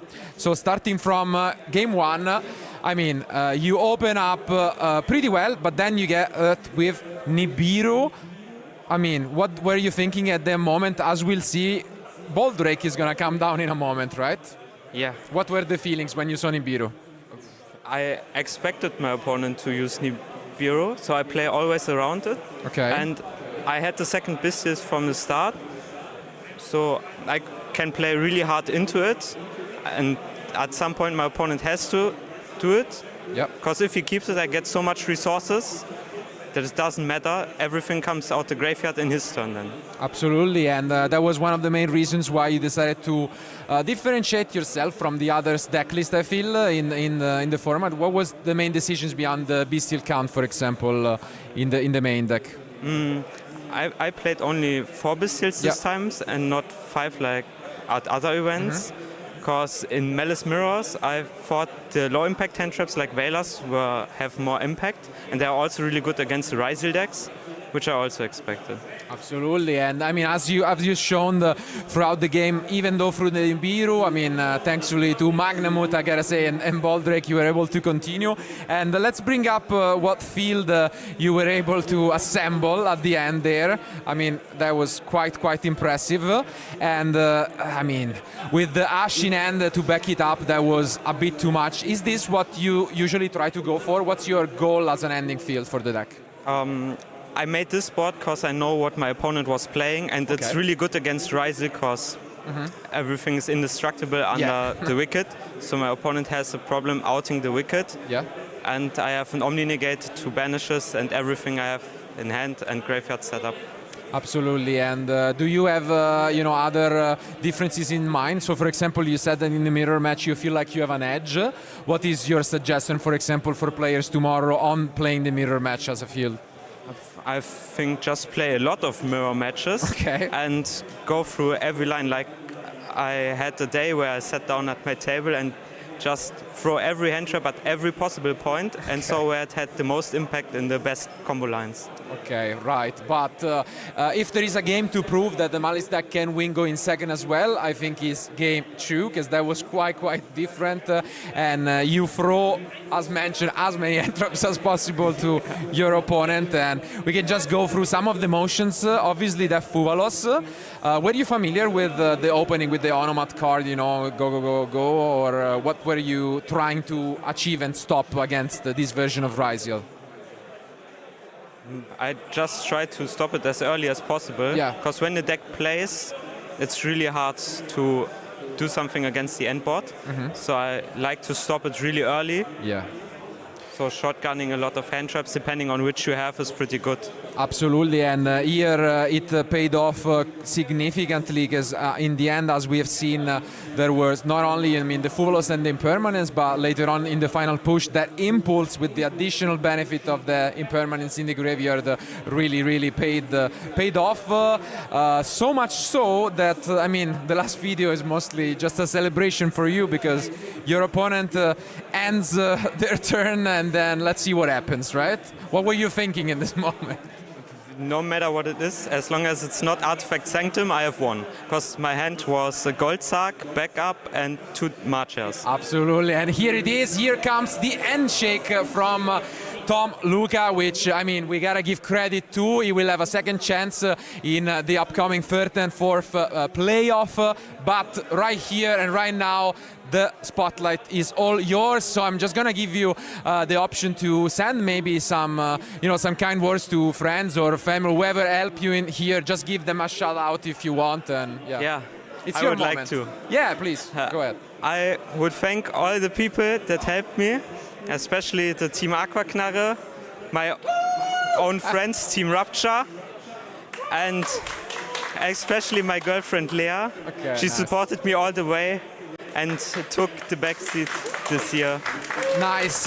So one more, guys, everyone back home and in the ground, give it up for the first player qualified to the 2025 World Championship in Paris, Yuna. Thank you for being with us. And yeah, take it. But thank you guys again, and don't go anywhere, because soon we have 2 more matches to find out who will join Yuna in Paris. Keep watching, and we'll be back soon.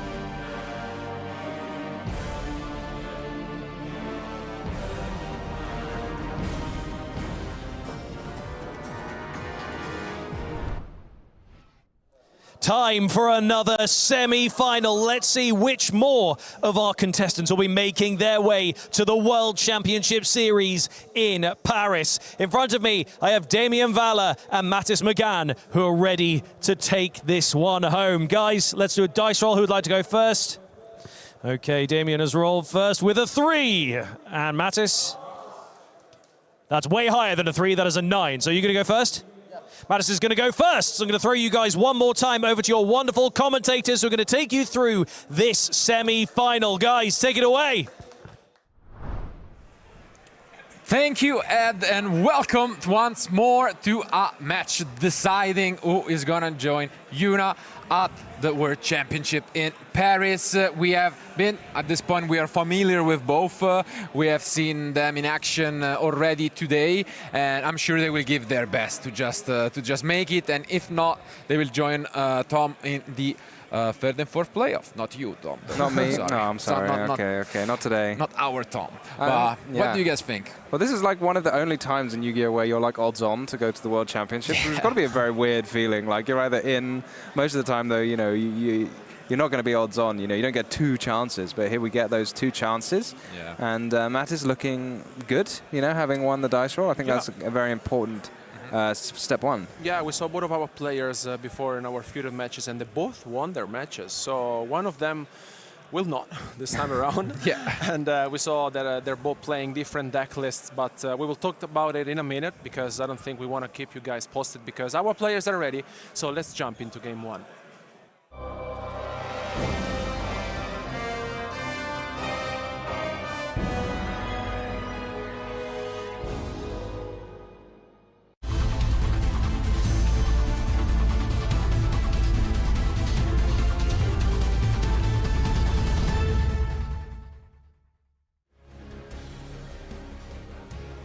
Here they are, and let's take a look at.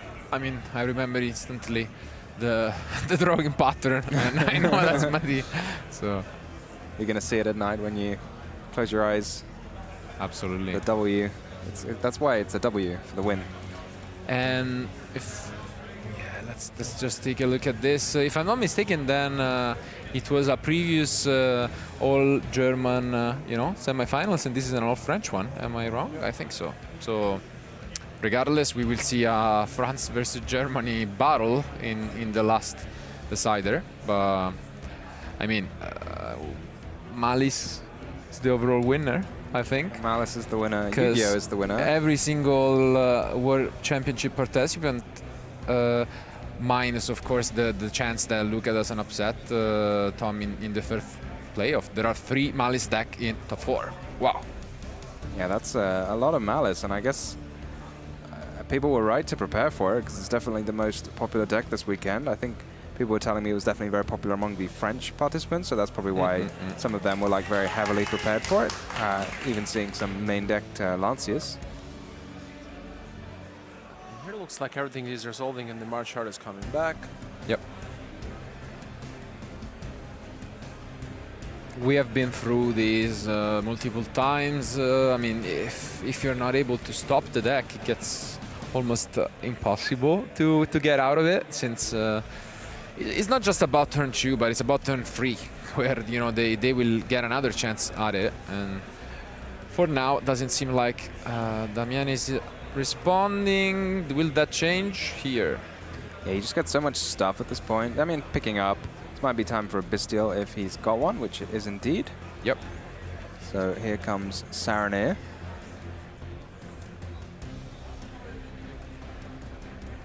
Ooh, and we just got some inside intel from our lovely Jean-Alexis, which obviously know them both, and he just told me that they have been preparing together the whole year, so they are absolutely close friends, and that's great to hear. At the same time, I'm sure it will be a bittersweet ending, but hopefully they will, be cheering for the other in the play-off. So, wow, what a...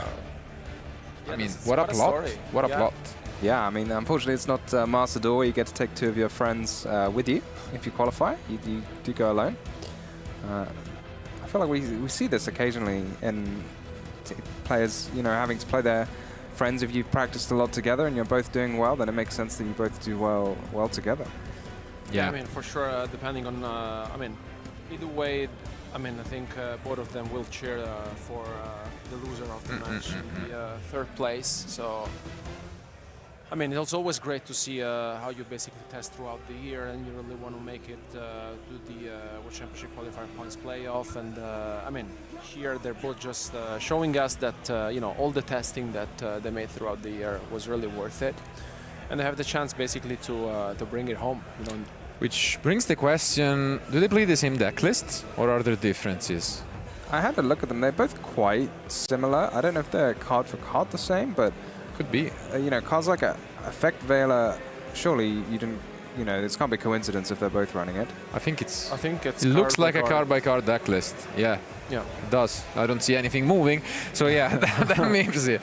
So yeah, I mean, 99% sure that they are playing card by card, which is so impressive. I mean, the field is insane, and they still both make it to the top four. Unfortunately, one against each other, but I mean, it's really one of those things straight out of a movie when, you know, you just fantasize with your friends about what could happen later on in the year, and it's a great story. Yeah, here we go. Gonna pick up that backup at Ignista.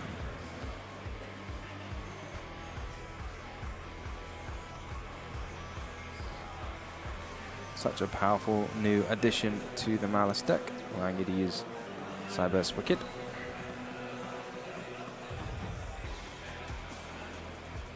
So I suppose Mantis knows exactly what he is playing around.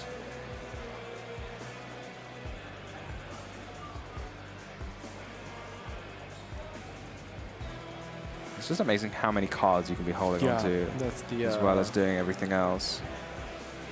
You just start your turn by banishing a March Hare to draw 2.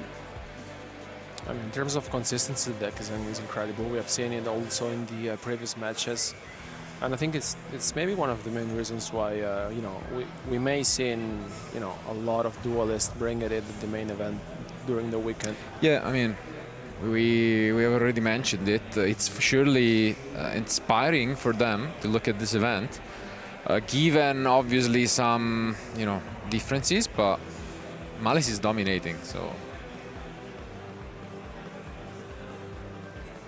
here comes that GWC. I think most players have been running it this weekend. There was a big discussion, I think, as to whether you still needed to run it. Now you had all the other tools available to you, and I feel like for a brief period of time everyone had decided not to run it, but now everyone's decided to put it back in again. Yeah, but I think it makes a lot of sense because it opens up so many different options and plays, and I think the card is a very nice addition, no? And I mean, I don't really see why you should not be playing that, or maybe they just switch the approach for the weekend, but... And that's it. Yeah, I mean... Wow, we don't even draw. Wow, that's... I mean, but...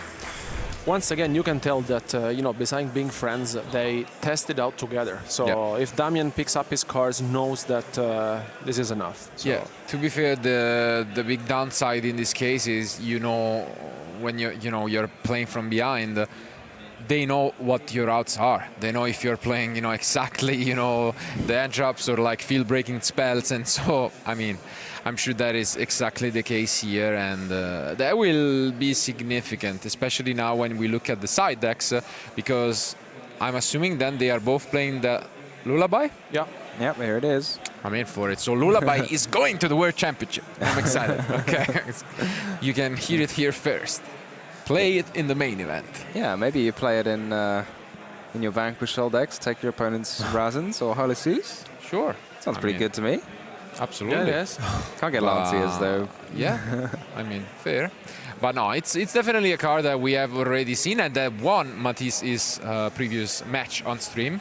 I think it will be extremely worrying, maybe for Damian itself, because now he will be the one using it, but he knows that even if he wins this match, then he's gonna be up essentially against 5 Lancias, if we consider, you know, that to be the case going second. But you can tell that they've done this plenty of times. I think they have just sided at the quickest pace I've seen all day. So love to see it. Yeah, I feel like, you know, if you're here, everyone is so prepared for Malice, so it makes sense everyone's kind of going to have that side deck plan mapped out, going first, going second against Malice. Yeah, so I think, as we have mentioned, two friends playing with each other all year, preparing for this event and making it all the way to the semi-final to bring one of them to the World Championship. Can get much better than this, so let's see whether Damien can take it to game 3 or whether Matisse is going to Paris. Let's go to game 2.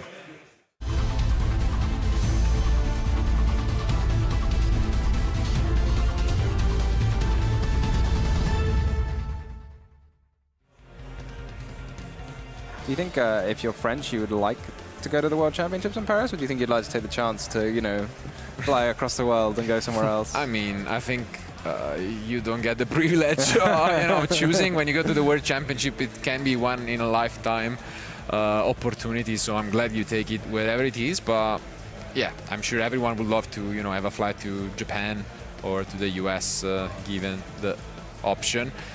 But here comes Gold Sarcophagus, the card that sent Yuna to Paris in the previous match. Yeah, Gold Sarcophagus. I suppose that no one really thought of it as the counterpart to Foolish Burial when it first came out, but now it really is. It's basically just a Foolish Burial, but for banishing. I don't think anyone's waiting 2 turns these days to pick up the card. Definitely not. It saw some usage a few years ago already, you know, in Despia, but Malice took it even more to the next level. And here comes the first piece of interruption, possibly making Impulse even better. Are we going to see a Chessy Cat banish? Yes, we are. Shuffling the deck. Normally an indication you're about to draw some cards. Oh, and here we go. This is absolutely premium for Damien. And yeah, of course, no Lancia was there, and yeah, this is absurd. Yeah, Lancia is really the only card that can interact with this kind of thing. It's just, it's so powerful otherwise, because even if you're throwing other hand traps at it, you're just going to run out of cards, because you need one to stop the Chessy Cat, for example, and then one to stop a Splash Mage, and then another one to stop a Link 3. It's impossible. No, with a hand like this, honestly, the Gold Sarcophagus and the Chessy Cat plus the Dormouse, it's, I think it would have been the only one. Yeah. Well, we'll still gotta play some Yu-Gi-Oh! To get this win. I doubt that at this stage we're gonna, you know, have some free games given to us by our opponent. But, I mean, Damien has all it takes to tie the score up. Are they playing Nibiru as well? I think they're playing 2. Yeah, they're both playing 2 in the main deck. Yeah. And we see the Vela and Vela being met there by GWC. Yeah, I mean, very tough. I think this is the thing with Vela. You kind of have to use it, but you also know that it can be hit this way.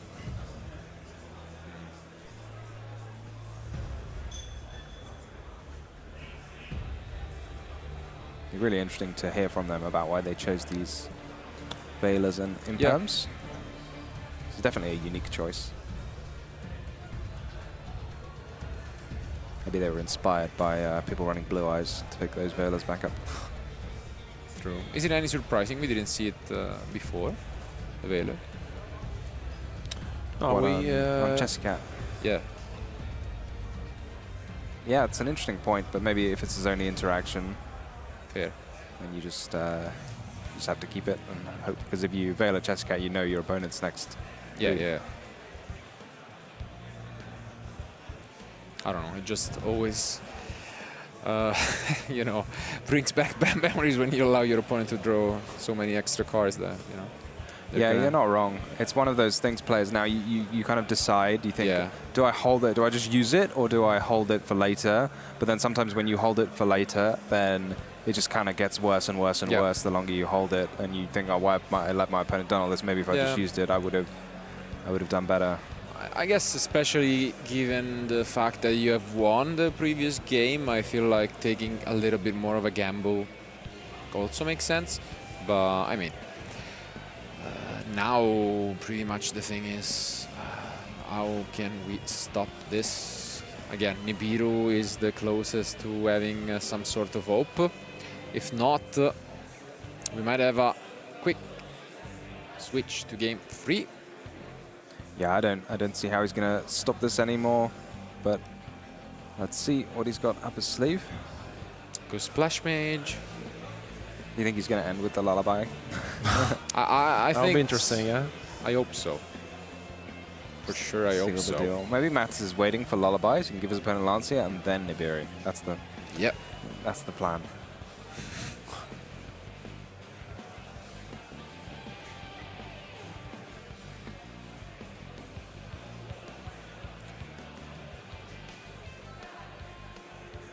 Yeah, I mean, here we're just gonna see the usual suspects, the White Binder, such amazing recursion effect.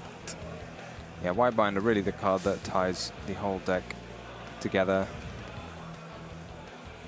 Coming back and then banishing everything else, resetting traps, and drawing cards. Really has everything in one package.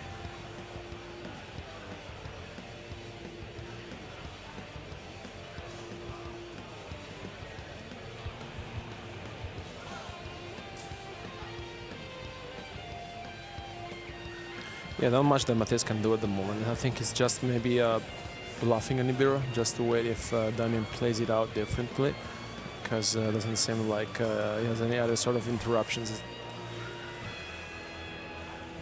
And once you have that GWC set, though, even if the worst case and you just kind of passed on Nibiru, you know you're going to have it for next turn. Have so many interruptions. Well, that's a beautiful... Ultimate rare, yeah, that's great.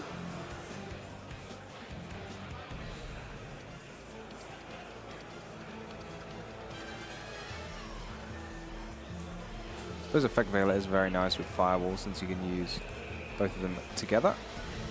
Use the Veiler and then immediately pick it up again.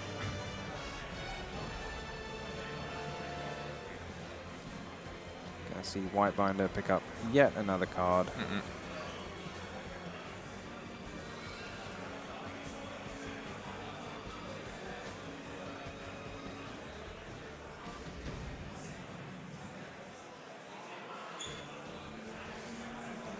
Are they running the big code?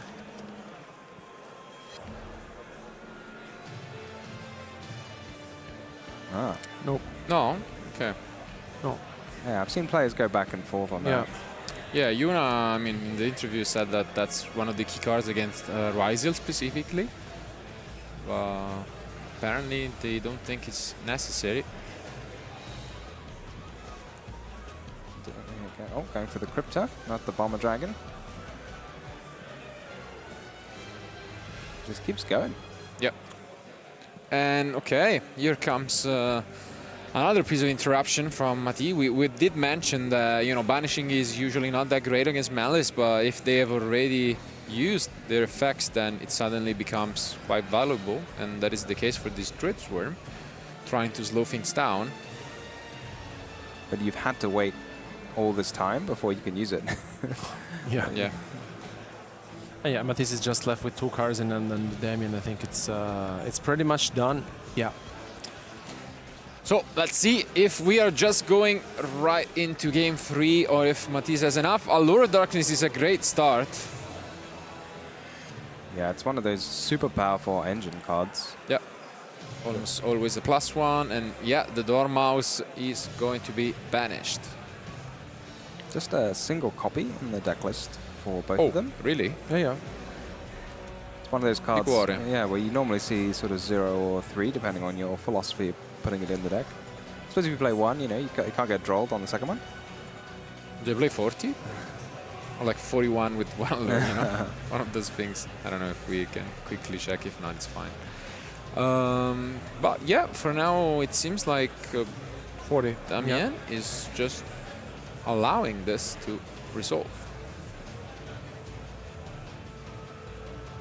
So Chassis Cat comes to the field. So we're going to use the Crypto on the Chassis Cat. Yep. Making a brief appearance. before being banished once more. And Matt, is that his last card? No, he's got a few. No. Yeah. This is the allure.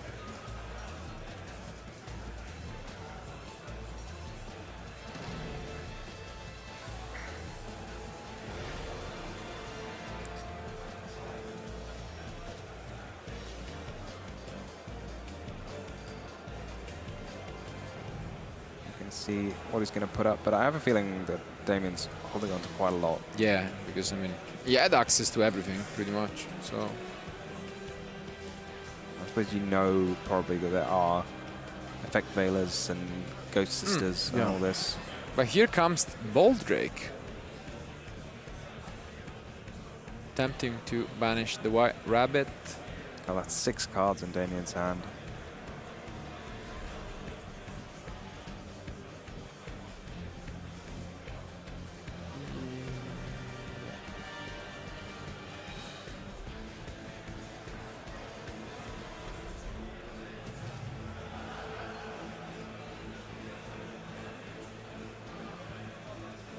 Okay, we finally react using our 06 that we recovered with the White Binder. And yeah, it is White Binder coming down once more. Interesting to not negate this with Linger Evo. Do you think he just forgot? Maybe he needs the monster. Yeah. Because no cards he's going to get would interrupt you at all, right? Oh no, you do get an interruption, don't you? Because you get the trap.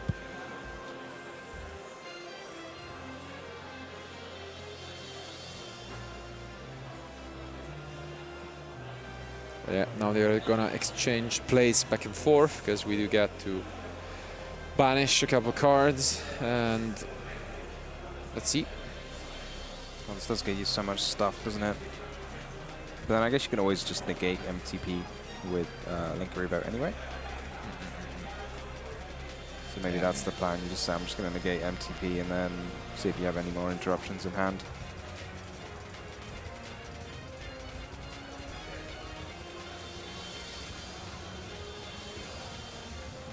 Getting some precious life back. Yeah, you got to take care not to run out of life points. Yeah, because the risk of the access or talker is always, you know, present. So, oh my God, so many cards. Yeah, that's absolutely. Yeah. He's getting even more now. I think he had 6 just before resolving this chain. So, a Malice in the Mirror going to add a good few more. Yeah, gonna go up to 8, I think.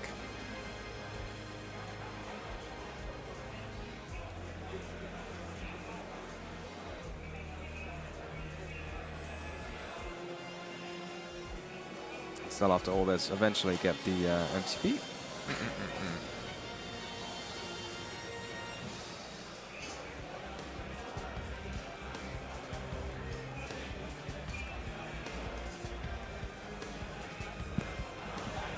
Mantis now probably being allowed to continue his turn.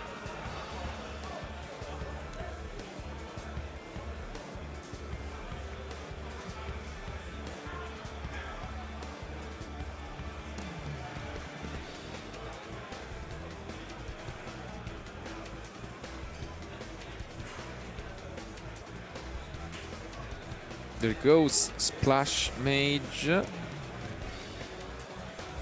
Splash Mage is quite a juicy target to interrupt if you have the ability to. MTP presumably will get hit by the Linger Evo. Oh yeah, we still banish.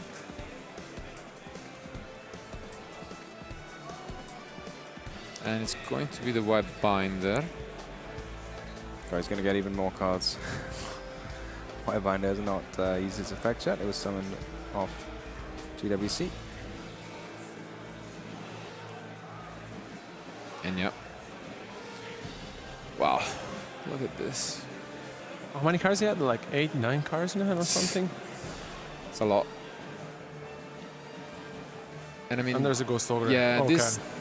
This is more of a reason why, I guess, if you played in this kind of way, all of those, you know, Bailers, Ogre, become just better because you can draw into them and then have additional interruptions. You don't draw that many cards on your opponent's turn.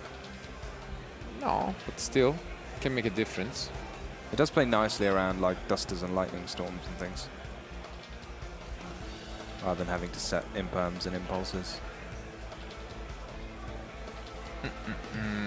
Well, we are only sitting on one card, and I think it's called Sarcophagus for Matisse as well.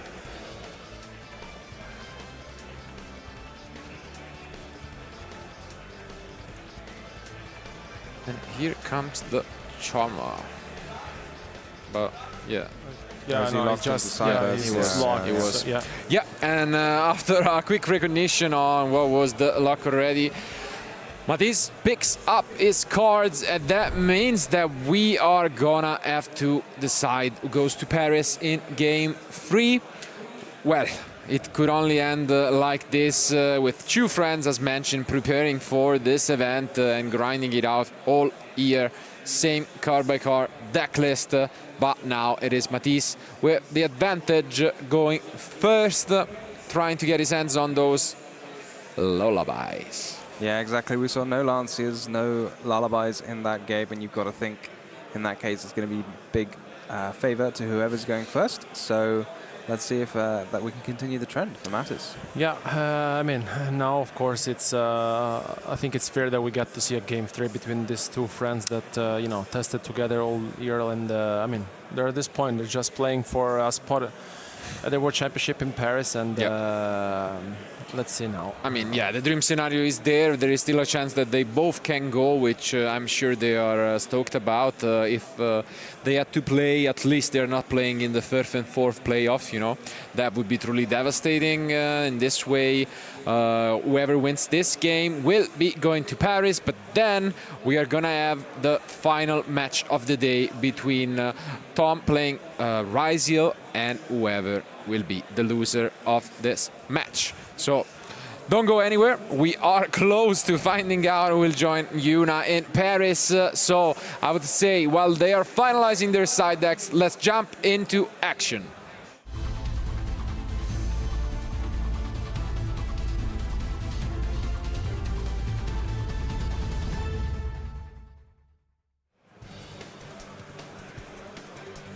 Go, both players just having one final shuffle. Matt is just finalizing those side deck. You can choices. feel the tension building up, even though you're playing a friends. I mean, then they've probably played, I don't know, thousands of times in these years. I mean, this time is slightly different, I'd say. Yeah, you gotta play correctly when the World Championships are on the line. And yeah, you can see them taking a big side. And we'll see moments away from going to the World Championship, and I think having a pretty much relaxing weekend for the rest of this event. But let's see. Maybe that's it. If you top in this event and get your World Champion spot, you're already just so happy and relaxed afterwards. That's why everyone goes on then to top the European Championships afterwards. Indeed. And let's see, it all comes down to this one final end for one of these two players. Are we going to see the Lancia? Different pattern from Mathieu. Let's see if he's gonna get punished. Nah, his bad luck might have run out. Yeah, he forgot it. Yeah, and here we see the Dormouse. It's a great start, but do we have the Lancia? No. Lancia free zone once again. And also no Veiler on impermanence on it. Do we see anything here? No. Wow. Okay. That's rough. So here comes GWC.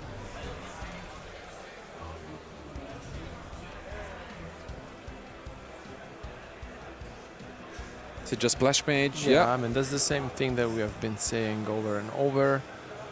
Let's see if there's any interruption here for Damien.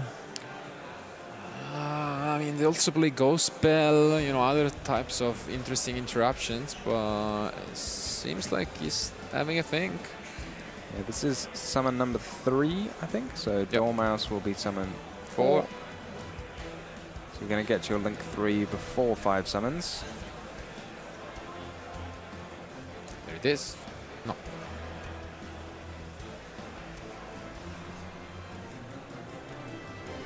It's exactly 5th, no? Yep. And I mean, is it really just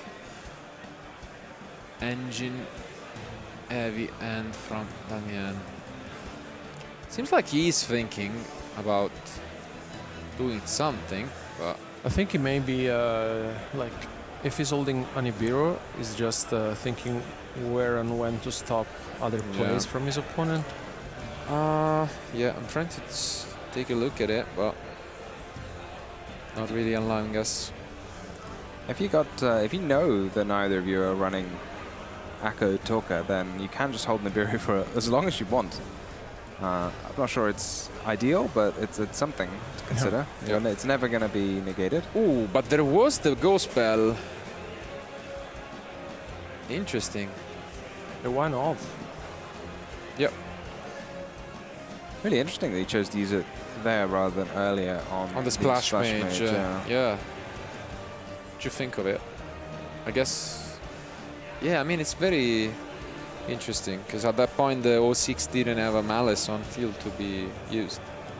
Yeah, I mean, to me it kind of makes sense if you use it earlier and then you just kind of make them have something else, whereas this way, you know, no other cards have been shown from Matters, and the Ghost Bell just seems somewhat ineffective. Indeed.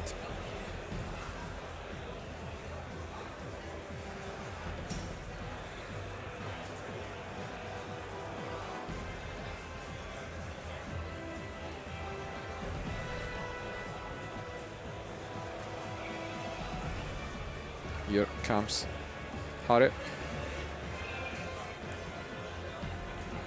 Banishing the Dormouse.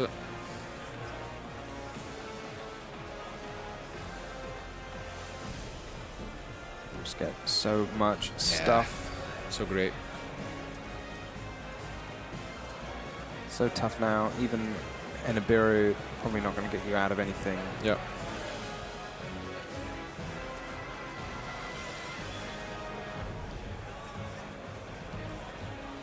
How many times have we actually seen the Malice deck lose going first?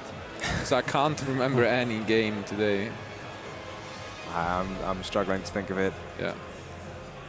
There was one game where it won on turn 3 after Lancia, but it still won going first. Yeah, exactly. It's still technically, again, still won. So, I mean,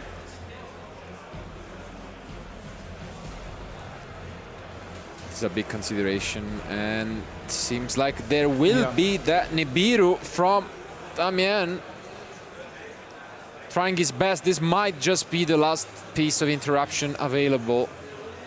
Is it really going to do anything? We were a bit skeptic about it, but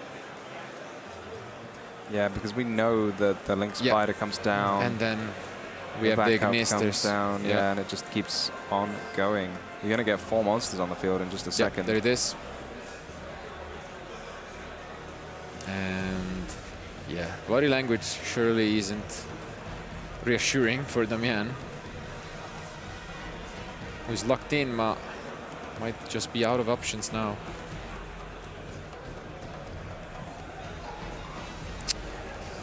I don't know. Thinking back at the start of the turn again, when we had the Nibiru, if it truly wasn't the case to just use the bell. It's like he had a on bit the splash think. mage. Yeah. Oh, okay, but there is also a Beastel, but here comes the... Wow, both playing only one copy of Ghost Bell and both throwing it in the final game. Yeah, Damien using really pinpoint interruptions. Yeah. Because he had the Bestial as well with the Splash Mage. He didn't want to use a Bestial or the Bell. He was just like, whatever.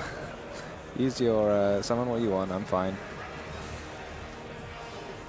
Yeah, I'm not sure the Bissell would have done much. I don't know what was the target, probably the Dormouse, but yeah, he's definitely been playing it patiently, let's say.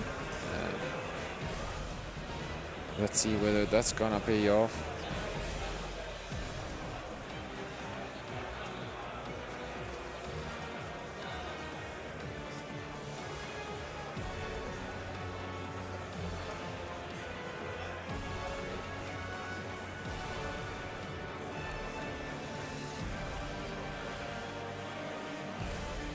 Find out punishing the Ghost Bell.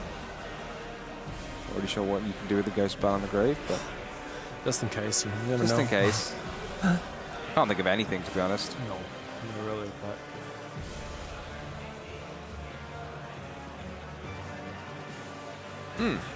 Interesting here. Yep. We It's go not, for a turn 1 access code. Drawing a card and getting rid of this Biru.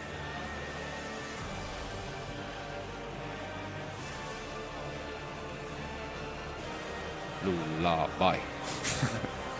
Lula, bye. He's already paid too many life points, I think. Sure. As if. Ooh, and we There's get the to see the bomber. first topologic bomber of the day, I believe. Bomberone. It was very inefficient in terms of link levels, doesn't it? You're using a 3 and a 4 to make a 4, but why not? 3 plus 4 equals 4. Exactly. And that's it.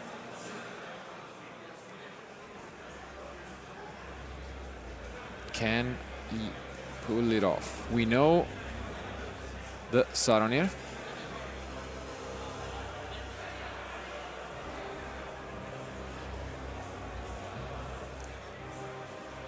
I feel like this is the first time on a European stream we're seeing this Bomber Dragon in action. Was surprised to see the chassis cut actually be allowed to activate the effect, but I guess we use this impermanence. And yeah, this is gonna be quite annoying. It's very odd to be banishing. Yeah. You're destroying all of your own cards.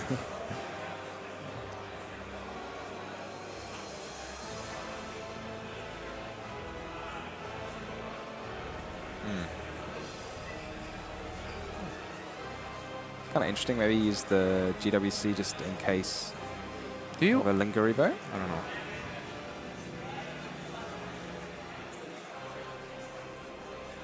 You think it was needed to use the... I mean, you know that there is a Bisa, but like doing just the impermanence first? Couldn't you just use the bomber and then when they use the Saronir to bring back the chassis cat, you can keep the impermanence there? Now that does make sense to me, but I guess if you know your opponent has a Bastille, maybe you just think... Yeah, I mean, it doesn't matter much, I guess, Yeah. but just to keep some information. Yeah, it seems like holding it Because I mean, for later might as well.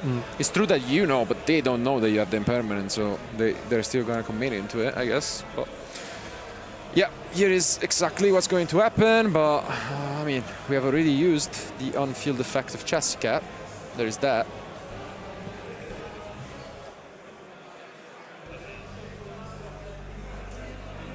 I don't know. Could be moments away. Oof, and yeah. Do we have anything? Damien looks a bit defeated. But let's not take things for granted here. Who is gonna go to the World Championship? Does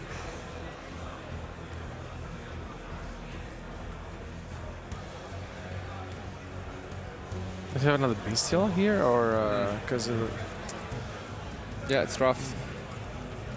I think it's two monsters regardless in Anma. I can't quite figure out what they are. Once you've already used your normal summon in Malice, though, it's going to be quite tough because the chassis cat is now banished, so you couldn't summon a March Hare, for example. Only real ways to get a Malice back into play would be Field Spell or Gold Sock. And there goes Magnamut, which must have been the card drawn for turn, I'm assuming. So Oof. And yeah, there goes the handshake. Wow. I mean, what an opener from Matthijs once again. Really well played. I mean, he looked unstoppable all day when going first, and once again he confirmed it, winning an important, arguably the most important title of his life, and just taking it. And he will be representing, you know, France at the World Championship, but the hope is not gone for his opponent, because Damien is getting a second chance just moments away from now. But what a match it has been. Yeah, a very close match, and we just see again how Malice like just breezing through all of these interruptions. You know, there was a Bestial, there was a Nibiru, and there was a Bell, and a lot of decks maybe you would just have to stop at some point, but Malice, it just never stops. No, I mean, we have seen so far today how powerful the Malice deck is, and also with the GWC06 being played, I think it makes a lot of difference in terms of how to play against your opponent disruptions. And I mean, congratulations to Matthijs for making it, but still hope is not lost for Damien, because he has another chance. Absolutely. I mean, they surely proved and sent a loud and clear message, let's say, preparing the deck together, card by card deck list, and out of 16, among the best players in Europe, making it both to the top 4 is quite impressive, I think. And they have a chance to just complete the 100% you know, conversion rate into the World Championship. And I mean, we know every card is face up. We know what's in store. We know that the last remaining match for the day will be the one between Raisiel and Malice to, I guess, find out whether it's gonna be just 3 Malice decks sent to the World Championship, and that would send also an interesting message to anyone finalizing their deck list for tomorrow. So, without further ado, though, thank you guys for being with us, and let's hear it from the second player qualified for the World Championship in Paris. Thank you so much, guys. Matthijs, you just qualified to play the World Championships in Paris. How are you feeling? It's crazy. I'm very happy, yeah. I mean, we heard that you played against a very good friend of yours. Is this kind of a bittersweet victory for you? Or? Yeah. It's sweet, but it's my friend, so I hope you win the last. Yeah, true. There is still another chance. You played the Malice Mirror then. Yep. Was that the first time you played it, or have you played it? No, we played against all the season. We played the same lists. Yeah, we heard that. This was exactly the same list. You built them together for this tournament, I assume. Yeah. Let's maybe look into the plays that we had there, because this was kind of a straightforward match, I want to say. Yeah. This was a, let's go into the first clip here. Yeah, this was the Saronir onto your Chassis Cat. At this point, was there any doubt in your mind that you're going to full combo here? Yeah, he don't know I can full combo. It's a good checkpoint for me. But anyway, I have a lot of engine in my hand, so I can proceed. But it's the best Saronir, I guess. It's a good place. So you started the turn with Malice and Underground, right? Yeah. Why did you not start with a normal summon? Was it to bait something like a Saronir? No, because my normal summon is a rabbit, I guess, and isn't a good normal summon. So I want to come to create a body and can go to a splash with my normal summon. Darmos don't take Vader Imperm, so I can proceed my combo. All right, perfect. And I mean, the combo just worked quite well. Your opponent actually scooped before he saw his top deck draw. What do you think about that? I don't know, because you know Malice matchup can go to time and don't want to do a friendly matchup in time. Yeah. So he knows he can come back to my board, so he scooped. Fair enough. I can see that. Okay, let's go into game 2, because there actually you activated Effect Whaler when you knew that there was GWC set, right? Yeah, because I didn't know it's WC. Oh, really? Yeah, it's in hand. He set it. So okay. I think it's a bluff, but now. So I just check. Isn't a bluff? I can scoop. But in my hand, I have Allure. So yeah, I want to proceed. So you actually just also went in the next clip. You went for a Druid onto a Chassis Cat as well there. Is that like a common choke point that you're doing there to use a Bestial on the Wizard effect? I know. We play together, so I know. If you do that, you do IP. And IP, do bombers, topologic bombers, and I can win. So I need to cut IP to hope break the boards. But yeah, that also did not work, Yeah. and we saw basically a full field in the end there. How many games have you played in the mirror match where your, we call them low impact hand traps, actually stopped your opponent from putting up a decent combo field? A lot of game in mirror soft hand traps can stop the first combo of Malice. Link to first body, soft hand trap always win the matchup. So is that your advice for all the Malice players out there, just to throw the hand traps immediately? Yeah, no play free barrel Superior, just play hand trap. Are you not playing any of those? No, no charmies. No charmies. No charmies. That's interesting technology as well there. Let's actually go into game 4, because there we're seeing a card that is just newly called a low impact hand trap. Nibiru, was that a problem for you at all? I think he did a late Nibiru because I had backup and I have already have a backup in hand. So maybe he must be Nibiru before. But anyway, I can take Nibiru in this setup. He hope Bestials negate my results. But anyway, I have Ghost Bear, so it's win. Was there a point that you would have preferred him to throw the Nibiru, or what you think was better to throw against you? I don't know. Yeah, I don't know. Maybe it's hard to tell because the deck plays so well into Nibiru. All right, let's go into the last clip that we're having from this match. This was basically sealing the deal, impermanence on Chassis Cat, and then afterwards you triggered the Bomber Dragon immediately. Why did you not wait for him to commit more? I want to know if you have another Malice in your hands. I think it's important to sequencing my hand trap if I know if he has another Malice, a Harry, or anything. So I want to know if you do effect or not. I don't wipe board. I don't wipe board. Sorry, I don't wipe board on spots. So is there any way to extend this? But like, how many times can you wipe with Bomber Dragon in one turn? With my hand, maybe 2 times. Yeah, with 0-6 and with Measure. Yeah. I was quite curious to see if you were going to summon out the White Rabbit first and then the Red Ransom, or the Red Ransom first and then blow your field up as well. White Rabbit first for no wiping my board, yeah.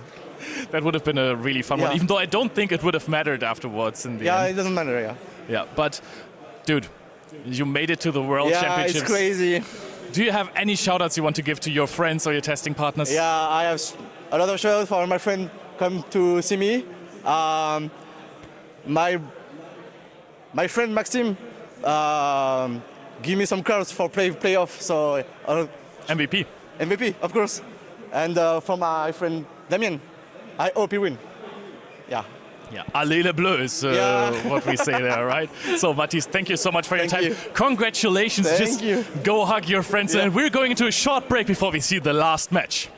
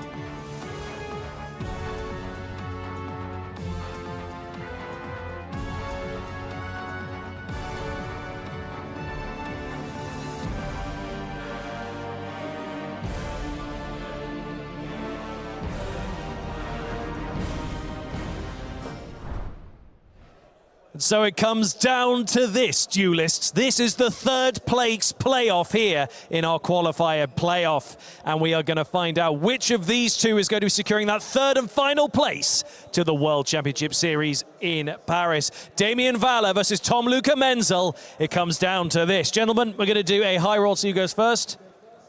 Damien's going to roll first with a mighty 9. And Tom Luca is going to roll an 8. So Damien, you're going to go first. Damien's going to go first. So one more time to see who's going to be making their way to Worlds. Going to hand you guys over to your amazing commentary trio. Boys, one more time, take it away.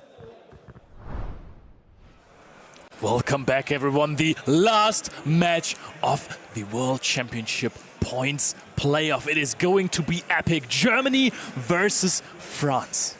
Do you have a favorite?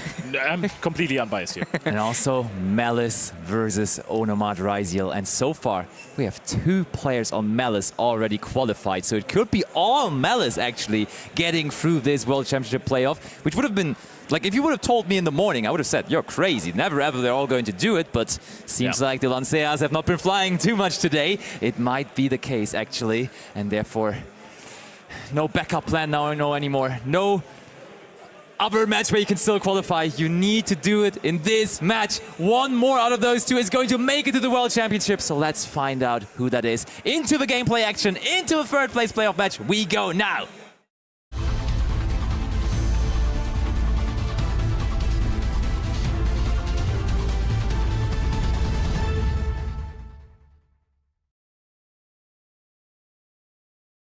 Menzel has to ask himself now, is it time to go to Paris, or to do your homework and prepare for the main event on this coming week? I love that. Thank you. And now, one set card from Damien. That could mean plenty of things, Bo, and it is followed up by Malice and Underground, and no response to that there. There is not many responses actually in this, and we are going to banish the Dormouse, a card that makes dreams come true, and maybe for Damien, the dream of going to the World Championship will be enabled through this Dormouse here. Yep, and Dormouse basically closed the door on the first chance of going to Worlds for Tom Luca already, because, okay, Infinite Impermanence, there is a set card. Is it a bluff, or are we going to change something here? However, Dormouse was special summoned by its own effect after being banished by Malice and Underground, so this could be impactful.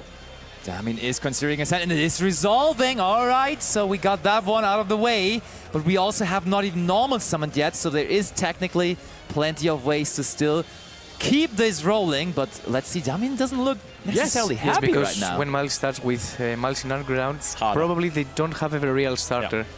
But a backup Igniser maybe... I mean, Mattis deliberately started his last turn with Malice and Underground, even though he had White Rabbit in hand, just because he thought it was a better way to start. I mean, sometimes it becomes a mind game, right? Like when you're taking the route that is considered to be a little weaker. Oh, it is MTP though, and we didn't even decide to chain it to the Infinite Impermanence. Interesting. Did Tom maybe activate the Infinite Impermanence on the summon of Dormouse, possibly? I think so. This might have been the absolute right call. Oh, I was searching for another Dormouse, though. I think this answers our question. Joel and Lockbird now, though, does that do anything? Tom as well. And that one resolves. We have done it on the normal summon immediately, but that makes room for the second Dormouse. That card is semi-limited to now come to the field, and it does resolve, bringing in the White Rabbit now as well. White Rabbit, now are we going to see a GWC? Yes, indeed. Going to set the trap card from the deck immediately into the spell and trap zone, guaranteeing follow-up, playing around cards like Nibiru, the Primal Being. And also draw. And as we discussed in the morning, we saw that GWC has made a lot of success today, and I think it should be in every Malice list. Yeah, I mean, when you just look at the deck list from the playoff, a couple of players did disagree, but when you now look at the players that have done well and are in top 4, I think all 3 Malice players in top 4 did play GWC in the main deck. Your word in Slifer's mouth. Yeah. If they would have all just listened to Mike Patuchas on here, you would have told them before the event. But here comes Splash Mage. Go back to the first round. Yeah. Splash Mage brings back the White Rabbit. Also with the right target. This one hasn't used its Oh, it has. Doesn't even matter. Bestial would have hit pretty hard here, which we have seen in the last match can matter. And don't forget that Tom right now has only 3 cards left in his hand. He does, and now we do go for the White Rabbit. Let's get rid of those 2 cards in Tom's graveyard. Do we also banish the MTP though? Doesn't look like it. No, because it looks like you want to reset it with Binder. Yeah, I thought we were going to use GWC and reset that one later on, and then try to banish the MTP so we can shuffle it back later on with Hard Crypta and then set it with the White Rabbit. Under draw, you cannot extend so much, so it's better to keep both of them right now. Yep. And also against the Ryzel, White Binder's effect to ban is not so relevant as it is to keep. Okay, and that's GWC. it. Honestly, I feel like that was sufficient what Tom Luca did there. Now with 4 cards in hand, and maybe a possible start with one of the most powerful Ryzel cards like X Ryzel or Ice Ryzel. I can see what's happening. I can see what's going somewhere. We have a game, ladies and gentlemen, here in game number 1. And Tom Luca leads off this game here in his turn with...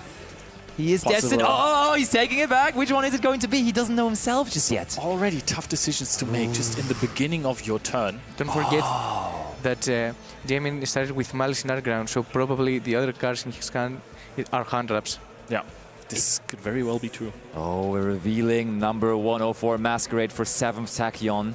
And this probably is going to be X Ryzel, if I would have to guess.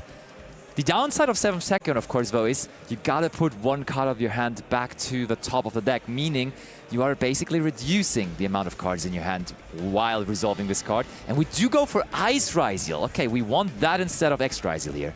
I mean, there's not really a good target to be go. I mean, actually, Valen might be pretty good to send here, isn't it? Because there's 2 set cards for Damien, and you could immediately be forcing those out. But I mean, yeah, I guess if you're using MTP or just banishing an X, the GWC doesn't really do too much right now. Well, it's an Ice Ryzel here. Okay. I can also see that if this is a card that if Damien has low impact hand traps like Valor, like Impermanence, I mean Impermanence not really anymore, but Ash Blossom, I think it would be a good shout here, even though, yeah, I think that would be a pretty strong play here. Ice Ryzel, and is it going to resolve is the question. Damien really thinking about this, and I think in my head at least, Effect Valor and Infinite Impermanence on this just feel like a sufficient answer to it, but both of these set cards are not Infinite Impermanence because we know both of them are Malice Trap cards, but instead MTP is the answer here. And if you see a card like 7th Tachyon in the graveyard... Oh, and there is Effect Valor as well, though, stopping Ice Ryzel. Wants to get rid of everything, the effect and the body here as well. Goes to get... In order to play around short. Yeah. It's a good choice here. The only problem right now is X, obviously. Or maybe a Dodo Warrior. That could also work wonders, but let's see. Looks like Tom has a clear plan. That looks like a spell card to me. Oh, we're discarding our last card in hand, which was a Sword Ryzel. We can't special summon that, but now we're discarding it for the Ono Pariar, and we are allowed to search. That will give us some more gas to go into this. That is nice, because that will net us Do Warrior. There we have it, the beautiful Starlight Rare. Alongside... What's the other search target we want to get here? I love this because Tom can now show us what the Onomat cards are made of, because on stream it hasn't performed too crazy well so far. What can you do with these cards? Also, we have discarded the Ryzel Sword. We have used Ice, but if we go into generic rank 4 monsters, Duo Drive can actually get us some X. So if we can play here, this could be huge. Oh, and look at this. So we searched for the Gambara Knight alongside the Dodo Warrior, and now we're sending the gloves, of course, for the effect of the Warrior.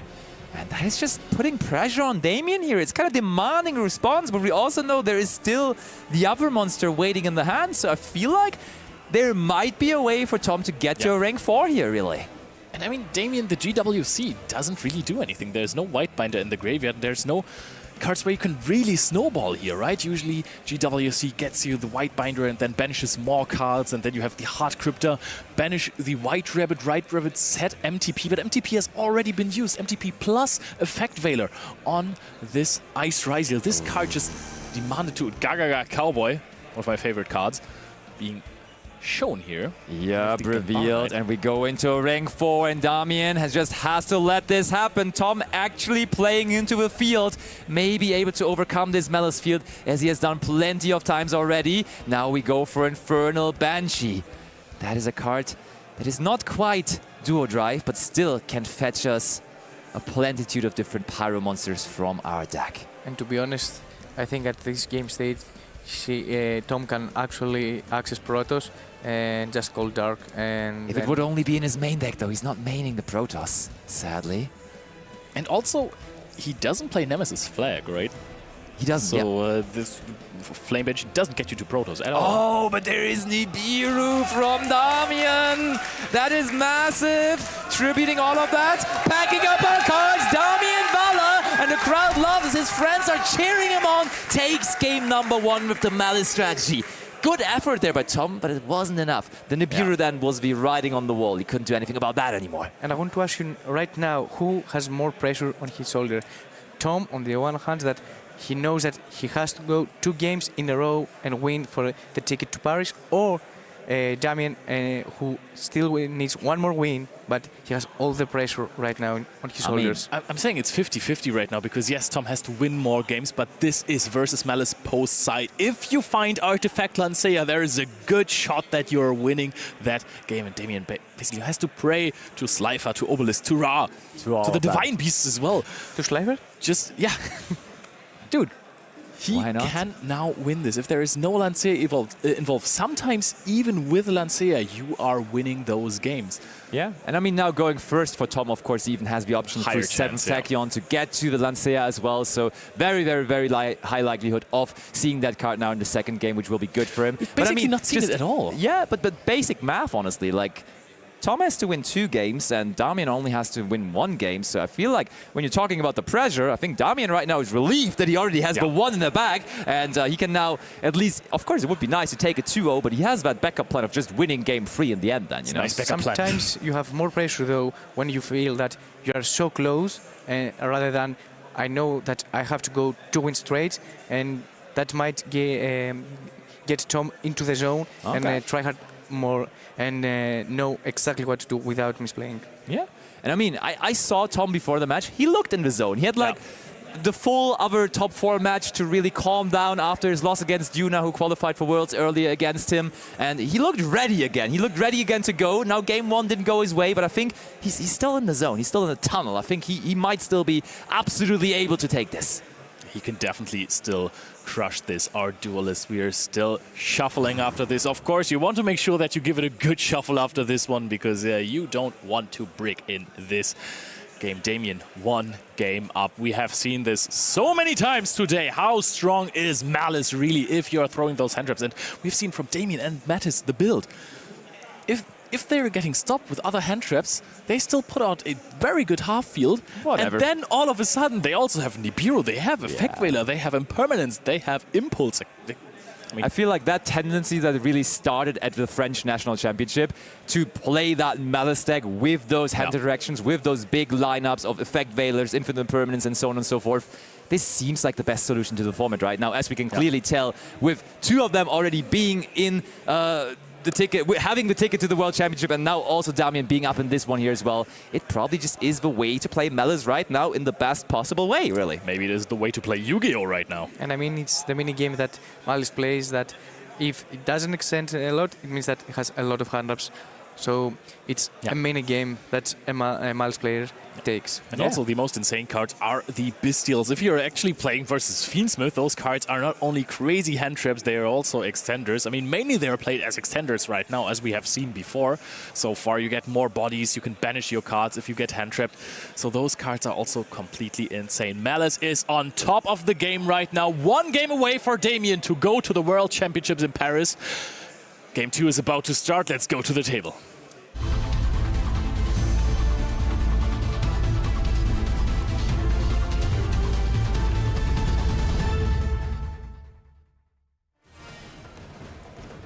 Tom Luca with the back against the wall, but going first, and therefore ready to show his combo now this time around.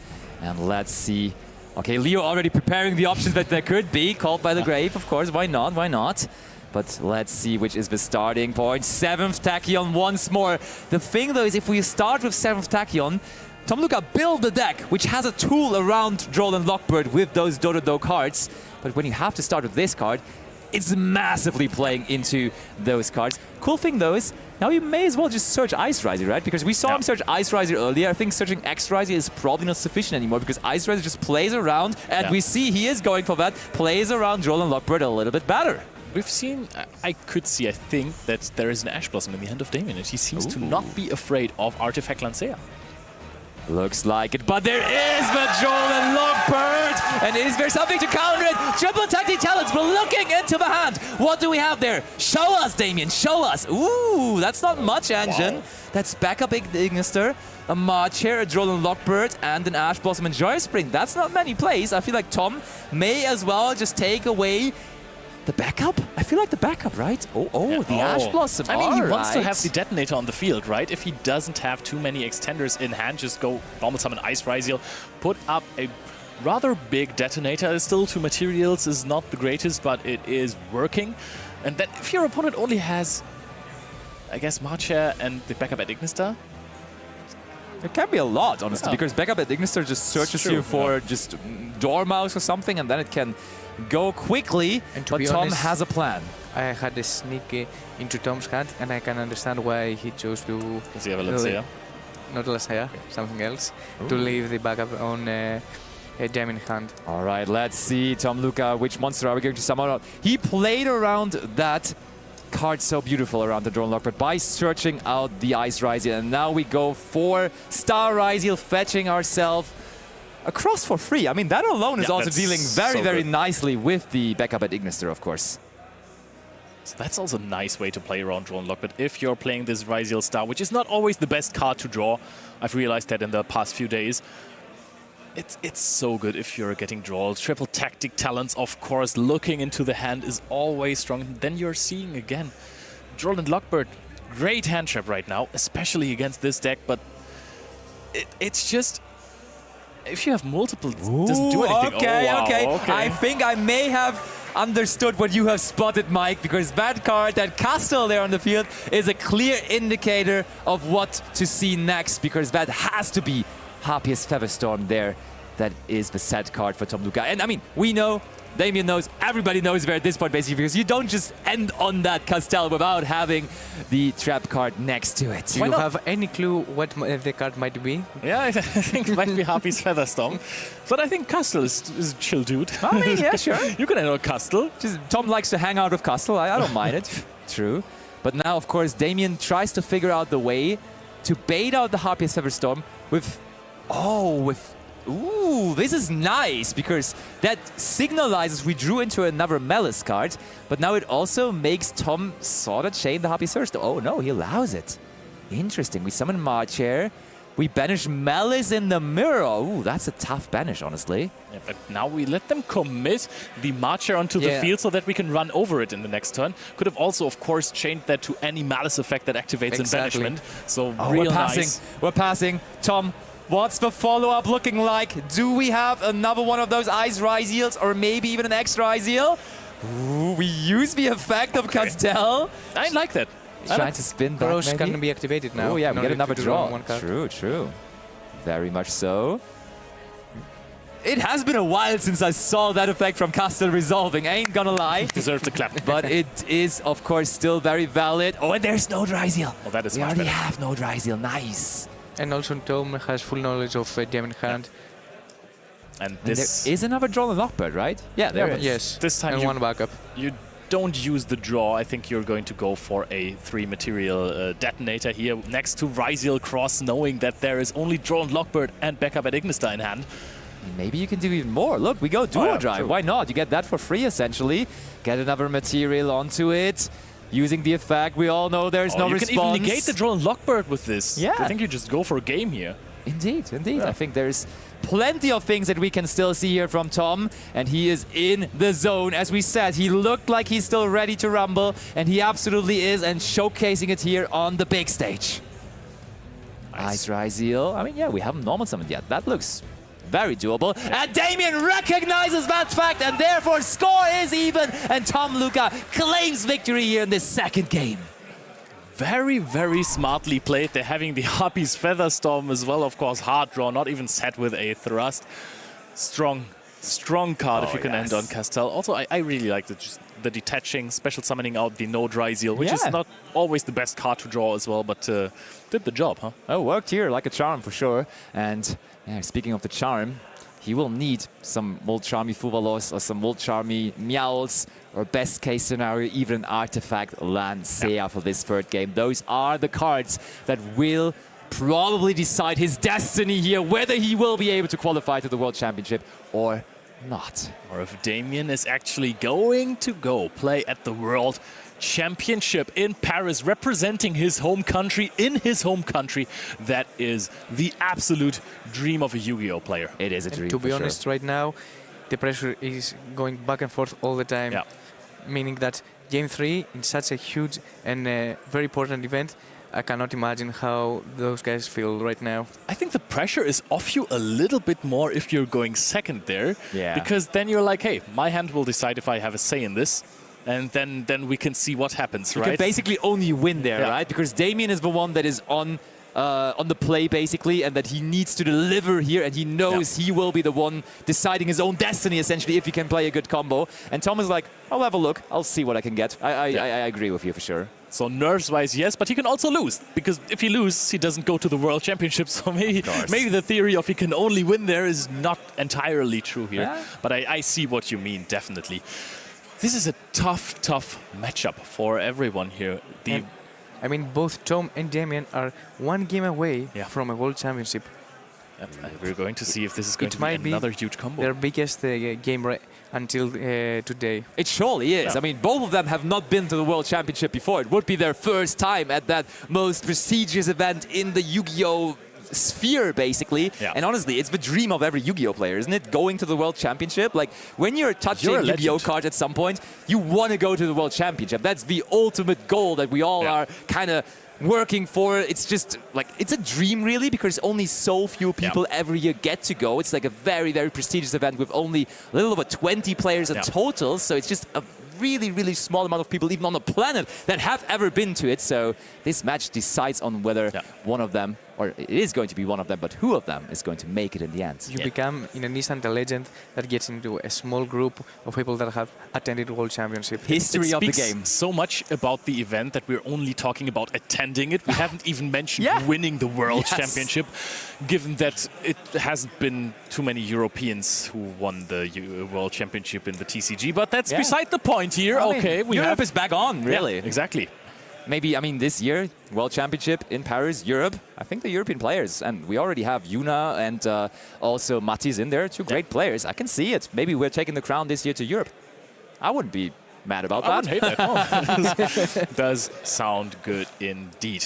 Players are still shuffling here. You want to shuffle this one really It's the most important well. shuffle of your life at this point. You want to find those side deck cards. Those side deck cards make or break the game at the moment. You have these cards that you need. You need the help of Artifact Lancea or Chaos Hunter to beat the Malice strategy, because it is so incredibly dominant when going first. We have seen how well the deck plays through 3 to 4 hand trips. But that is also now the case. We're coming back to the Malice deck now, using a lot of hand interactions. I think a side point of that theory is also, if you get stopped by Lancea, you still have so many ways to play from your hand. I think that's just also, in general, the deck building approach, but I think in that theory, that was part of the theory to include those cards again, because your opponent is sort of turn skipping you, so you are able then to kind of do it back with those hand interactions, and then when it gets back to you and you still have those powerful cards in your hand, it's still Malice again, you know, so that's pretty strong overall, and I think that is what he wants to do. The most famous strategy right now for Malice is to side Mistaken Arrest in order to, very true as well, gets Lancea to just set a mini field and pass with Mistaken Arrest. Which is another win against the Razil. Only one more game to be played today. One more player to be sent to World Championship. Who is it going to be? We are finding it out now as players are ready. Back into the action we go. Game 3.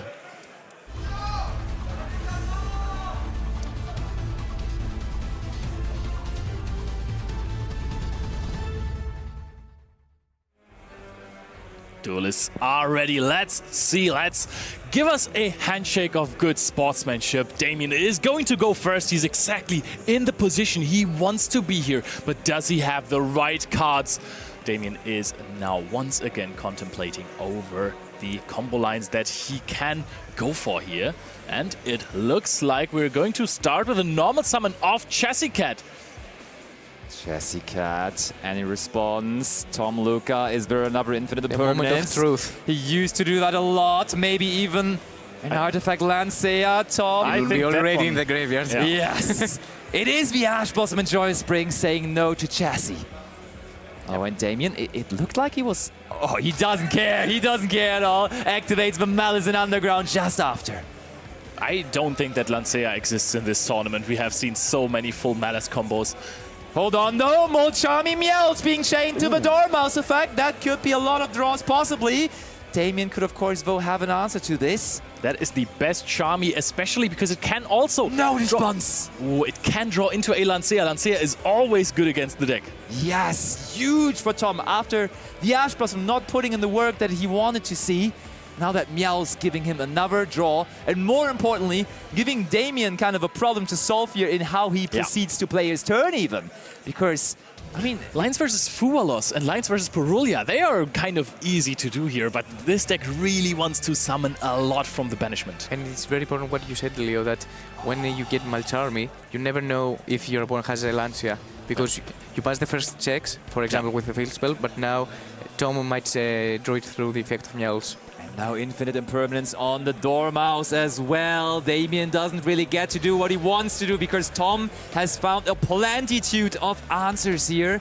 And you can really tell Damien has been looking really confident throughout the entirety of the playoff whenever we had him on the feature match. But now he's really taking his moment to think about this. I mean, he has a line to play, but that basically forces another draw out here. You can go into the Splash Mage here and special summon something back from the graveyard, and Meowth also provides a draw with that. Let's see what's going to happen next. Tom Luca has thrown loads of hand traps already, even preventing himself a draw. He negated the Dormouse with the infinite impermanence.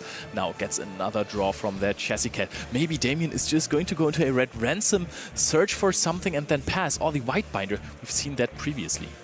Oh my, this is really where the pressure is at. Game number 3 in the third place playoff.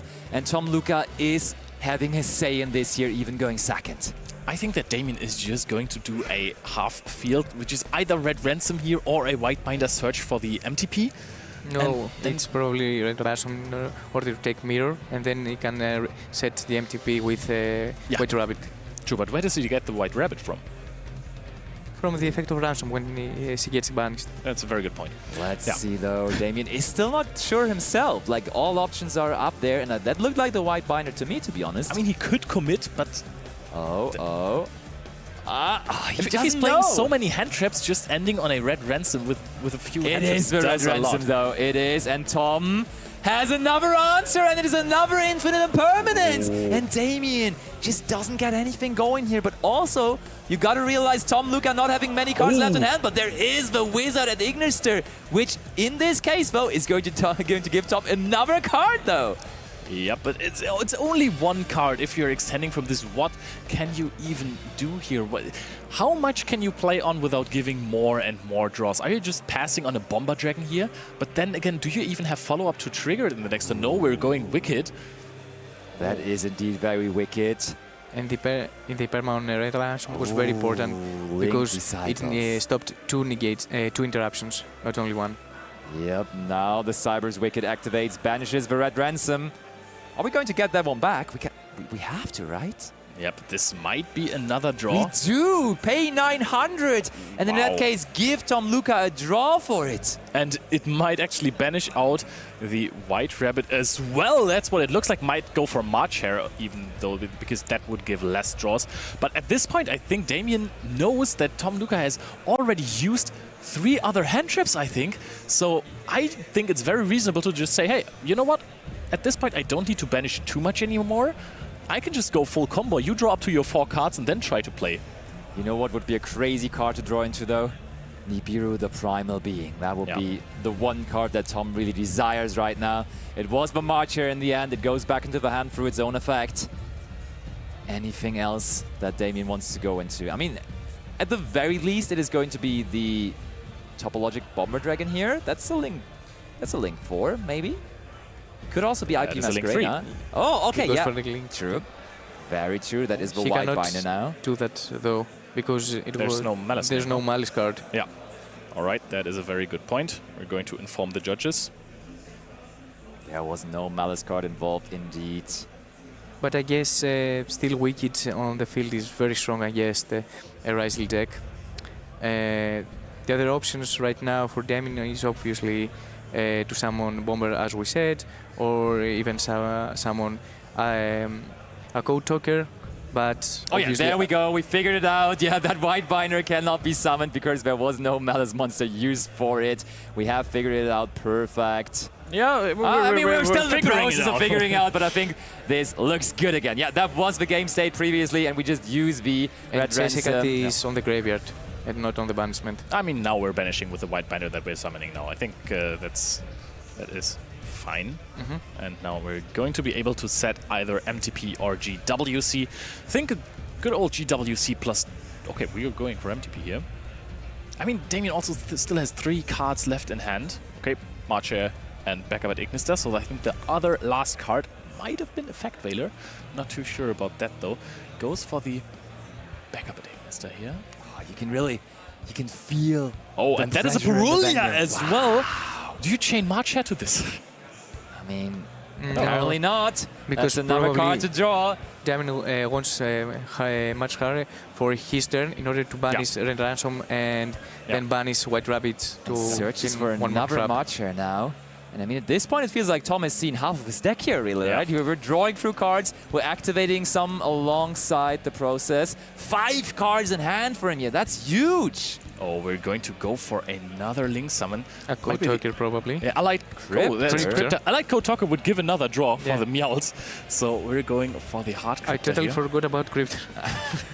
That doesn't look like a big field you couldn't play into, Tom. With so many cards in hand as well. Use so many hand traps. But look at this. Using so many hand traps and still having Damien end on 2 banishes on the field immediately. And it also banishes from the graveyard. Even further setup. Has MTP set. This is certainly going in a way that Tom Luca envisioned, though. This is something that he can handle. The Ryzel deck has plenty of tools to play monsters even into a field, and now with 6 cards in hand, almost as if he never used any cards, even though he used plenty of them, has the chance to make it happen here. I mean, if you use no hand traps against Malice, that's the field that I can create. That's the Crypta Pass technology. All right, Tom, what's the first card we're going for? Carefully considering his options. Are we leading with an X Ryzel or is it going to be an Ice Ryzel? We have to figure it out. The thing is, you can't really have too many more hand traps in hand, right? At this point, you've basically seen all of them. Also, having something like a Meowls in hand for this turn wouldn't be too bad, right? Indeed, because whatever card it's getting banished with Marshare, obviously Tom will draw a card from a potential Meowls. Yep. All right. Okay, so I think there is a judge call at the moment, so let's quickly bring it back over to us because they're going to resolve it. I think the head judge is quickly coming over. There was a warning. They're just seeing whether it wasn't the same category or something. Of course, judge procedural things that we just want to make sure that are perfectly organized and well. And I think it is going to be sorted out in a quick moment. But the pressure doesn't get any lower from this, right? Now you have to wait a little. Okay. You have to talk to the judges and everything. Basti. Please. A few weeks back. Yes. You've messaged me telling me, hey, I know the next best deck. Okay. It's Ryzel Onomat. You want to play that one. So you're the expert on this deck now. What are you looking for in cards when it comes to Tom's hand? What do you want to play and how? Level 4 monsters. Oh, that's so sick. Right? Yeah. You just want to have level 4 monsters to go into rank 4 monsters, and then you can kind of go from there. That sounds really, really good. Sounds like a plan. I mean, honestly, another thing, though, that might be really good is just Protoss and Eschatos, because yes, going first, those technologies to just prevent your opponent from playing were very popular with the Protoss in the past, but I feel like those cards have more so turned into a go second breaking tool now at the moment. Both of them being really good against Malice, so maybe that is going to be and what also, happens. I don't think that he cited out the 7th Tachyon. So if you get to play in this game and you get to break the field back, usually what Malice does best is just, you know, survive a turn and then just have all of the resources. If you get to add Lancea with 7th Tachyon after breaking the field, this might be your shot to go to Worlds. Absolutely, that is definitely the case. They are still in the process of figuring everything out. I think we will be fine, but we're, of course, making exactly sure, because this is the most important match, so of course everything has to go exactly to procedure. But yeah, Leo, I mean, in terms of high-value cards, of course, there is the Dodo Warrior. We saw how easily it is going to get us 2 monsters without even playing into Droll and Lockbird, so that is a no-brainer for me that you want. Normal summoning. And next, obviously, that can force either Cryptor or the MT7. Yes, indeed, that too. And Ice Ryzel, of course, as we've seen, it's a card that he values a lot as well, that he even searches mainly with that 7th Tachyon, so those are really the cards you want to have. And then, really, the Arc Nemesis, I think they are the key maybe to solve this problem here in the end, because just, as you said it with the Lancea, searching it after you saw that broke the field. Calling Dark with Protoss also sounds decent in this situation. Even in that situation as well. Those cards are, for this field, very easy to out. You just banish them on summon. But if you start to play with all your Ryzels, with all of your Onomart cards, and then in the end, just the last resort being then the Protoss or the Eschatos, I can see it. It's a good resort. Yeah. To be honest, I like Protoss a lot going second, since you can bait the basic interruptions. Just you like Protoss every time, right? I don't want to spoil it, but he is one of my favorite cards. Of course it is, but all right, I think you're the Arc Nemesis. He's very healthy. Everything looks like it is all figured out again, as far as I can tell. So I would say, let's go back over to the table and let's see how this match is proceeding. There we have them. And we can continue. Yep, everything is good to go. And Tom, what is the card that you wanted to activate there for so long now already? Oh, and it is the Do Warrior. Can it do the trick for Tom, though? Can it be the card that takes him to the World Championship? That new card from Duelist Advance. Damien just now, he's reading the Dwarf. Damien has to be incredibly careful on how to use his rather few interruptions there. He has access to Whitebinder and Graveyard with the March Hare. Also, good news for Tom is probably that he does... Oh, okay. Oh, yeah, I can see that. March Hare is going to banish Whitebinder, and Whitebinder takes care of the Dwarf. Yeah, that's one of the very rare moments against the Ryzel strategy where you actually get some value out of the Whitebinder, banishing something that's actually meaningful right now to Tom in the graveyard, because usually there is not that much in that scenario. And I think we might even try to banish more cards from Tom Luca's graveyard, really, because just trying to eliminate different attributes from his graveyard might be noteworthy, as we know that he's on Eschatos and Protoss, really. But does Damien know?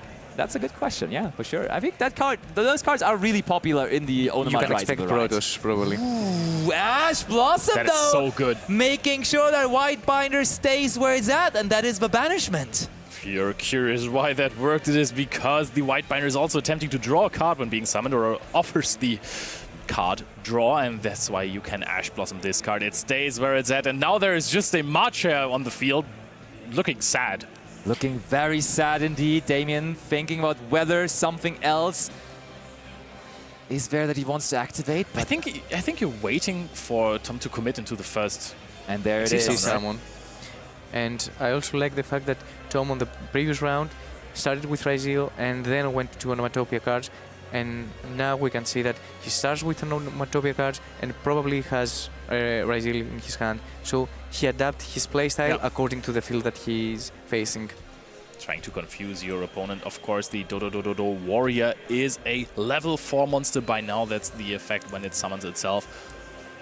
Might ask yourself otherwise, why are you playing a level 6 card in your rank 4 toolbox deck? But no. Ooh, yeah. I think we used the effect of... No, I think we used the effect of the Go Glove, actually. That's what we were pointing at. and we special summoned one of our monsters from the hand. Ooh, nice. Which is the code in that case, and that brings us more and more level 4 monsters onto the field here. We keep on going. The question you said it, that the plan going second is to just summon as many as more level 4 monsters as you can. Yeah, and we are doing well with that so far. I think by now Damien is just very good to wait a little bit here, right? You just wait until your opponent commits into Exceed summoning, because I don't think there are too many Exceed monsters that actually act on summon. I mean, Exciton Knight is a scary one though, isn't it? But you have way more cards than your opponent. Oh yeah, you're right. That's true. I mean, is it way more? Let's do a quick math here. It's 4 on the field for Damien, and he has 2 more cards in hand. It's actually close, actually. Well, I think Exciton Knight would be viable here. Might be.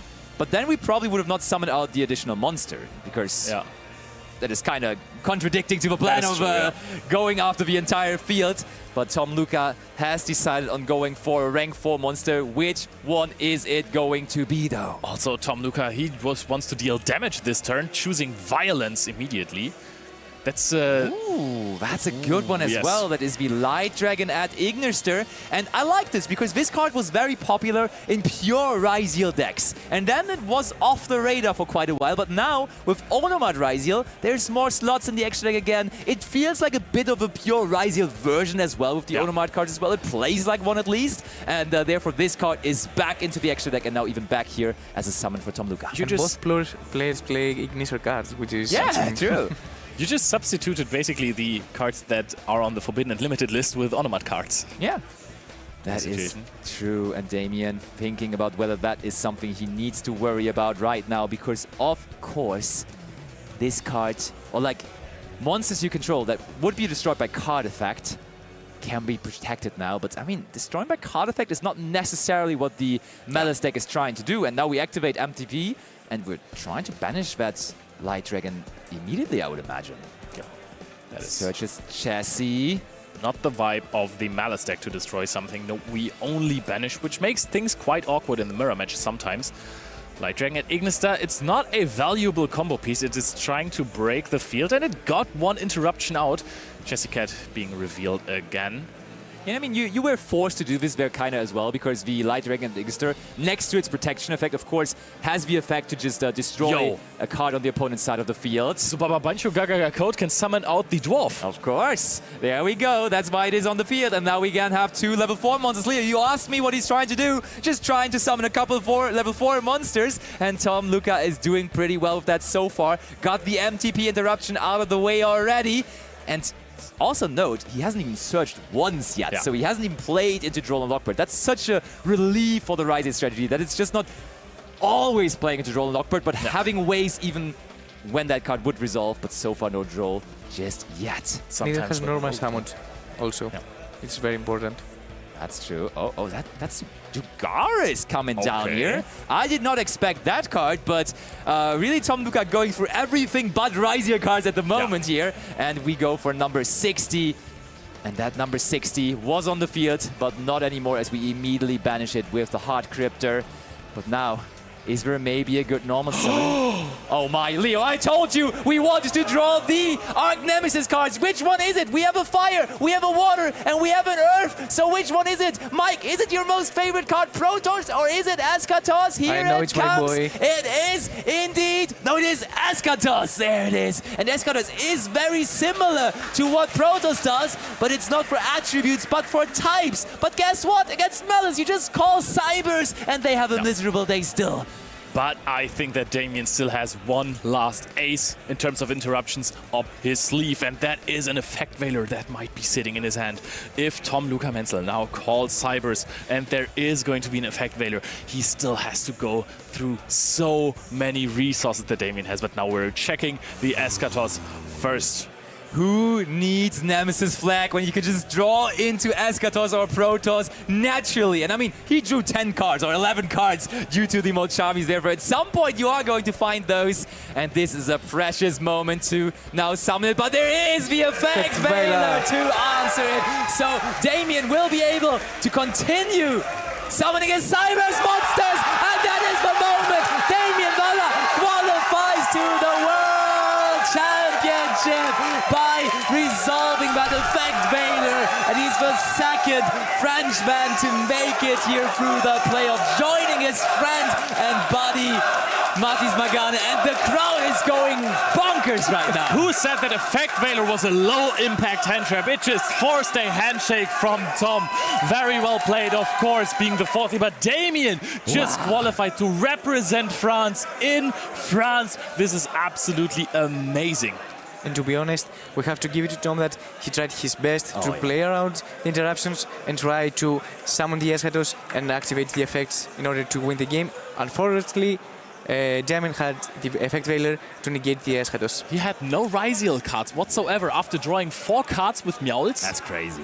That is actually And I think I saw Nibiru in his hand. I think he might have drawn Nibiru for turn. That's crazy. That's 1 card too late, really. So unfortunate for Tom. But I like the way Tom is playing, because we saw it against Yuna. The moment he realized it's over, he believes that his opponent is a strong opponent. He knows Damien will be able to execute next turn, so he just gives him the hand and tells him, good luck at the World Championship. You are going. Sadly, I'm not, but still very, very great effort by Tom. You don't know that yet. We have a whole weekend that he might actually again the chance to qualify for World Championship. Of course. And I mean, with those players being the top 16 players, of course, of Europe, they are prime candidates to also be performing really well in the main event. And I mean, they have tested probably the hardest for this weekend, because they prepared for this shortcut way to the World Championship here with the points playoff on Friday. But that, of course, gives them a superb preparation for the main event as well.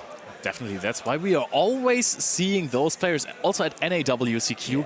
Those points playoff players, they were everywhere in the top cut, and it just makes sense. The preparation, the passion. I mean, it's a full year of grinding that you need to do, not only for this event, not only for the playoff, but you have been grinding the entire year. Nobody lives and breathes Yu-Gi-Oh! At the moment more than these players. And even though it is arguably very tough to be the 4th place of the playoff, that is a really rough one to take, but you still have the shot at Euros. Yeah, and that means now 3 out of 3, we're on Malice. Is Malice the deck of the weekend still? Is Malice still the deck of the format, really? Because for this points playoff, you might think it is, really. And as I told you, all 3 of them played GWC. They did. They did. It's the best card, right? We haven't really seen too many bomber technologies. I told you that GWC is a must, right? Yeah, GWC is really, really strong. It didn't come up in time most of the time, but it's you just have this extra reborn effect. Your opponent can't really bother you with any bestials or something in the end of your turn, or called by the grave. Maybe you have another card that you can chain after you activated bestials. There's just a lot of flexibility that this card gives you. If you draw it and your opponent stops your turn with an impermanence, do better, I don't know. Yeah, but what have we overall learned now from this playoff? Because this was, of course, only the start to this exciting weekend, with tomorrow and then on Sunday the entire main event still to unfold. Can we already recap on something that stood out to us here for today only? Lancea is a card that is phenomenal versus Malice unless you don't draw it. And I think that's the best approach right now to face the meta is to play low impact handlers like Veiler, Imperm, and obviously the Malice armies, of course. And then hope it's enough. And guess who it was enough for? Damien just qualified for the World Championships in Paris with his Malice strategy. Together with Mathis, they built the deck and it worked wonders. And now we want to hear it from him. Let's go over to Tom. Hello everyone, I'm here with Damien, our final qualifier for today's match. How are you feeling, Damien? It's amazing. I go to World, I don't realize yet, and furthermore, I will go with my friend who beat me in top 4, so it's a perfect day for me. Yeah, that's an absolutely incredible achievement. I heard you were practicing together a lot. So how does it feel that you played each other in the top 4? You were unfortunate to lose, but obviously you're probably happy for him. But now you can go as well. Yeah, same list. We tried together, and now we're here. So super happy. Yeah, that's absolutely amazing. Obviously, I'm sure you're going to be practicing together for the World Championships when it comes time to prepare. Yeah. We will do. So let's talk a little bit about that match if you've still got anything left in you. So in the first game,